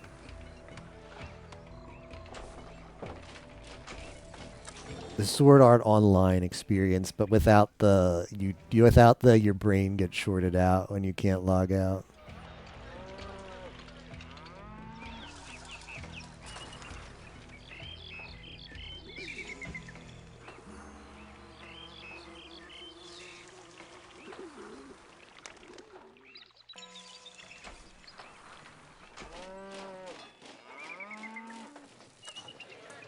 That's pretty good for us, though. Because you got to reckon that, I don't know, like 50 years from now, I don't know how old you people are, but let's say like, whatever, anywhere between 30 and 50 years from now, when you might like need, when you're young, you don't really have big health problems, hopefully. I mean, you can have them whenever, but the majority of younger people don't have health problems. When you get older, then you're just always at the doctor.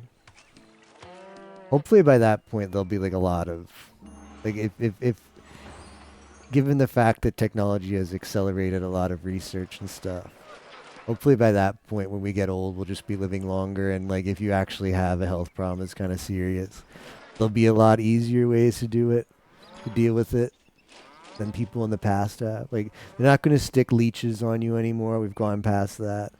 And it feels like the kind of stuff that they do now to treat problems, like even just as little as, I don't know, even if you look at some surgeries or some kind of like rehabilitations for stuff, as little as 10 years ago and what they are now, you're like, whoa, that's a lot different.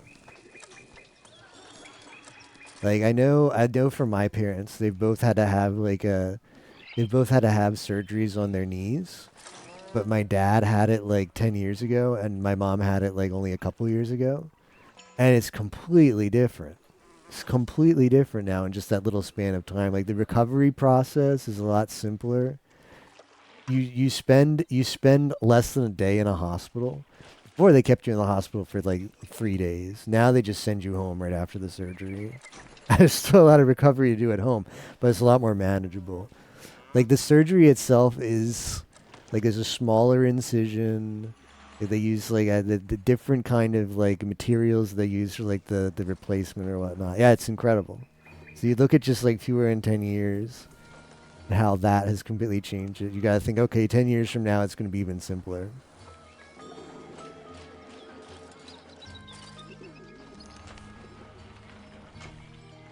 Treatment source have been big. And that this like the stem cell research is really cool now. It's like I got like one of my organs is failing. That's fine. How about you just grow another one? We'll inject you with some stem cells, and you'll just like it'll just get a new one. It doesn't quite work like that, right? But it might. Maybe at some point. Maybe at some point.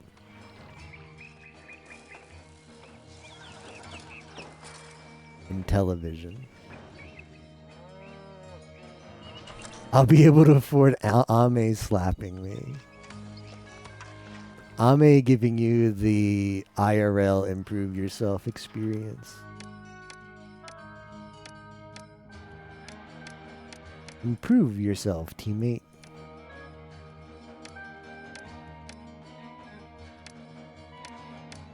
I can't, Ame. I just can't.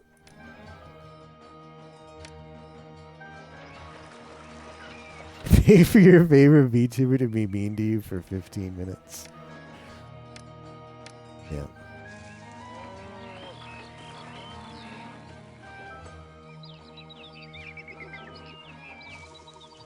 Shiorin.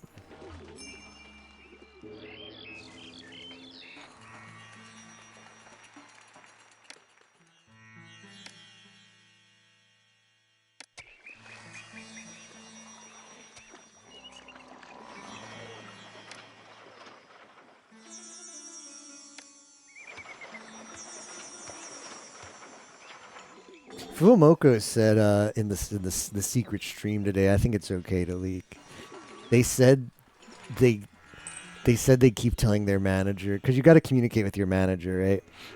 Like they meet with the manager on a regular basis, and the manager tells them like the stuff, like yeah, whatever. They get like it's the interaction between like the corporate headquarters and the VTuber, and they say like. Like every so often, Mane-chan asks, like, yeah, like, do you guys have any ideas, or is there anything you guys would like to do? And they're just like, oh, do we ever have ideas? Do we ever? They say there's a lot of stuff they want to do, but one of the things they definitely want to do is HoloLive Meet, which is the you go to the anime con and there's the little like private room with the computer. You get the ticket. I don't know how you get the ticket. It's probably a raffle. You get the ticket. You got 60 seconds. You go to the private room with the computer and the headsets and the webcam. And for those 60 seconds, you get to act. You get to interact with the HoloLive VTuber. And they can see you and you can see them. And you can be like, it's such a dream come true to meet you. I'm your biggest fan. And they say they can't wait to do that. It's kind of cute. It's kind of cute though.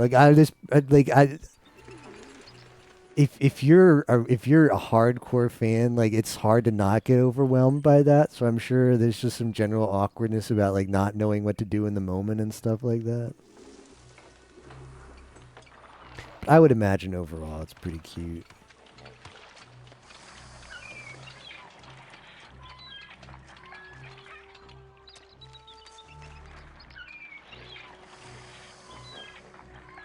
I'm your biggest, and it's perfect for Fuomoko. They're definitely the type that would just love, are looking forward to that kind of interaction. Oh look, we finally got this to evolve. It finally just got one tiny little bit of meat though. That tiny bit of meat's not going to cut it. This needs a desirability upgrade. Now that is unfortunate. I think we're getting rid of the city palace. Sucks to suck.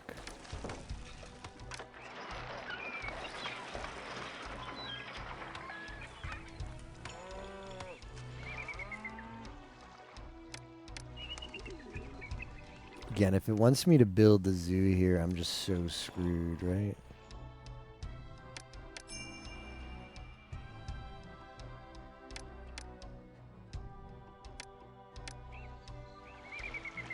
Can build it. Oh no, no, no, no.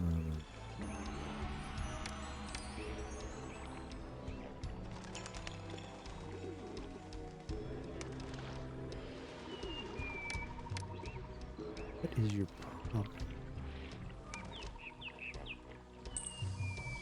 How much more desirable can I make?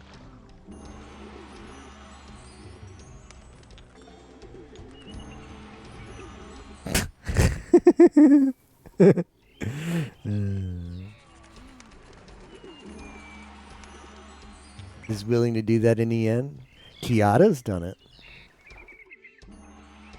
I know you can see the list. Apparently Bay has done it, yeah. They do a whole thing like that. They do promote that. They do promote that. They have a whole. It's called HoloLive Meet. They have like talents that. They have a whole website actually. Let me just link the website. Find out who did it last.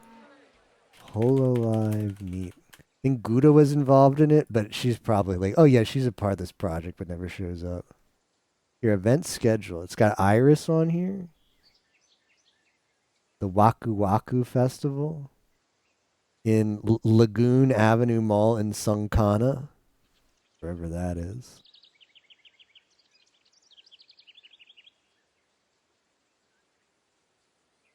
Who's going here? Gotta go to the event website. Who's coming? I think Ina's done it too.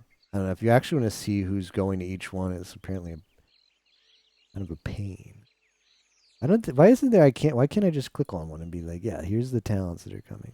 It's one you can't actually see unless you log into Facebook. What an adorable website.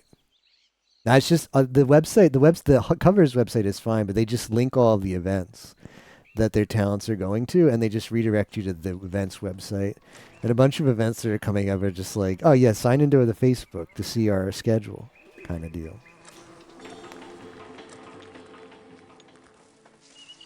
I wonder how much it costs. I wonder how much it costs to get a VTuber at your anime convention in HoloLive. I wonder if they also have, like the famous musicians, right? Like Taylor Swift or Beyonce.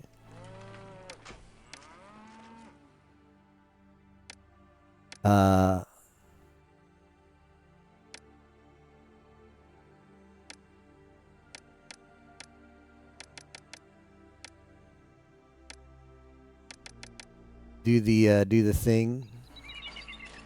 Like if you're rich enough, if you're one of those really rich people, you can just get a private concert, right? From like Taylor Swift, and a lot of like musicians like to do these too, because instead of like going to a huge venue, and there's like a bunch of people there, and a huge stage, whatever, you just do like a small stage concert at like in front of just like I don't know, fewer than 100 people maybe. Like some rich kid's like birthday party. You just get to perform there. You just show up for a couple hours, do your concert, head back to the hotel. Don't have to, like go to a huge venue with a bunch of screaming fans, and then you just peace out. A lot of musicians do that. I wonder if SG4E won the lottery, if he could hold SG4E Con.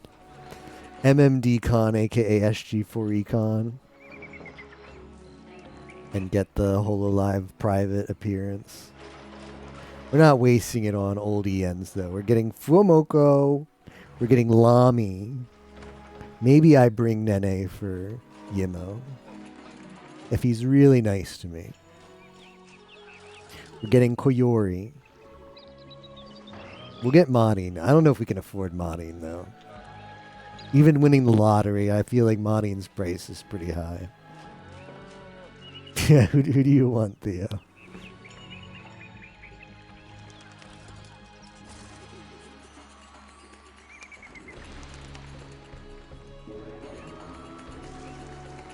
Keep dreaming. Damn. That's what Fuomoko told me to do, and that's what I will do. I will keep dreaming. Can you get Bay? No. You'll have to wait for Tapioca to win the lottery if you want Bay. I'm not wasting a slot on her.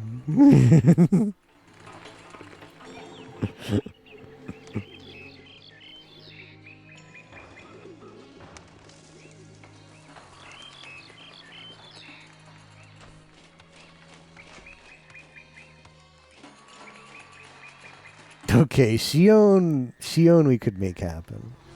I'm okay with bringing Shion. Big Kusogaki energy.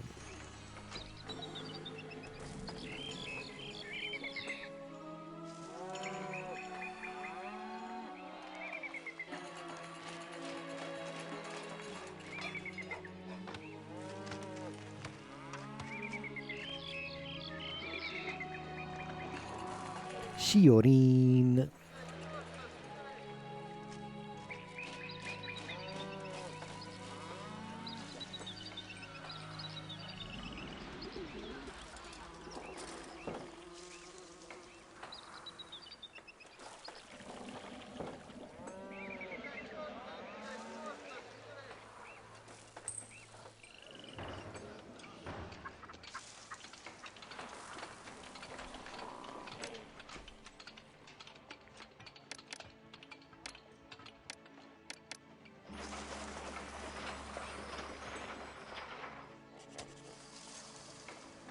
The food situation is.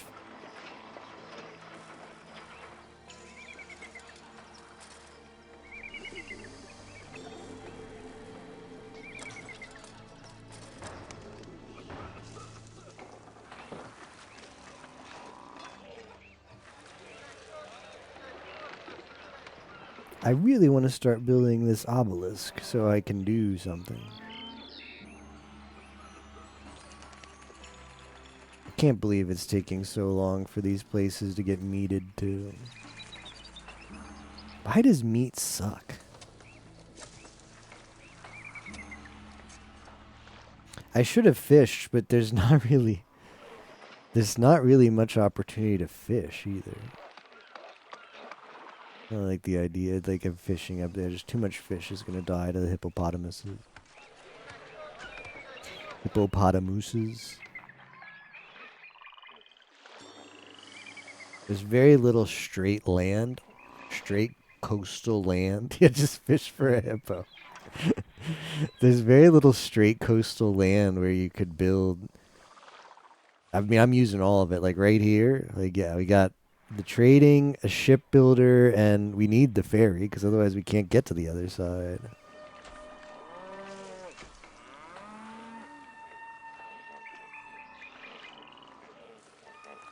It hasn't asked me for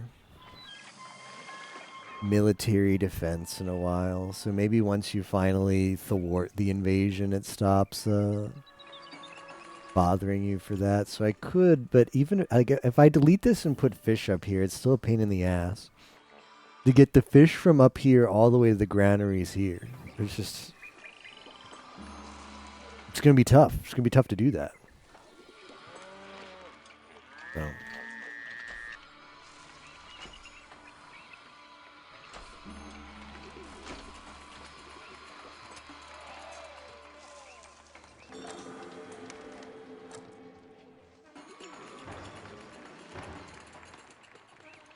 The hippos are still killing a lot of people. We're gonna have to, let's do that now. We're gonna need to rotate again some population. Oh, no, no.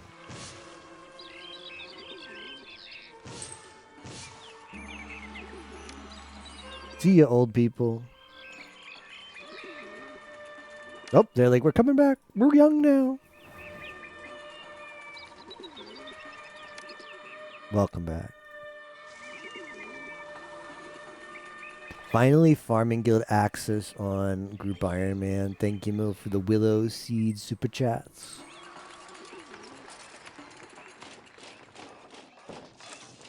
Thank you for Super Chat.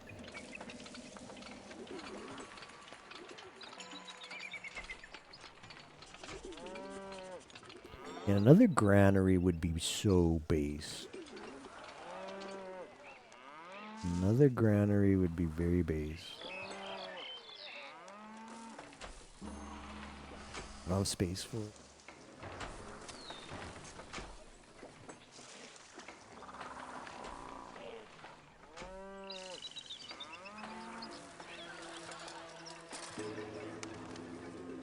Okay, so this one got meated, this one's meated.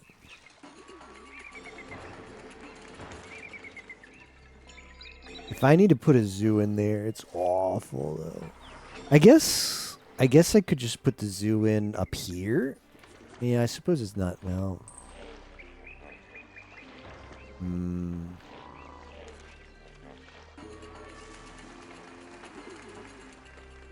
Delete some of the noble houses and put the buildings up here, I guess is what we're gonna have to do. I've never gotten this high of a culture before, so I don't know what to do.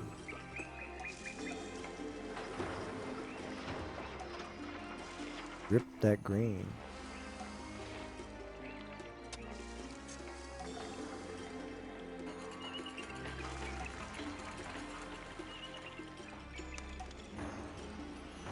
It does bug me that I can't keep these bazaars have meat in them. Just bugs me in general that there's no such thing as meat. I have 1, 2, 3, 4, 5, 6. 6 cattle ranches, and how just 6 cattle ranches, and I have meat turned off here. Like I told this guy, don't buy meat. This guy too, don't buy meat. I only want it in the fancy schmancy district because they're gonna need the meat, and they're already out of meat. I'm very bothered by that.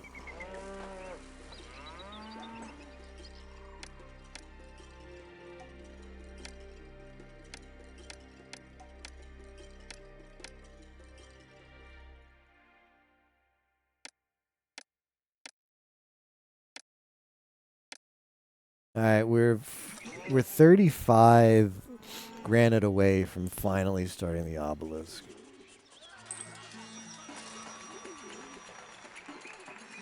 The thing that bugs me is all of these houses that don't have the space to evolve have meat. But I guess that's fine, because as long as they have meat, they're going to request less meat, and eventually the bazaar lady will get to those houses that want the meat but can't get the meat.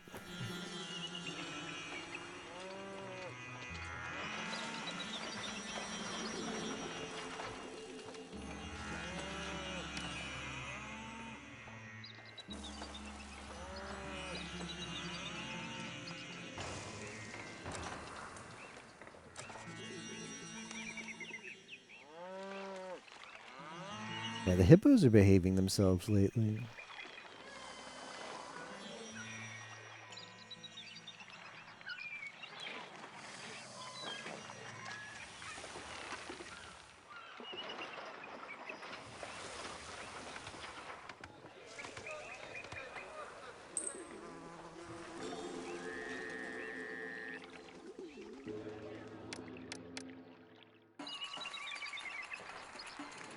They just kill people.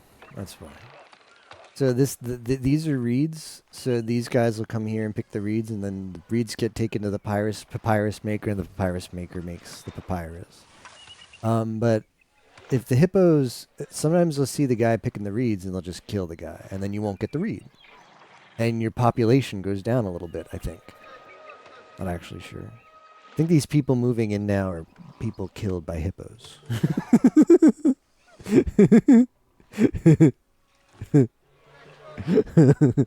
Circle of life. Get killed by a hippo. They're behaving themselves right now. But this is a very dangerous job, the papyrus picking for this guy. Same up here. Every so often this hippo comes over here and he just kills the water. This guy. This city is cool. Fire marshal.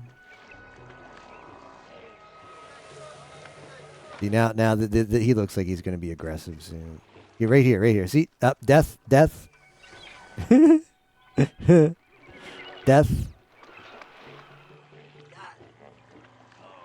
Yep.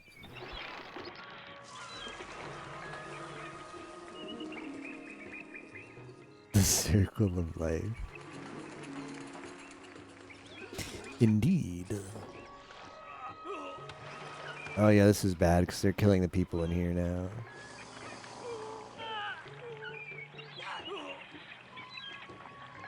See, we really don't want them here. The hippo is like this hippo going from so docile to I'm just gonna slaughter people. We didn't need that. That was not needed. Need a couple pata. Need a couple pata.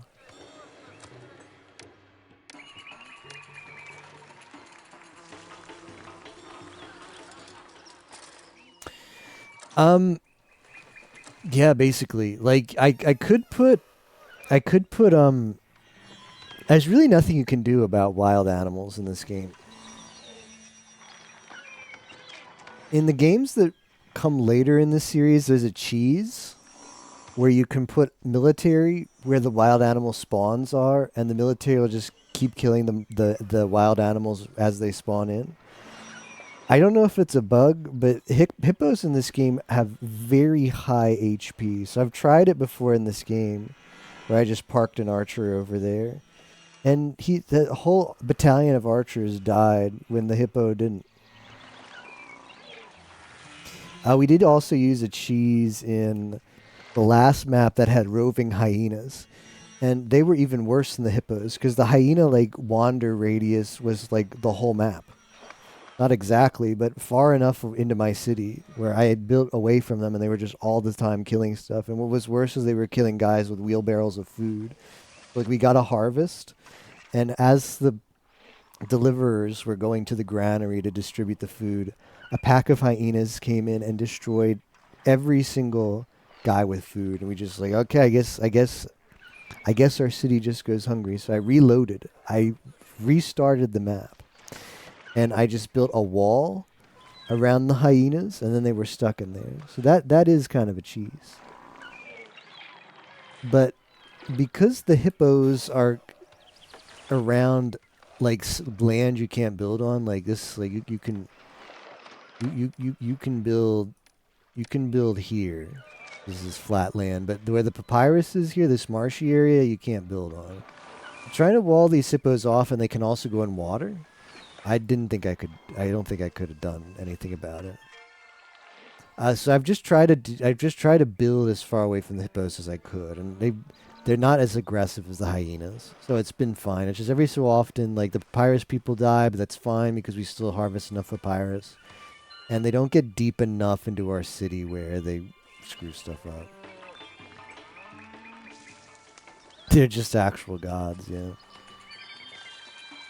And later games, you might just use towers. It killed my whole army the one time I tried, yeah.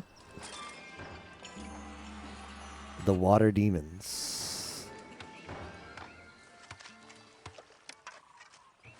What's the deal with this? Does the cheese no longer work?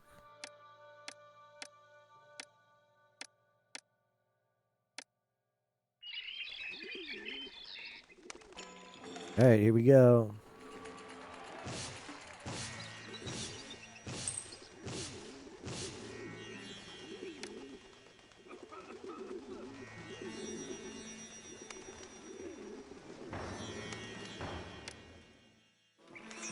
Ooh, that's the strat. That's the strat.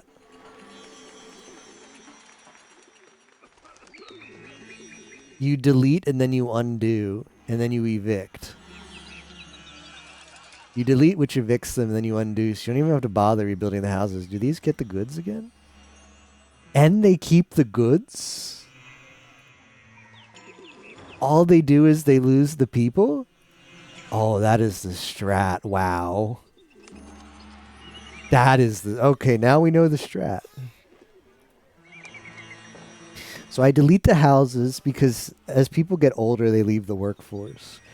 It's a bit of a cheese. Rather than build new houses, which is what the game wants you to do, I just delete the houses and I rebuild the houses. But I just discovered now that if you delete the houses and then undo the deletion, the houses keep all the stuff inside of them except the people. So all of those goods stay in there.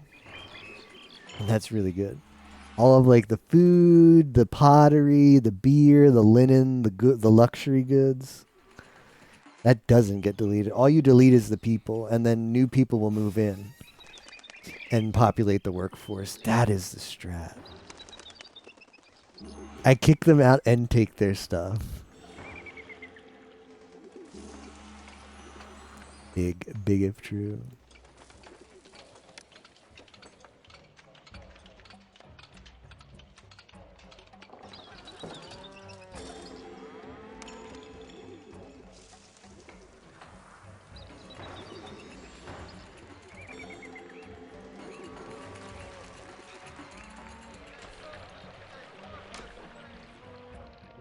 Okay, 5 more. 5 more blocks of granite. How come the items in the stay after you remove the building? We will never know, yeah. It'll remain a mystery. I think I'll just delete these up here, too. Wink. Yeah, see, unoccupied. But I want to see when they move in. I want to see when they move in if they're going to be occupied. I mean, if they're still going to have the goods in them. I'm pretty sure that's how it works. I haven't actually confirmed. That seemed to be how it works. I mean, the thing is still evolved here. It just doesn't have people in it. That is such a powerful strat. It's going to take a while for people to get there, though.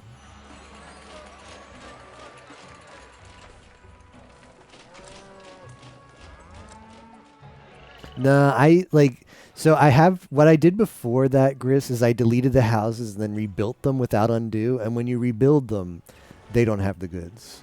It's only the undo button that makes them keep the goods. Because I guess it just like keeps track of, which kind of makes sense. Like if you accidentally delete your house, you accidentally delete a house. Yes, it has all the stuff still in it. That's big.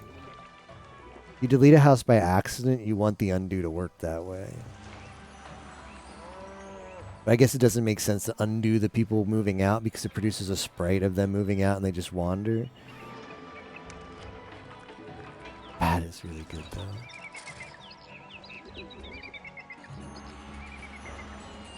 Little do they know. It was just a misunderstanding. I can't wait for Fuamoko Donkey Kong Country continuation tomorrow, right after the minecart in World 2, where they left off. Get to do a little hamster world. That'll be fun.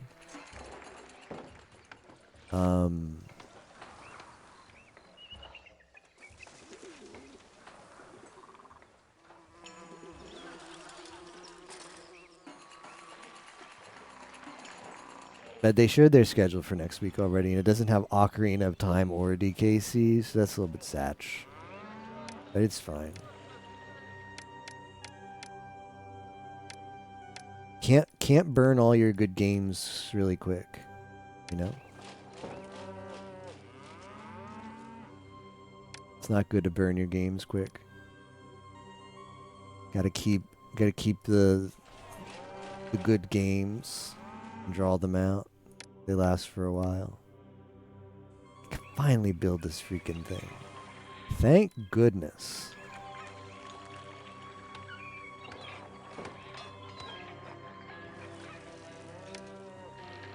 Okay, definitely do not click undo on that. Do not click undo on that. I'm going to just build a building to undo the undo button. Yep, that's what it's come to. I'm going to build that building and then delete it just so I don't accidentally undo. Because I'm pretty sure if you undo after building this, we lose all of the stuff. Just in a world where I have like a random tick or I don't know.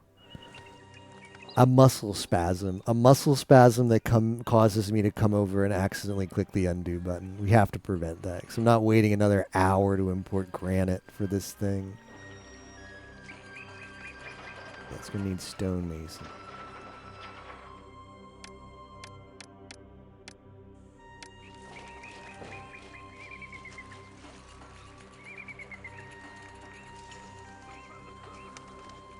Yeah, all these are up.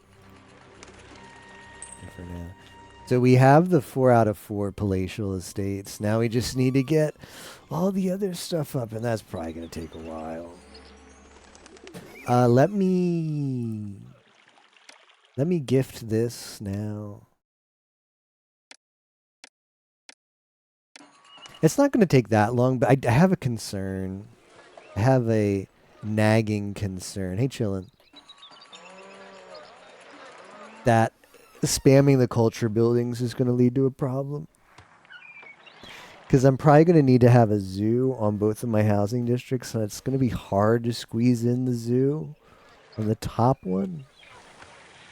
Blah, sigitty blah.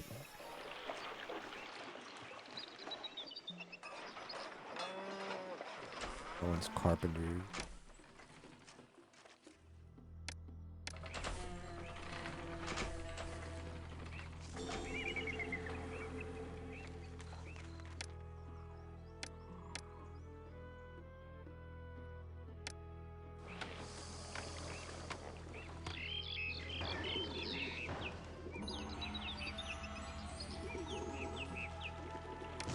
I don't think I've deleted these houses yet. Let's do that.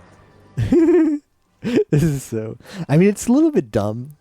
It's a little bit dumb that the aging mechanic in this game works as brutally as it does. It's kind of cool. I have to say, this is the. I struggled playing this game as a kid because I started with the game that came after this, and the game after this brings a lot of really good quality of life. The game that comes after this game in the Sierra City Builder series is Zeus and Poseidon. It brings a lot of quality of life. So that's what I grew up playing. And I was like, wow, this game is really good. I'd love to play. Well, that was weird. It didn't keep it that time. Not sure it kept it that time. Maybe the strat isn't as broken as I thought.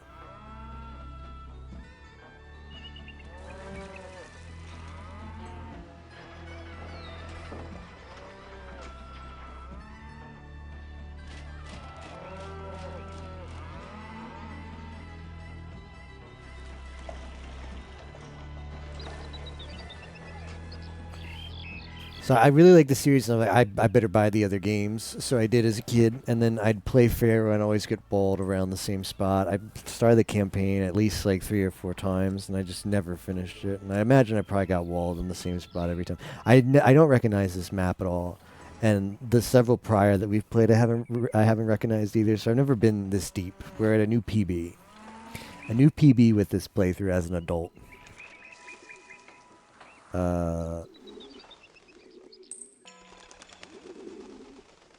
So, this game is not nearly as jank as Caesar 3, which is the one that comes before it in the Sierra City Builders. Caesar 3 is pretty jank. This improved a lot of the stuff over Caesar 3, but this game was Pharaoh was never my favorite in the series as a kid. And it's still not, just because I have so many fond memories of a couple games that come later, and they're really good. But I've developed a lot of appreciation for this entry in the series, replaying it now for this playthrough, because stuff like the aging mechanic would be really frustrating for me as a kid, and I didn't even know it existed as a kid. I just must voice question, why am I running out of workers when my houses are not going down? It probably would have been really frustrating for me as a kid if I ever realized that was part of the reason, but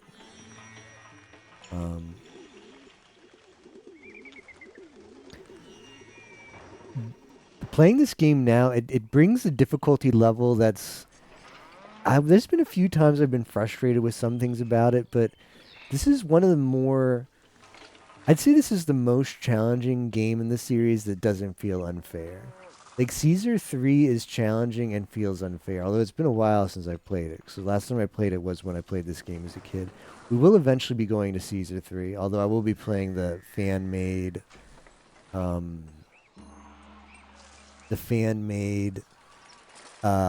like, hack of it that adds a lot of quality of life, because the base game is very janky. And I want to have a playthrough that's going to be fun to play and fun to watch. And at first I was like, maybe I should play just the original game because it's the authentic experience. Playing Pharaoh now reminded me of some of the jank and reminded me that it's so much worse in Caesar 3. So I think it's just going to be a more pleasurable playthrough to play and watch with the patch. That's what we're going to do when we get to Caesar 3. I have developed an appreciation for this one. This one feels challenging but fair. We are just playing on normal difficulty. When I played Zeus, we played on the hardest difficulty, and that was fun. This game feels fine on normal. This is like SMT. The older games in the series are like SMT. It's like, don't feel bad about playing on easy or normal, because hard is brutal. I don't actually know what hard does. I think it's probably you start with less money, stuff is more expensive. That's how it works in Zeus. Buildings are a lot more expensive. You get less money from taxes. Of course, it's easier enough to accommodate in Zeus. Imagine the same kind of scaling as in this game. But I run out of money so often in the early game that making the money fish even worse. The money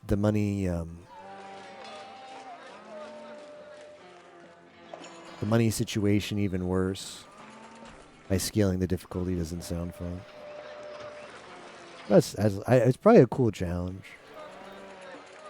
If we were to replay this, be like, it's a cool challenge. Got to play on hard difficulty. I'm good though. We're getting a lot of aging. I'm getting aged hard, man.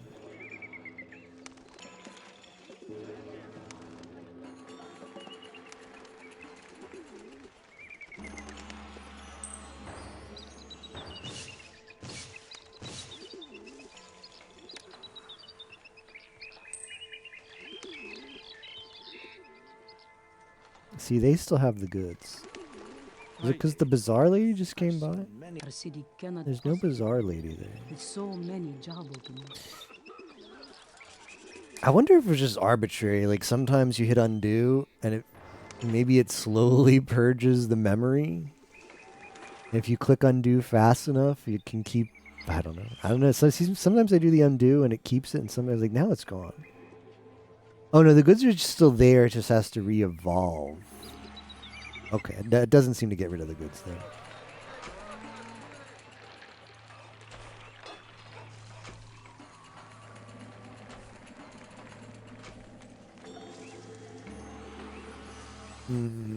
I want to just finish this up, but Tempest Monument. It's apparently just has to build all the way to the top. Slowly, these things. And then I guess I'm going to spam culture.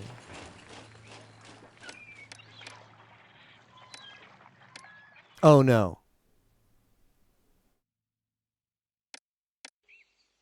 Oh no. Oh no. There's two. There's at least two.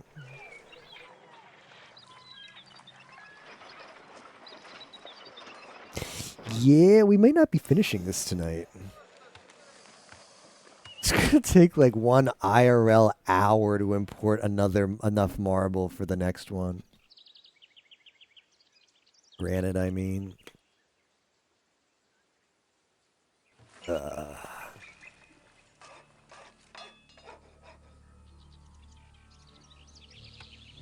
Well, I never stopped importing the granite. It's still coming, it's just coming slowly. Yeah, the monument building in this game is pretty ass. This type of monument building didn't exist in Caesar. So this was a new addition to the series, and like most new additions in games, they didn't really get it right the first time, and they improved it in subsequent releases. Building monuments feels really cool in Zeus. I feel like monuments peaked in Zeus because they give you huge benefits. They're not as good as an Emperor, the game that follows, just because they don't give you anything. But they still feel fine. Like, they build okay. They're not that slow. They're better at having you have access to the resources faster and not waiting. Like, they use fewer resources at each step of the construction process. It's not like, well, to build it you need to have a whole 200 blocks of this thing you can only import 15 of every year. There's really no bottlenecks like that in the subsequent games.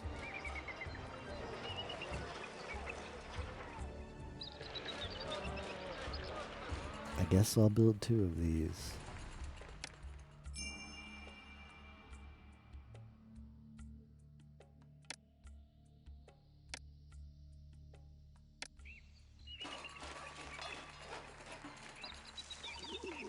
So we need to do a lot of turnaround.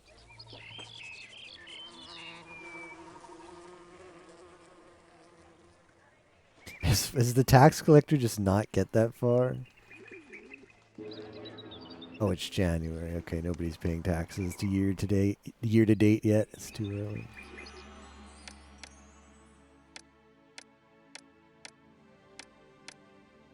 I'm starting to worry about my delete strat. It doesn't seem to be as effective as it was.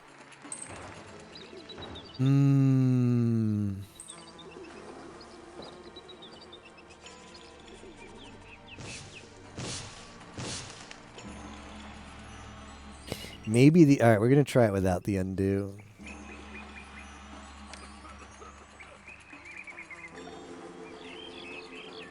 It's possible when you do undo, whatever like value in memory that associates like the age, like the workforce, like does this house have people young enough to participate in the workforce? It's possible that that value gets persisted by the undo button. I'm going to try this.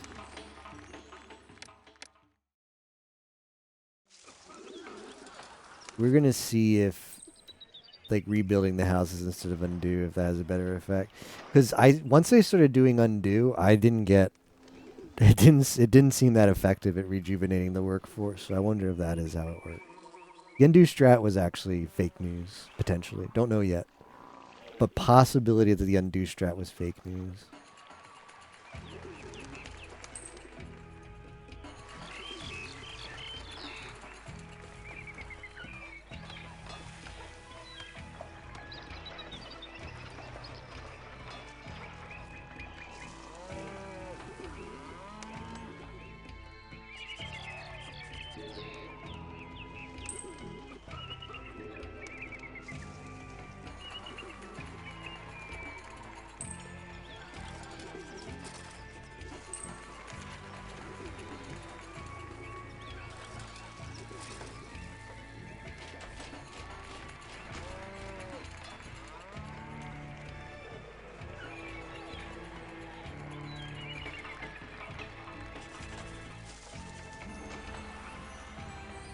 This is a lot of money.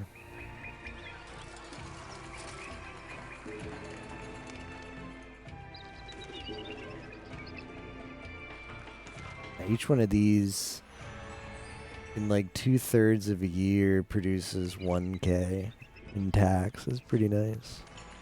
What do these crappy houses produce? 1/10 of that.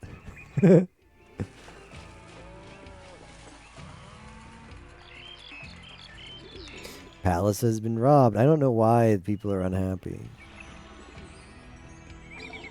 Yeah, I think the undo strat still associates residents with being old. It's not as good as it first seemed. Unfortunate.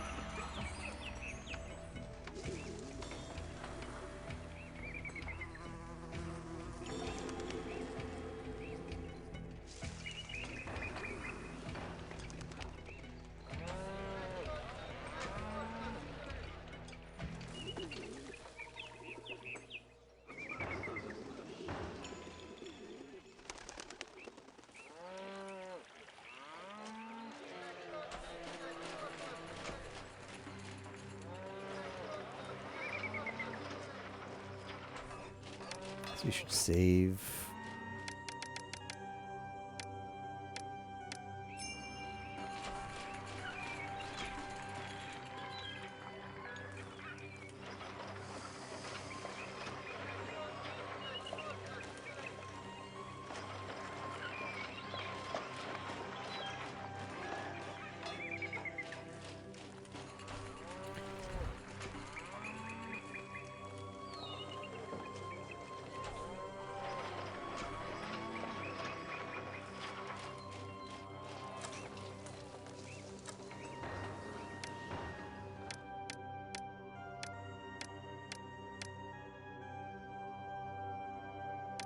I keep getting robbed, so we'll send some to the home city.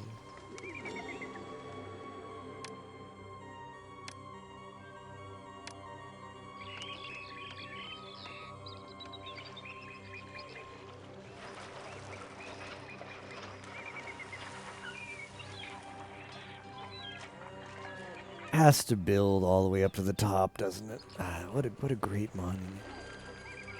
What a great monument.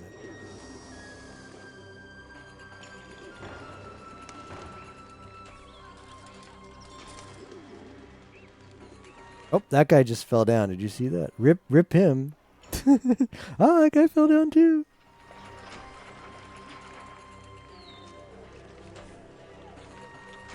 Funny.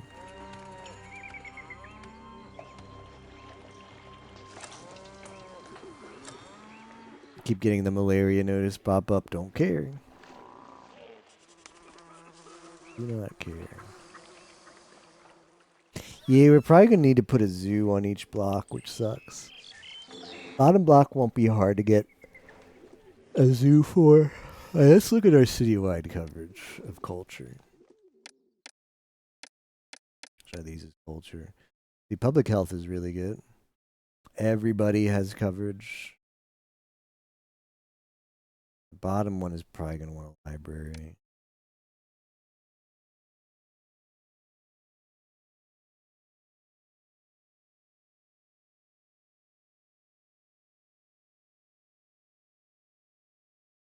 I wonder if the one zoo will be fine. The one zoo might be fine. I've never built a zoo before, so I don't know. Ancient European free healthcare. Yeah, you get the high quality. Take the silver rubber band. Yeah, free sketchy dentistry, dental included.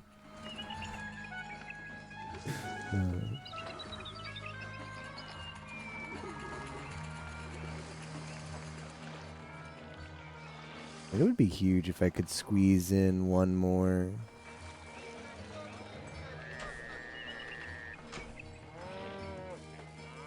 Farm, but I can't.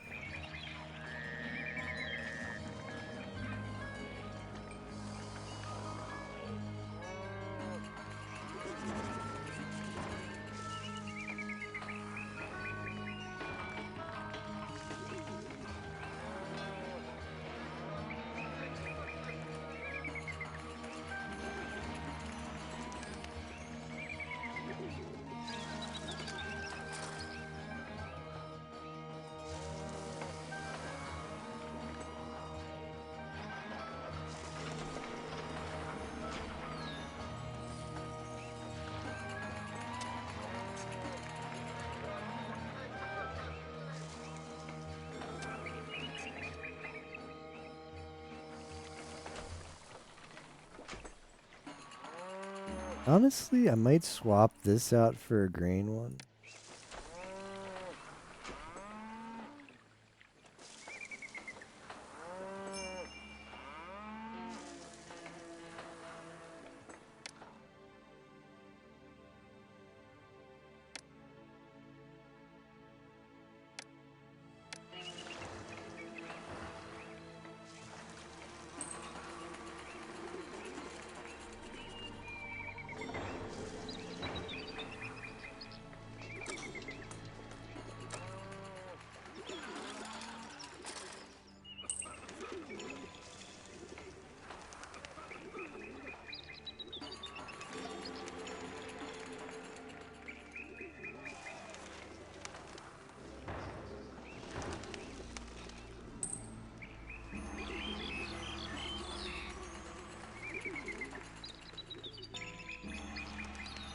That workforce check. But how much space do we have?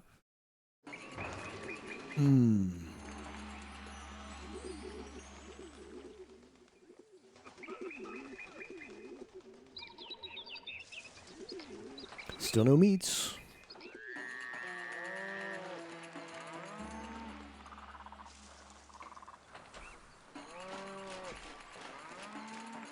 Wow, you had to build this thing all the way up to the top just so he could carve something at the top, and now he's going to take all these down. All this work just to carve this tiny little, like, Eye of Osiris, and then it's like, yeah. Well, I guess he's... Okay, never mind. He's carving these other ones now. Okay, so he carves, and then he removes the thing after. Okay, I see.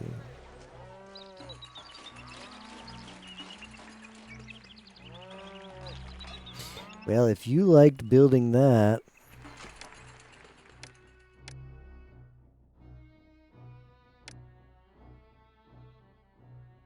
Okay, the second one will be enough. It's only 2.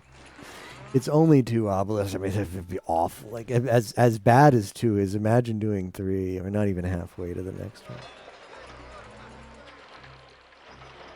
This is pretty silly.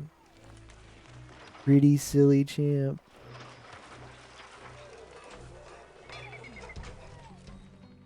I have to keep rotating these houses.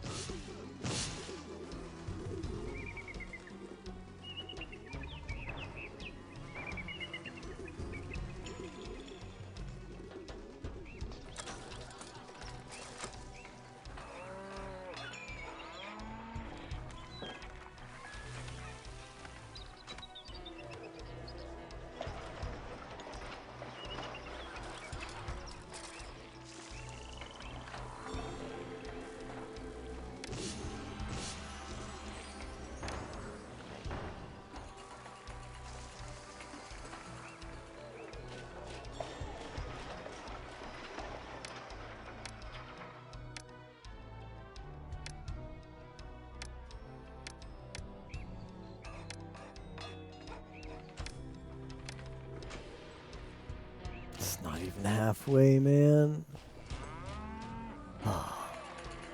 Building them wouldn't be that bad if you could just buy the stuff in more than 15 shipments per year. Like, I only have one trading partner selling me this. I can't produce it myself. These black blocks of granite. So every year I can only buy 15 blocks from the trading partner. So what is it? What's 20? What's 200 divided by 15? That's how many years in game it's going to take to get enough to build it. And it was bad enough for one. And for whatever reason, it's going to make us build another obelisk. So you're going to need 400 blocks total, of which we can only buy 15 at a time. So 10 years...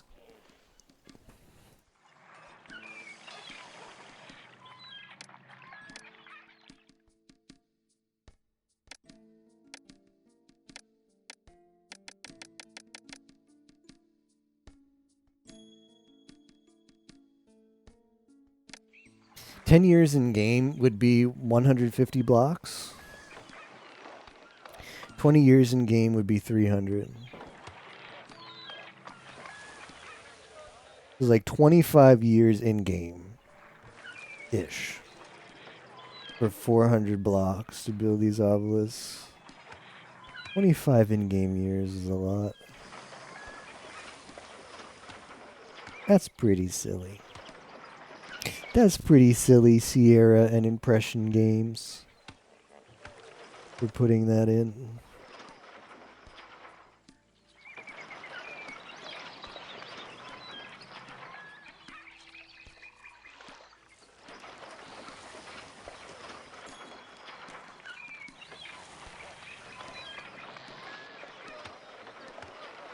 We're not running out of pottery, are we? Ooh, we got a bit of a pottery situation. I'll just delete the stonemason.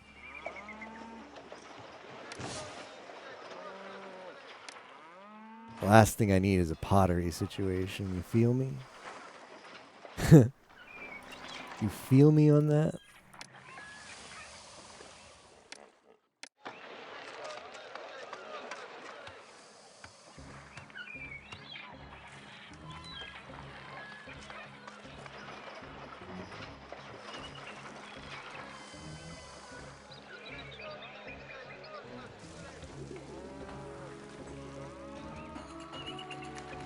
Oh, good thing I thought about that. Oh, yes, it's a dire pottery situation. Oof.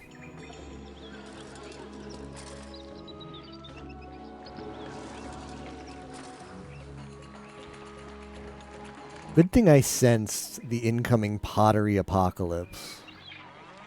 I just sensed it. I was like, you know, we haven't had a pottery apocalypse in this city yet.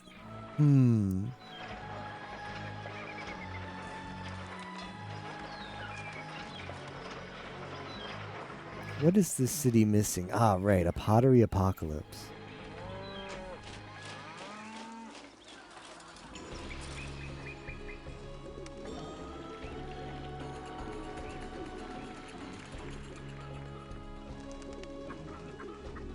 Still can't get the meats.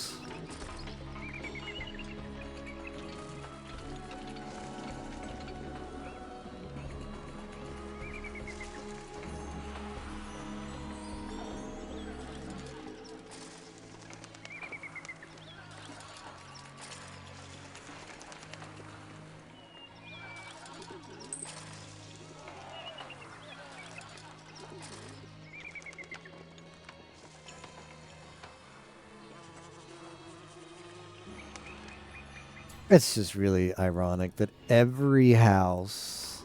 Okay, it finally got the meats. What happened? Oh, it got fish instead. Boy, isn't that a twist.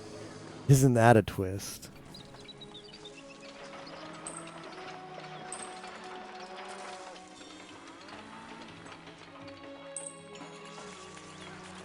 Yep, here it is.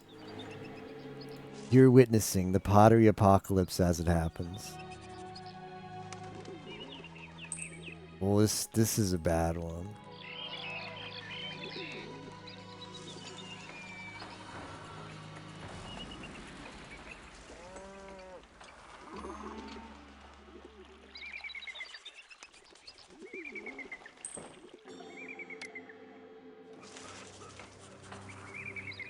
We just won't watch. We won't watch the pottery apocalypse.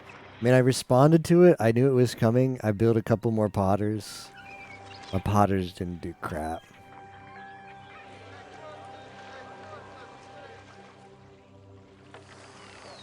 Look at those beautiful birds, ready for roasting.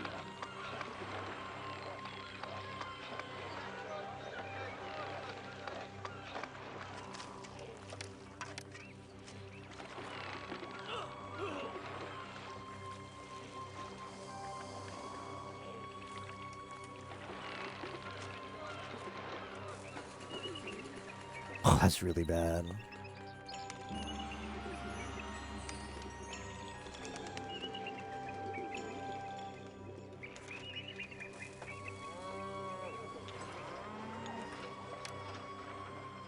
We're halfway to building the next obelisk. So we need to overcome the pottery apocalypse in the meantime.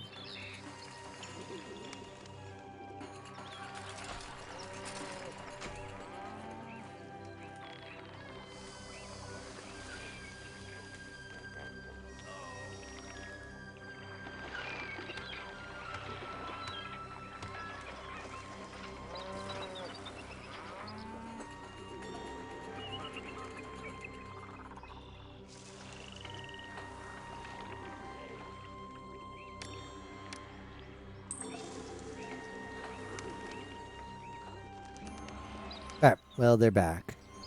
May not actually be that big a deal, too, because there's people moving out.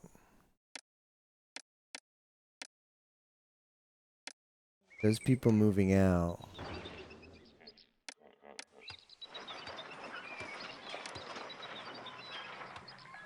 Those people moving out might,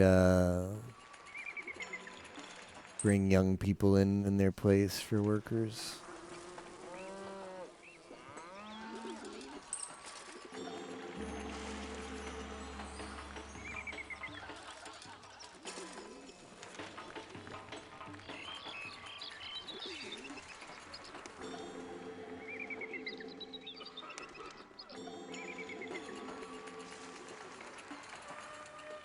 He's run out of pottery.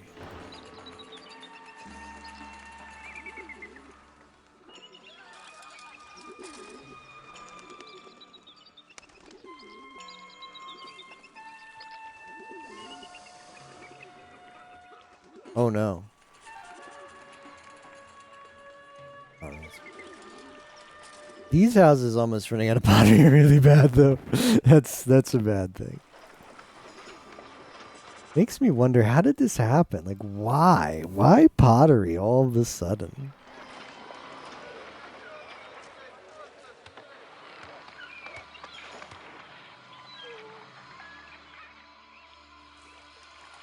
Why pottery? I'm not exporting it, am I? I'm exporting it, but only over a big number.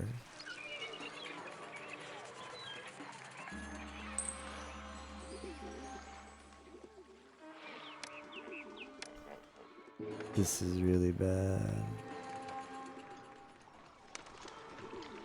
Even that one's going down now.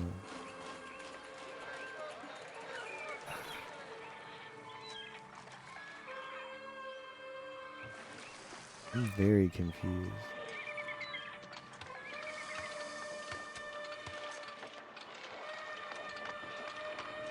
Why?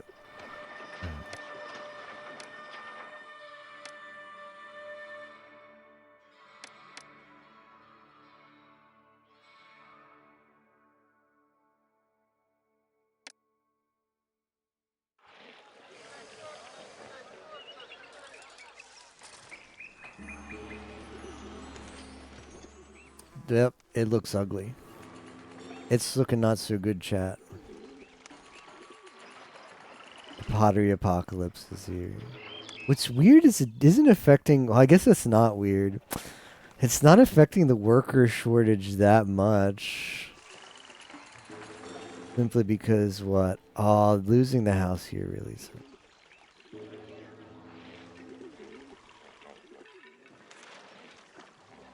Lost a lot of food.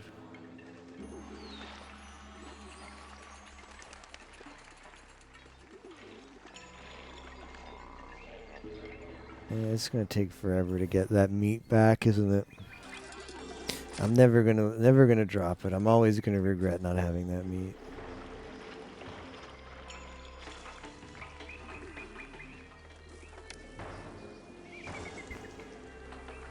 That's really bizarre, isn't it?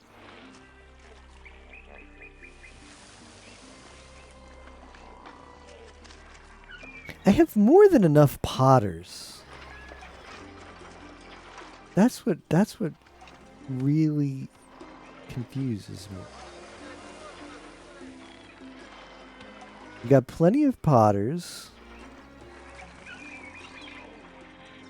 So where did it all go?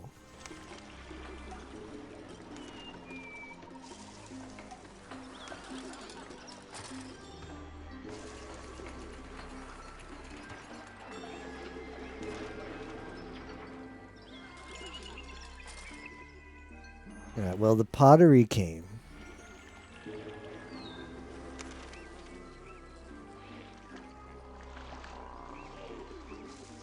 That's gonna have a bad... Oh, it's bad, but it's not too bad.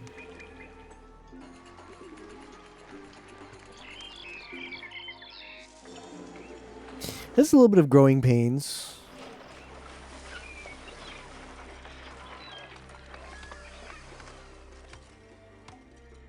Okay, don't ever do this. Don't ever do this, chat. I'm gonna micromanage my industry to focus on...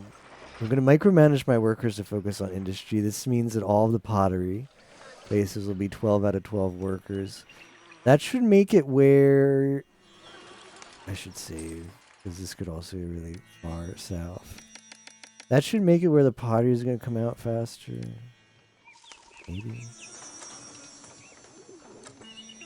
Oh, that's drastic, though.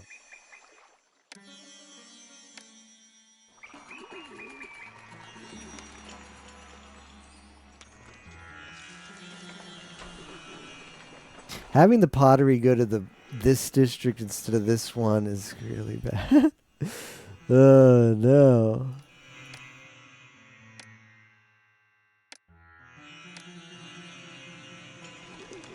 I don't think I can afford to have the pottery be focused now.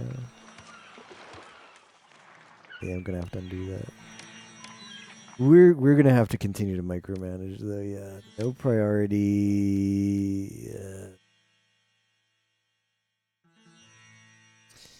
Gonna turn linen production off. End wood. End reeds. End papyrus. End weapons.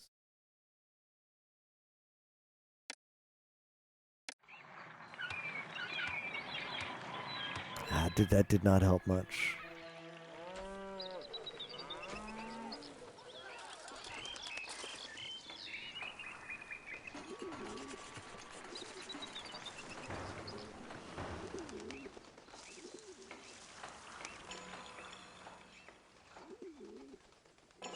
What a weird situation to be in. Seeing that many employees is very bad.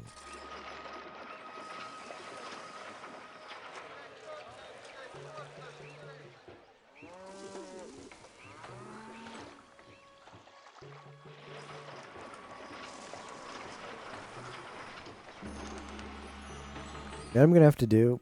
This is also a really bad idea, but I have to do it. I'm gonna have to tell both of these bazaars not to buy pottery.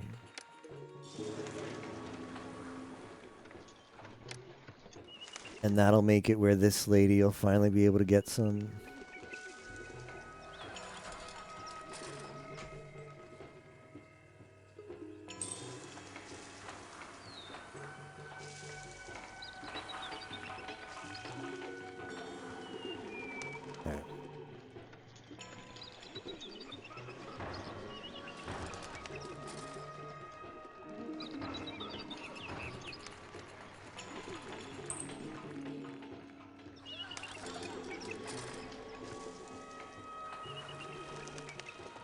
Alright. We'll get people to move in and hopefully the pottery apocalypse doesn't happen again. I mean, I predicted the pottery apocalypse, let it be known. But there was nothing I could do, man.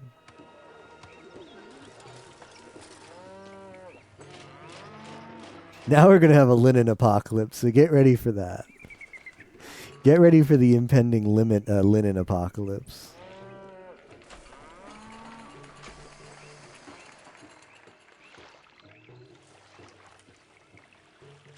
Eschidamus. Meanwhile,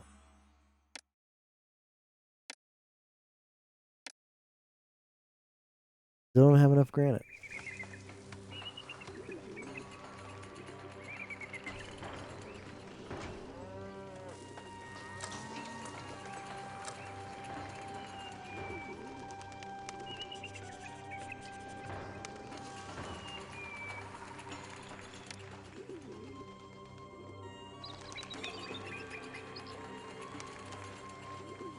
Housing for... Ooh, that is a very depressing graph. Housing for 2,219 more people. Hmm.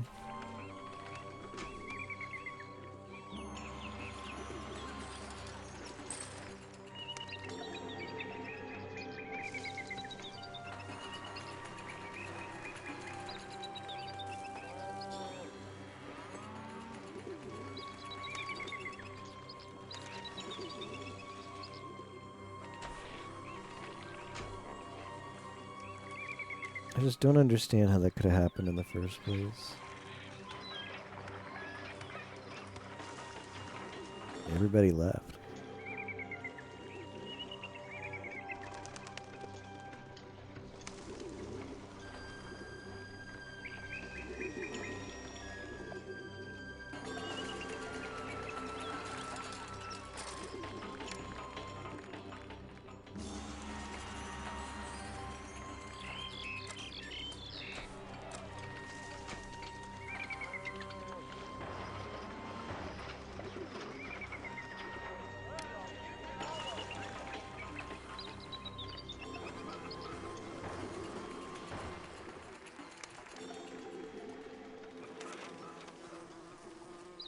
They still can't.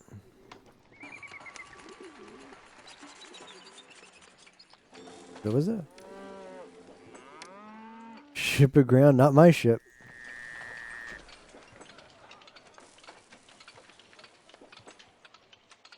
How come no comments about the big heart? Where?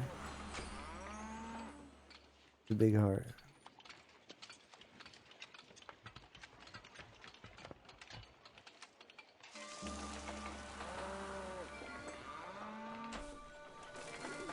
The new outfit? It was cute. But I don't know.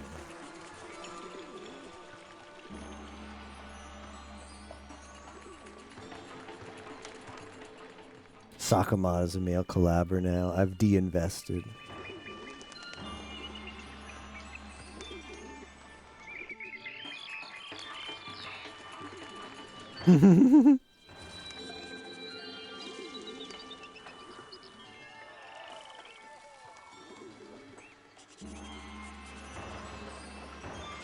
Okay, are we finally okay on pottery now?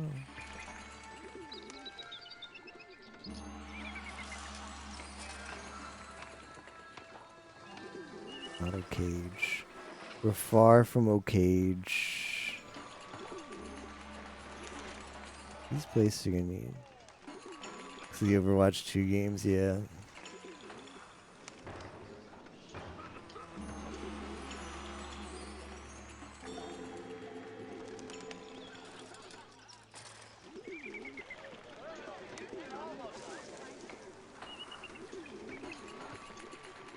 Yeah, it's not really a male collab, but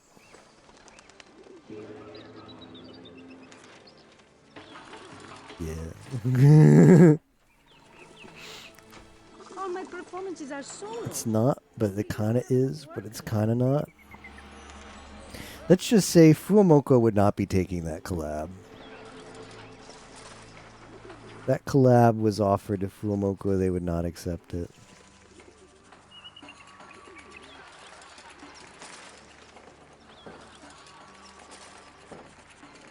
Okay, well, you're gonna need to buy this now. We've waited long enough. You guys are gonna have to buy this one. Source my ass. They got a super chat that asked them. By the way, do you ever think about collabing with like Holo ID or Holo Stars maybe? And they just didn't read that part of the super chat because they're based. Because they don't want to collab with them, but they don't want to be on it. They don't want to be on the Twitter mob that's like, wow, I can't believe this toxic idol culture. Fuamoko refusing to collaborate with their own talent from their own companies simply because they're male. That's extremely toxic. This is a problem we have in society. I am upset. There's no way to answer that question that doesn't rile up a whole bunch of people. So just choosing to avoid it while signaling to your fans that you don't want anything to do with male collabs is the way to go about it. In EN, JP is base. They'll just straight up say, like, Noelle is like, I'm not going to collab with males because I feel like my audience wouldn't like that. Kanada's like, I'm not going to collab with, oh shoot, I need to make this. Kanada's like, I'm not going to collab with males because I hate them. That's what being based is. That, on the other hand, is what it means to be based.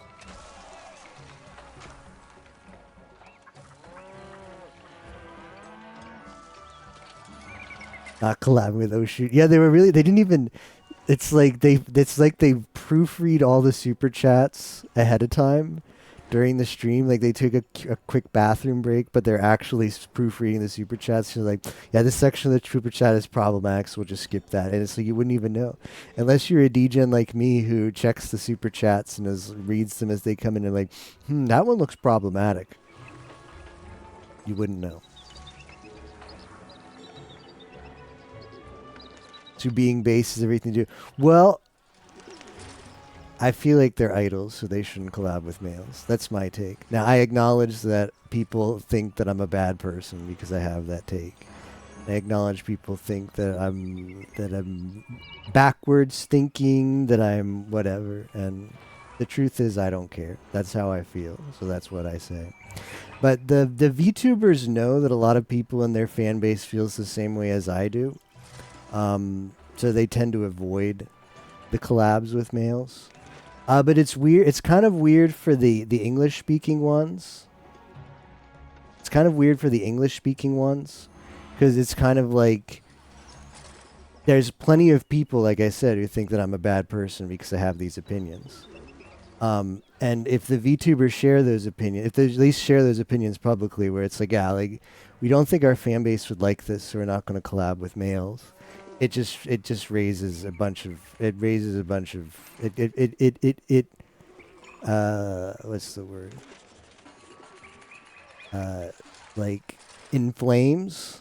It inflames too many people online, where then they just go and give those VTubers crap. So the best way to go about it, if you're an English-speaking VTuber in HoloLive, is to just signal your fans, like, yeah, I'm not going to do it, but I'm just not going to say that outright because it's going to piss too many people off who aren't really my fans, but are still going to have an opinion online because that's what they do. There's like Niji Sanji doesn't bill itself as being an idol agency. They're just a group of livers. So, I mean, Niji Sanji, like, sure, like, I don't really follow much of Niji Sanji, but sure, if they wanna, they have mixed gens too. They just have, like, they'll debut new talent, and half the talent will be male and half will be females, or they'll do like one wave that's all males and one wave that's all females. But HoloLive very clearly separates, like, okay, we've got HoloLive Productions, that's like the top. We've got one branch that's going to be all females and one branch that's going to be all males.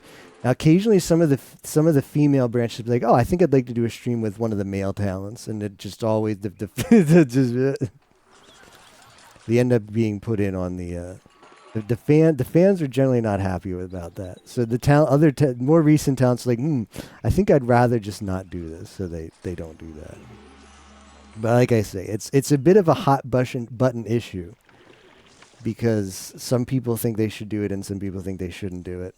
And generally both sides think the other side is wrong. It's just like politics. Like, male collabs are politics in the sense of US politics. It's like you're on one side or the other, and you're going to just throw a bunch of crap on the other side because you think they're philosophically wrong and you're philosophically right.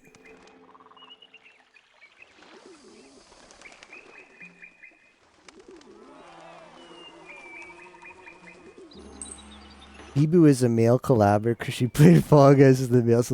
No, the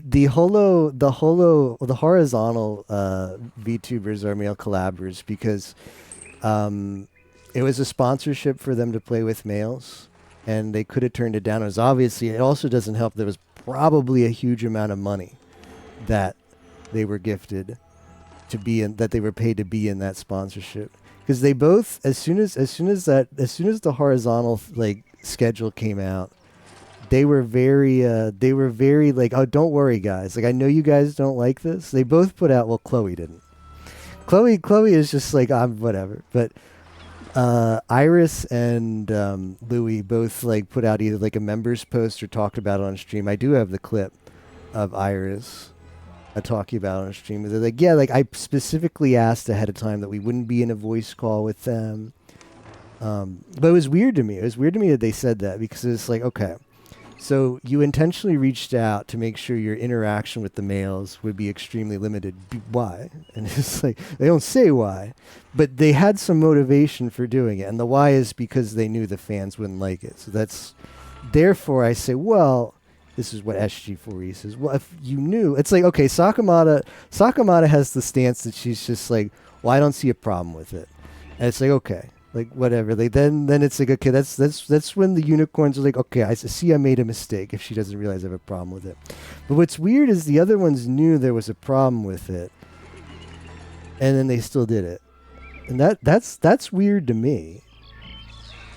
Why would you do it then? Why would you risk offending your fan base when you knew it was going to be problematic towards them? I just have to imagine the money must have been tremendous. The money must have been tremendous. for them to take that risk.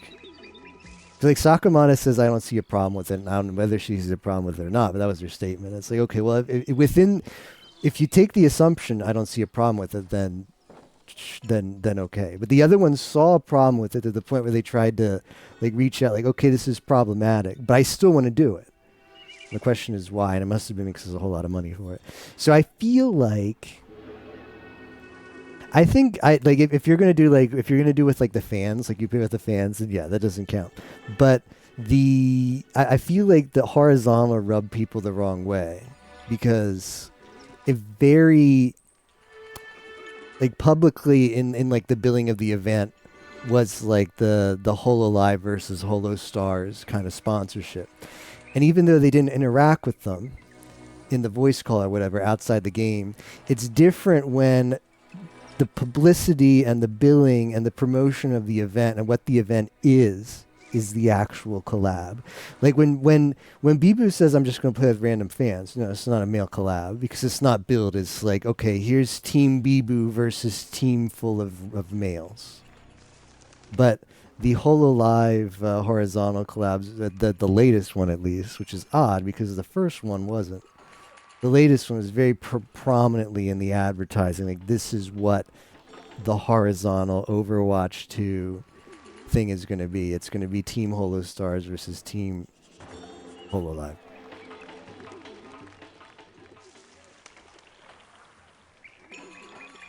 You're making up the story here because it's convenient?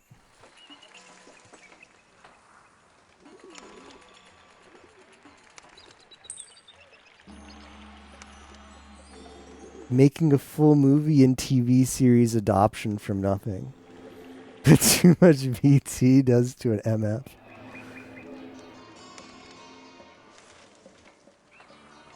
I think if you think it's not a male collab, I think that's fine.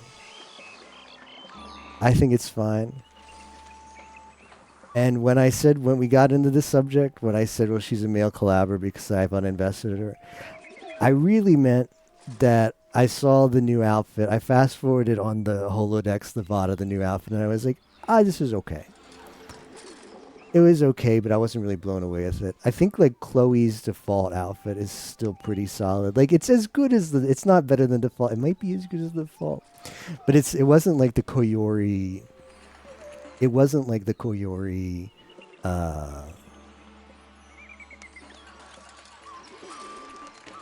It wasn't like the Koyori like gamer outfit. Like that was like, whoa, this is a really cool outfit. Like the Chloe one was cute, but it was like, meh. It wasn't like the Iroha one either. I just feel like, even though it wasn't a bad outfit, I just feel like Iroha's and Koyori's were really cool new outfits. And Chloe's wasn't bad. It just wasn't nearly as big a jump as those other outfits were. But yeah, rather than explain that, I just said, well, I saw and I wasn't that impressed. And I said, oh, by the way, she's a male collabor now.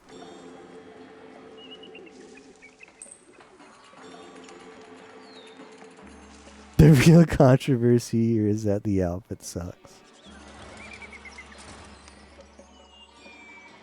But some people feel like they didn't like there's plenty of pushback on that horizontal post. So much that Yada Om blog picked it up. Let me see if that's still a top story on Yada Om. Yada Om just takes every opportunity they can to just make fun of the VTuber fan base. It's not trending anymore. Wait, is this it? Rip.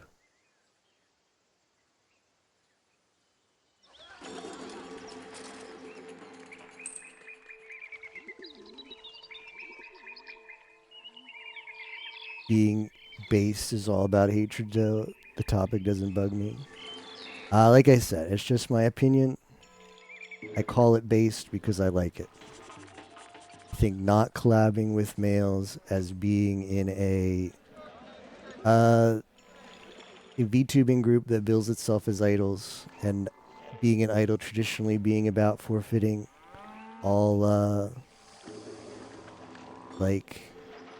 intimate interaction with males. And I like the step where it's like, okay, well, since we're virtual, we're gonna, you know, we're gonna apply that to the virtual world as well, where it's like, yeah, we're not going to be doing on our channel those collabs. Just like how it would be weird if like an AKB idol was like had her own like little like gaming stream, her like let's play stream, and she's like, oh yeah, today I'm sitting down with so and so, and he and I are going to play a game together. I think that would probably be weird in the 3D idol industry for sure. But that's my opinion. And if anybody doesn't like that opinion, that's you're 100% entitled to your own opinion. Yours just like mine. So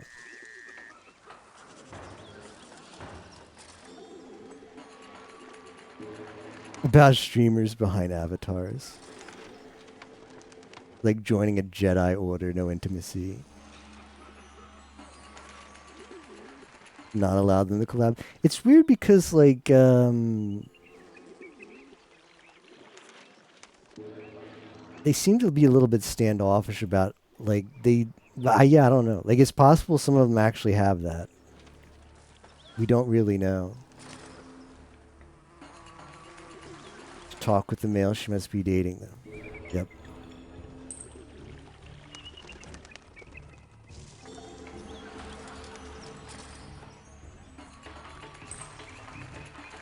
Can we build this yet? I think we can finally build this.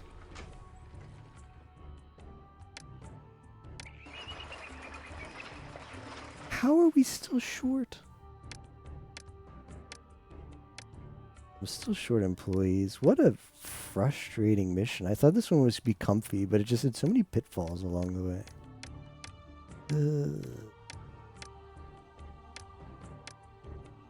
I just need 10 more. How are we on industry? We need this one. This can be on.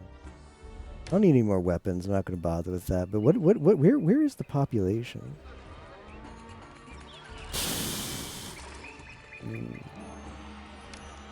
No workers, no population.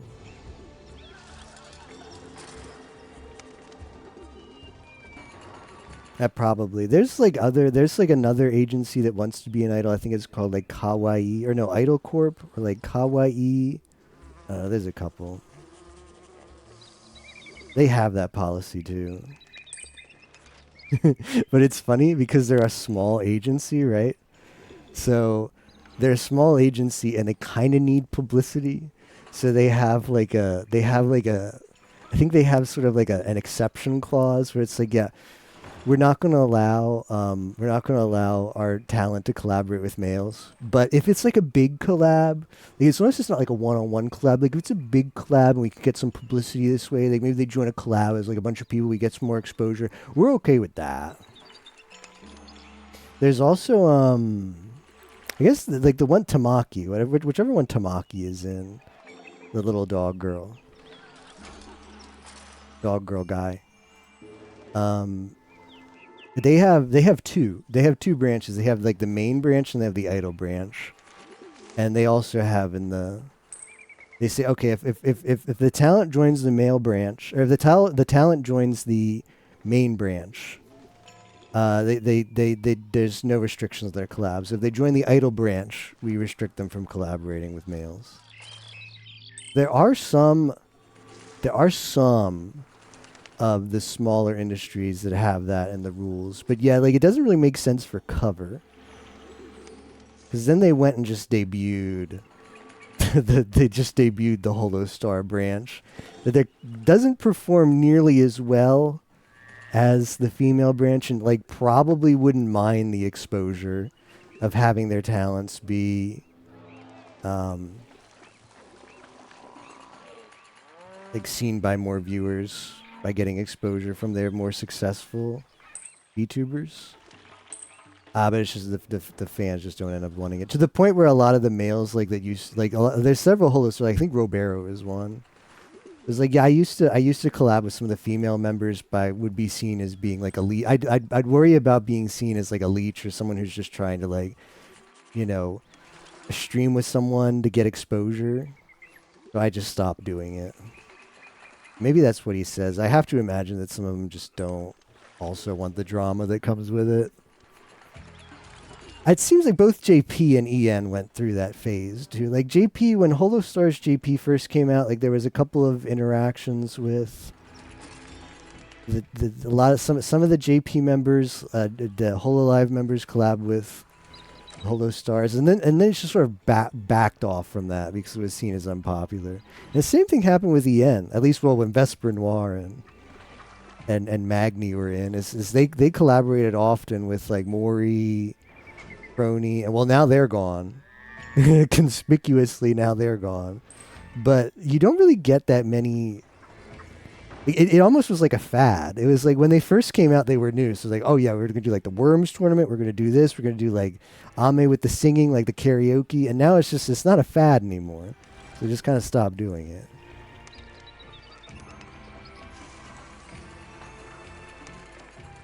Positive connotations once.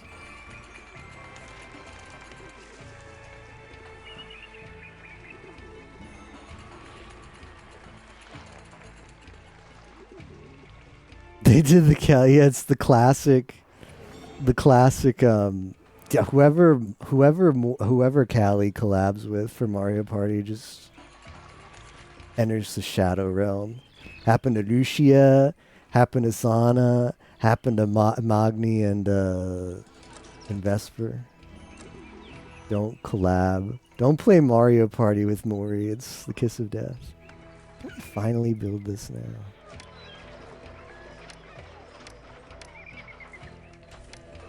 Okay, we did it. So now I don't have to import any more of this Tosh. Do you Tosh? And of course it's going to start asking for wood, right? Because why wouldn't it?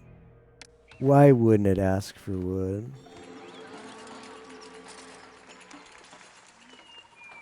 Collab with the guy who did the outfit one time, death.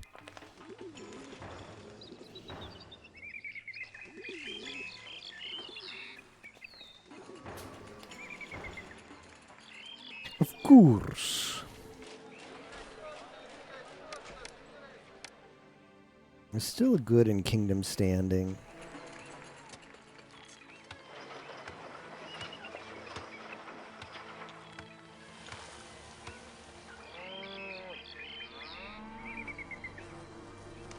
The ship aground does not matter. That means like a trading ship came here and then didn't know how to go the way out, and I still get paid, so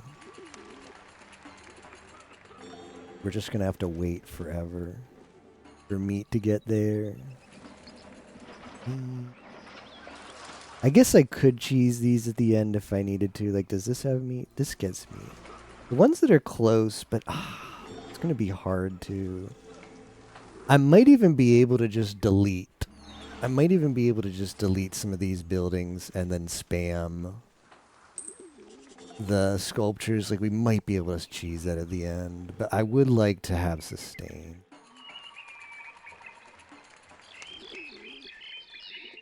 They're Chloe's.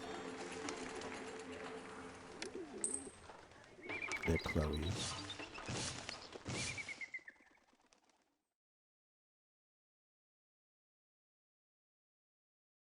What?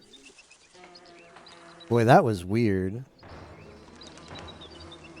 Why did it give me? I was nowhere close. Like I was nowhere close to over here. So why was it like, oh, are you sure you want to destroy that monument? No, I definitely don't want to destroy that monument.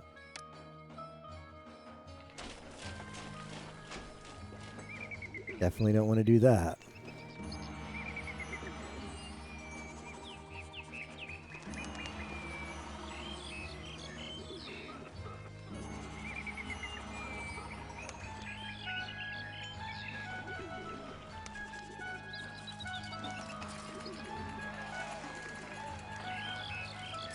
It's like one theory that the new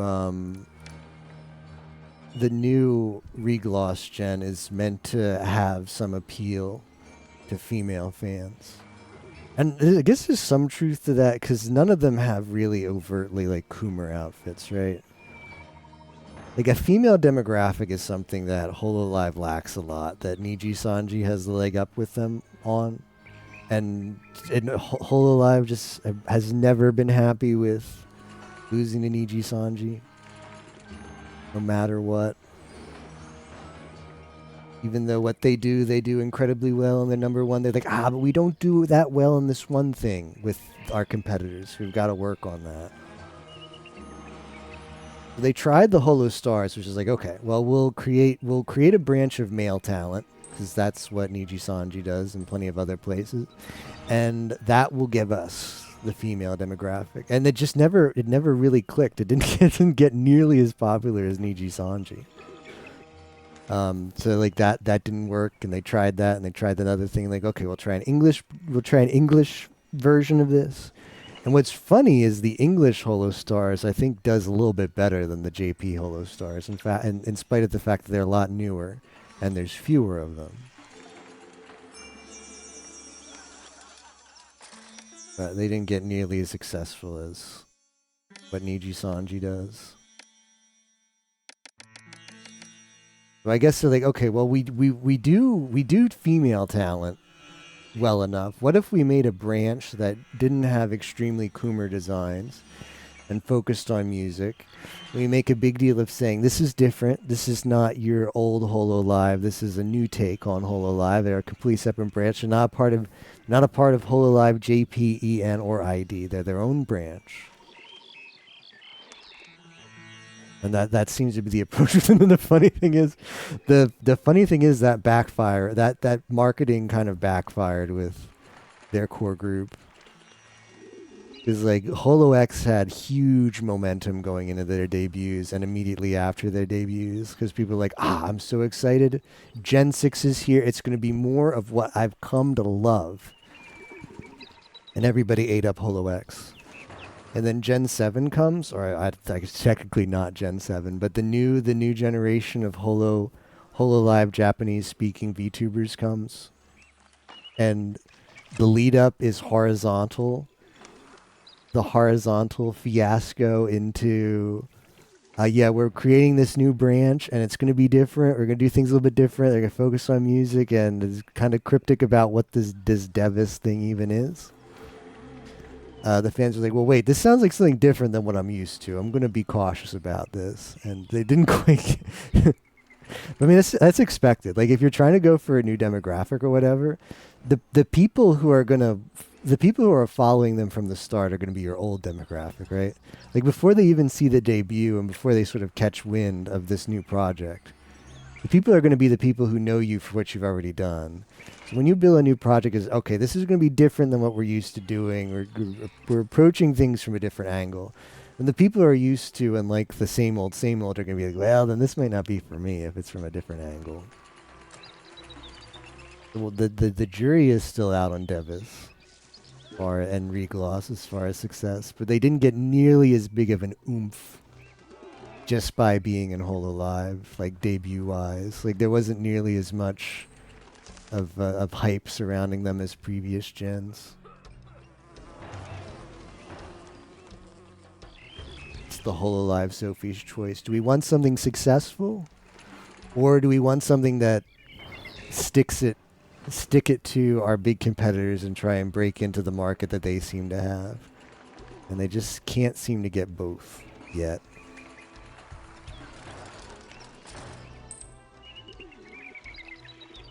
Yeah, like if you want a new demographic, yeah, like the old demographic just isn't going to be there. Like the old demographic at the start.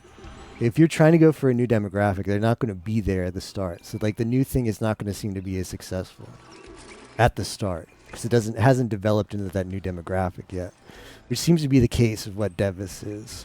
It's a matter of time to see if it eventually does develop that new demographic. But at the same time, it's like, well, it could still be wildly successful if you stick to the same formula. But I also get the impression that they're kind of concerned that it's the same thing that video game devs do, right? Video game devs are like, well, if I make the same video game again, people are just gonna say, "Hey, like, why are you making, Might and Magic 7, man? This played the same way as Might and Magic 6. What's going on?" I get the impression that like you worry that if you do too much of the same thing, it's going to burn out. But I think that's also part of it too. Like we want to do something different because we're worried that too much of the same thing, even though it's safer, it's going to just cause like, you know, lack of interest over time. But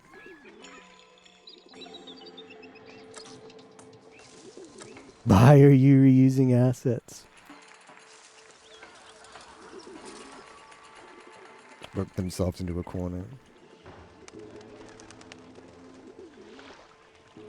Which seems to be a problem with Niji Sanji, because Niji Sanji has like hundreds of VTubers, and it does get to a point where it's like, well, what makes each one of these special? Like, why would I watch this one when it just seems like a carbon copy of the other one that I already watch?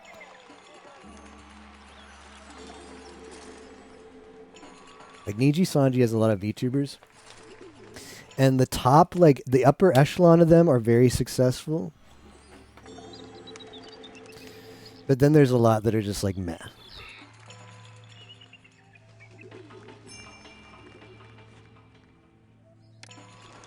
Whereas Hololive doesn't have that many yet, but they all, like the majority of them, manage to be very successful. And I think there's probably a bit of like, okay, we have a lot of members now, and we're worried that if we keep introducing more, we're going to start entering that magic number or whatever. We're going to start entering in the danger zone, or our talent's going to be perceived as samey. And that's probably part of it. So yeah, like it seems like it's definitely targeting the female audience from the designs. And they're like, well, this didn't quite work with our male lineup. It wasn't really successful. So what if we do what we're used to, which is the female design, and just have it be much more approachable? Because like Suisse is, I think Suisse is quite well. Suisse is popular for music. The Suisse has enough of a female demographic herself. Maudine supposedly brags about all the time when she looks at her YouTube analytics that a lot of females watch her. Iris has a growing female demographic.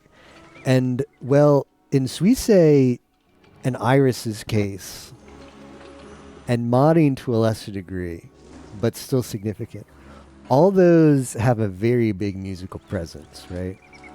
Suisse definitely, Iris primarily is music, and Maudine got really popular with Treasure Box, and since then also has a bit of a focus. Well, not a focus, but doesn't like neglect music. So that seems to be a commonality, right? They debut designs that are more like, you know, shoujo look, like designs that aren't ostensibly Coomer. They're more comfy, more like just the girls hanging out kind of look. And they also happen to focus on music. It kind of makes more sense when you look at it from both of those angles. Talent that they already have that's popular focuses on music. So they're like, okay, we're going to make a branch. It's going to have less Coomer design, and the whole focus is going to be on music. But they haven't really released any music yet, other than like the first ones. It's like hard though. Like you can't just make another Suisse, right? It's hard to actually find the talent, you know? If you could just make another Suisse, everybody would just make another Suisse. So that's just the difficulty of the entertainment industry. Like maybe it'll work out, maybe it won't. But it takes a little magic to make some things. And it's hard to replicate the magic that Suisse has. Don't tell me I'm getting potteried again. How am I getting potteried again? Man, I'm done for tonight. I'm gonna save this up. It's probably only gonna take an hour more, but I'm getting potteried this time again. I can't take it. Can't take getting potteried again. I better remember when I come back that I'm getting potteried, though. Here's where I'll save. I'll save right here. And that'll remind me that I'm getting pottery. Alright. Well, thank you for watching, guys. We will continue this next time. Like I said, I think it'll only be about an hour. But there's also a lot of things that could go wrong. That one was tougher than I thought it would be. I thought it would be comfier, but those monuments took forever to build. And our city wanted to be built faster than that so we wouldn't develop shortage problems in time. Boom, boom, boom. I'll send you guys over to Solomon. He's finishing up more of the shadow tactics. We might get in some tomorrow, yeah. We might get in some tomorrow.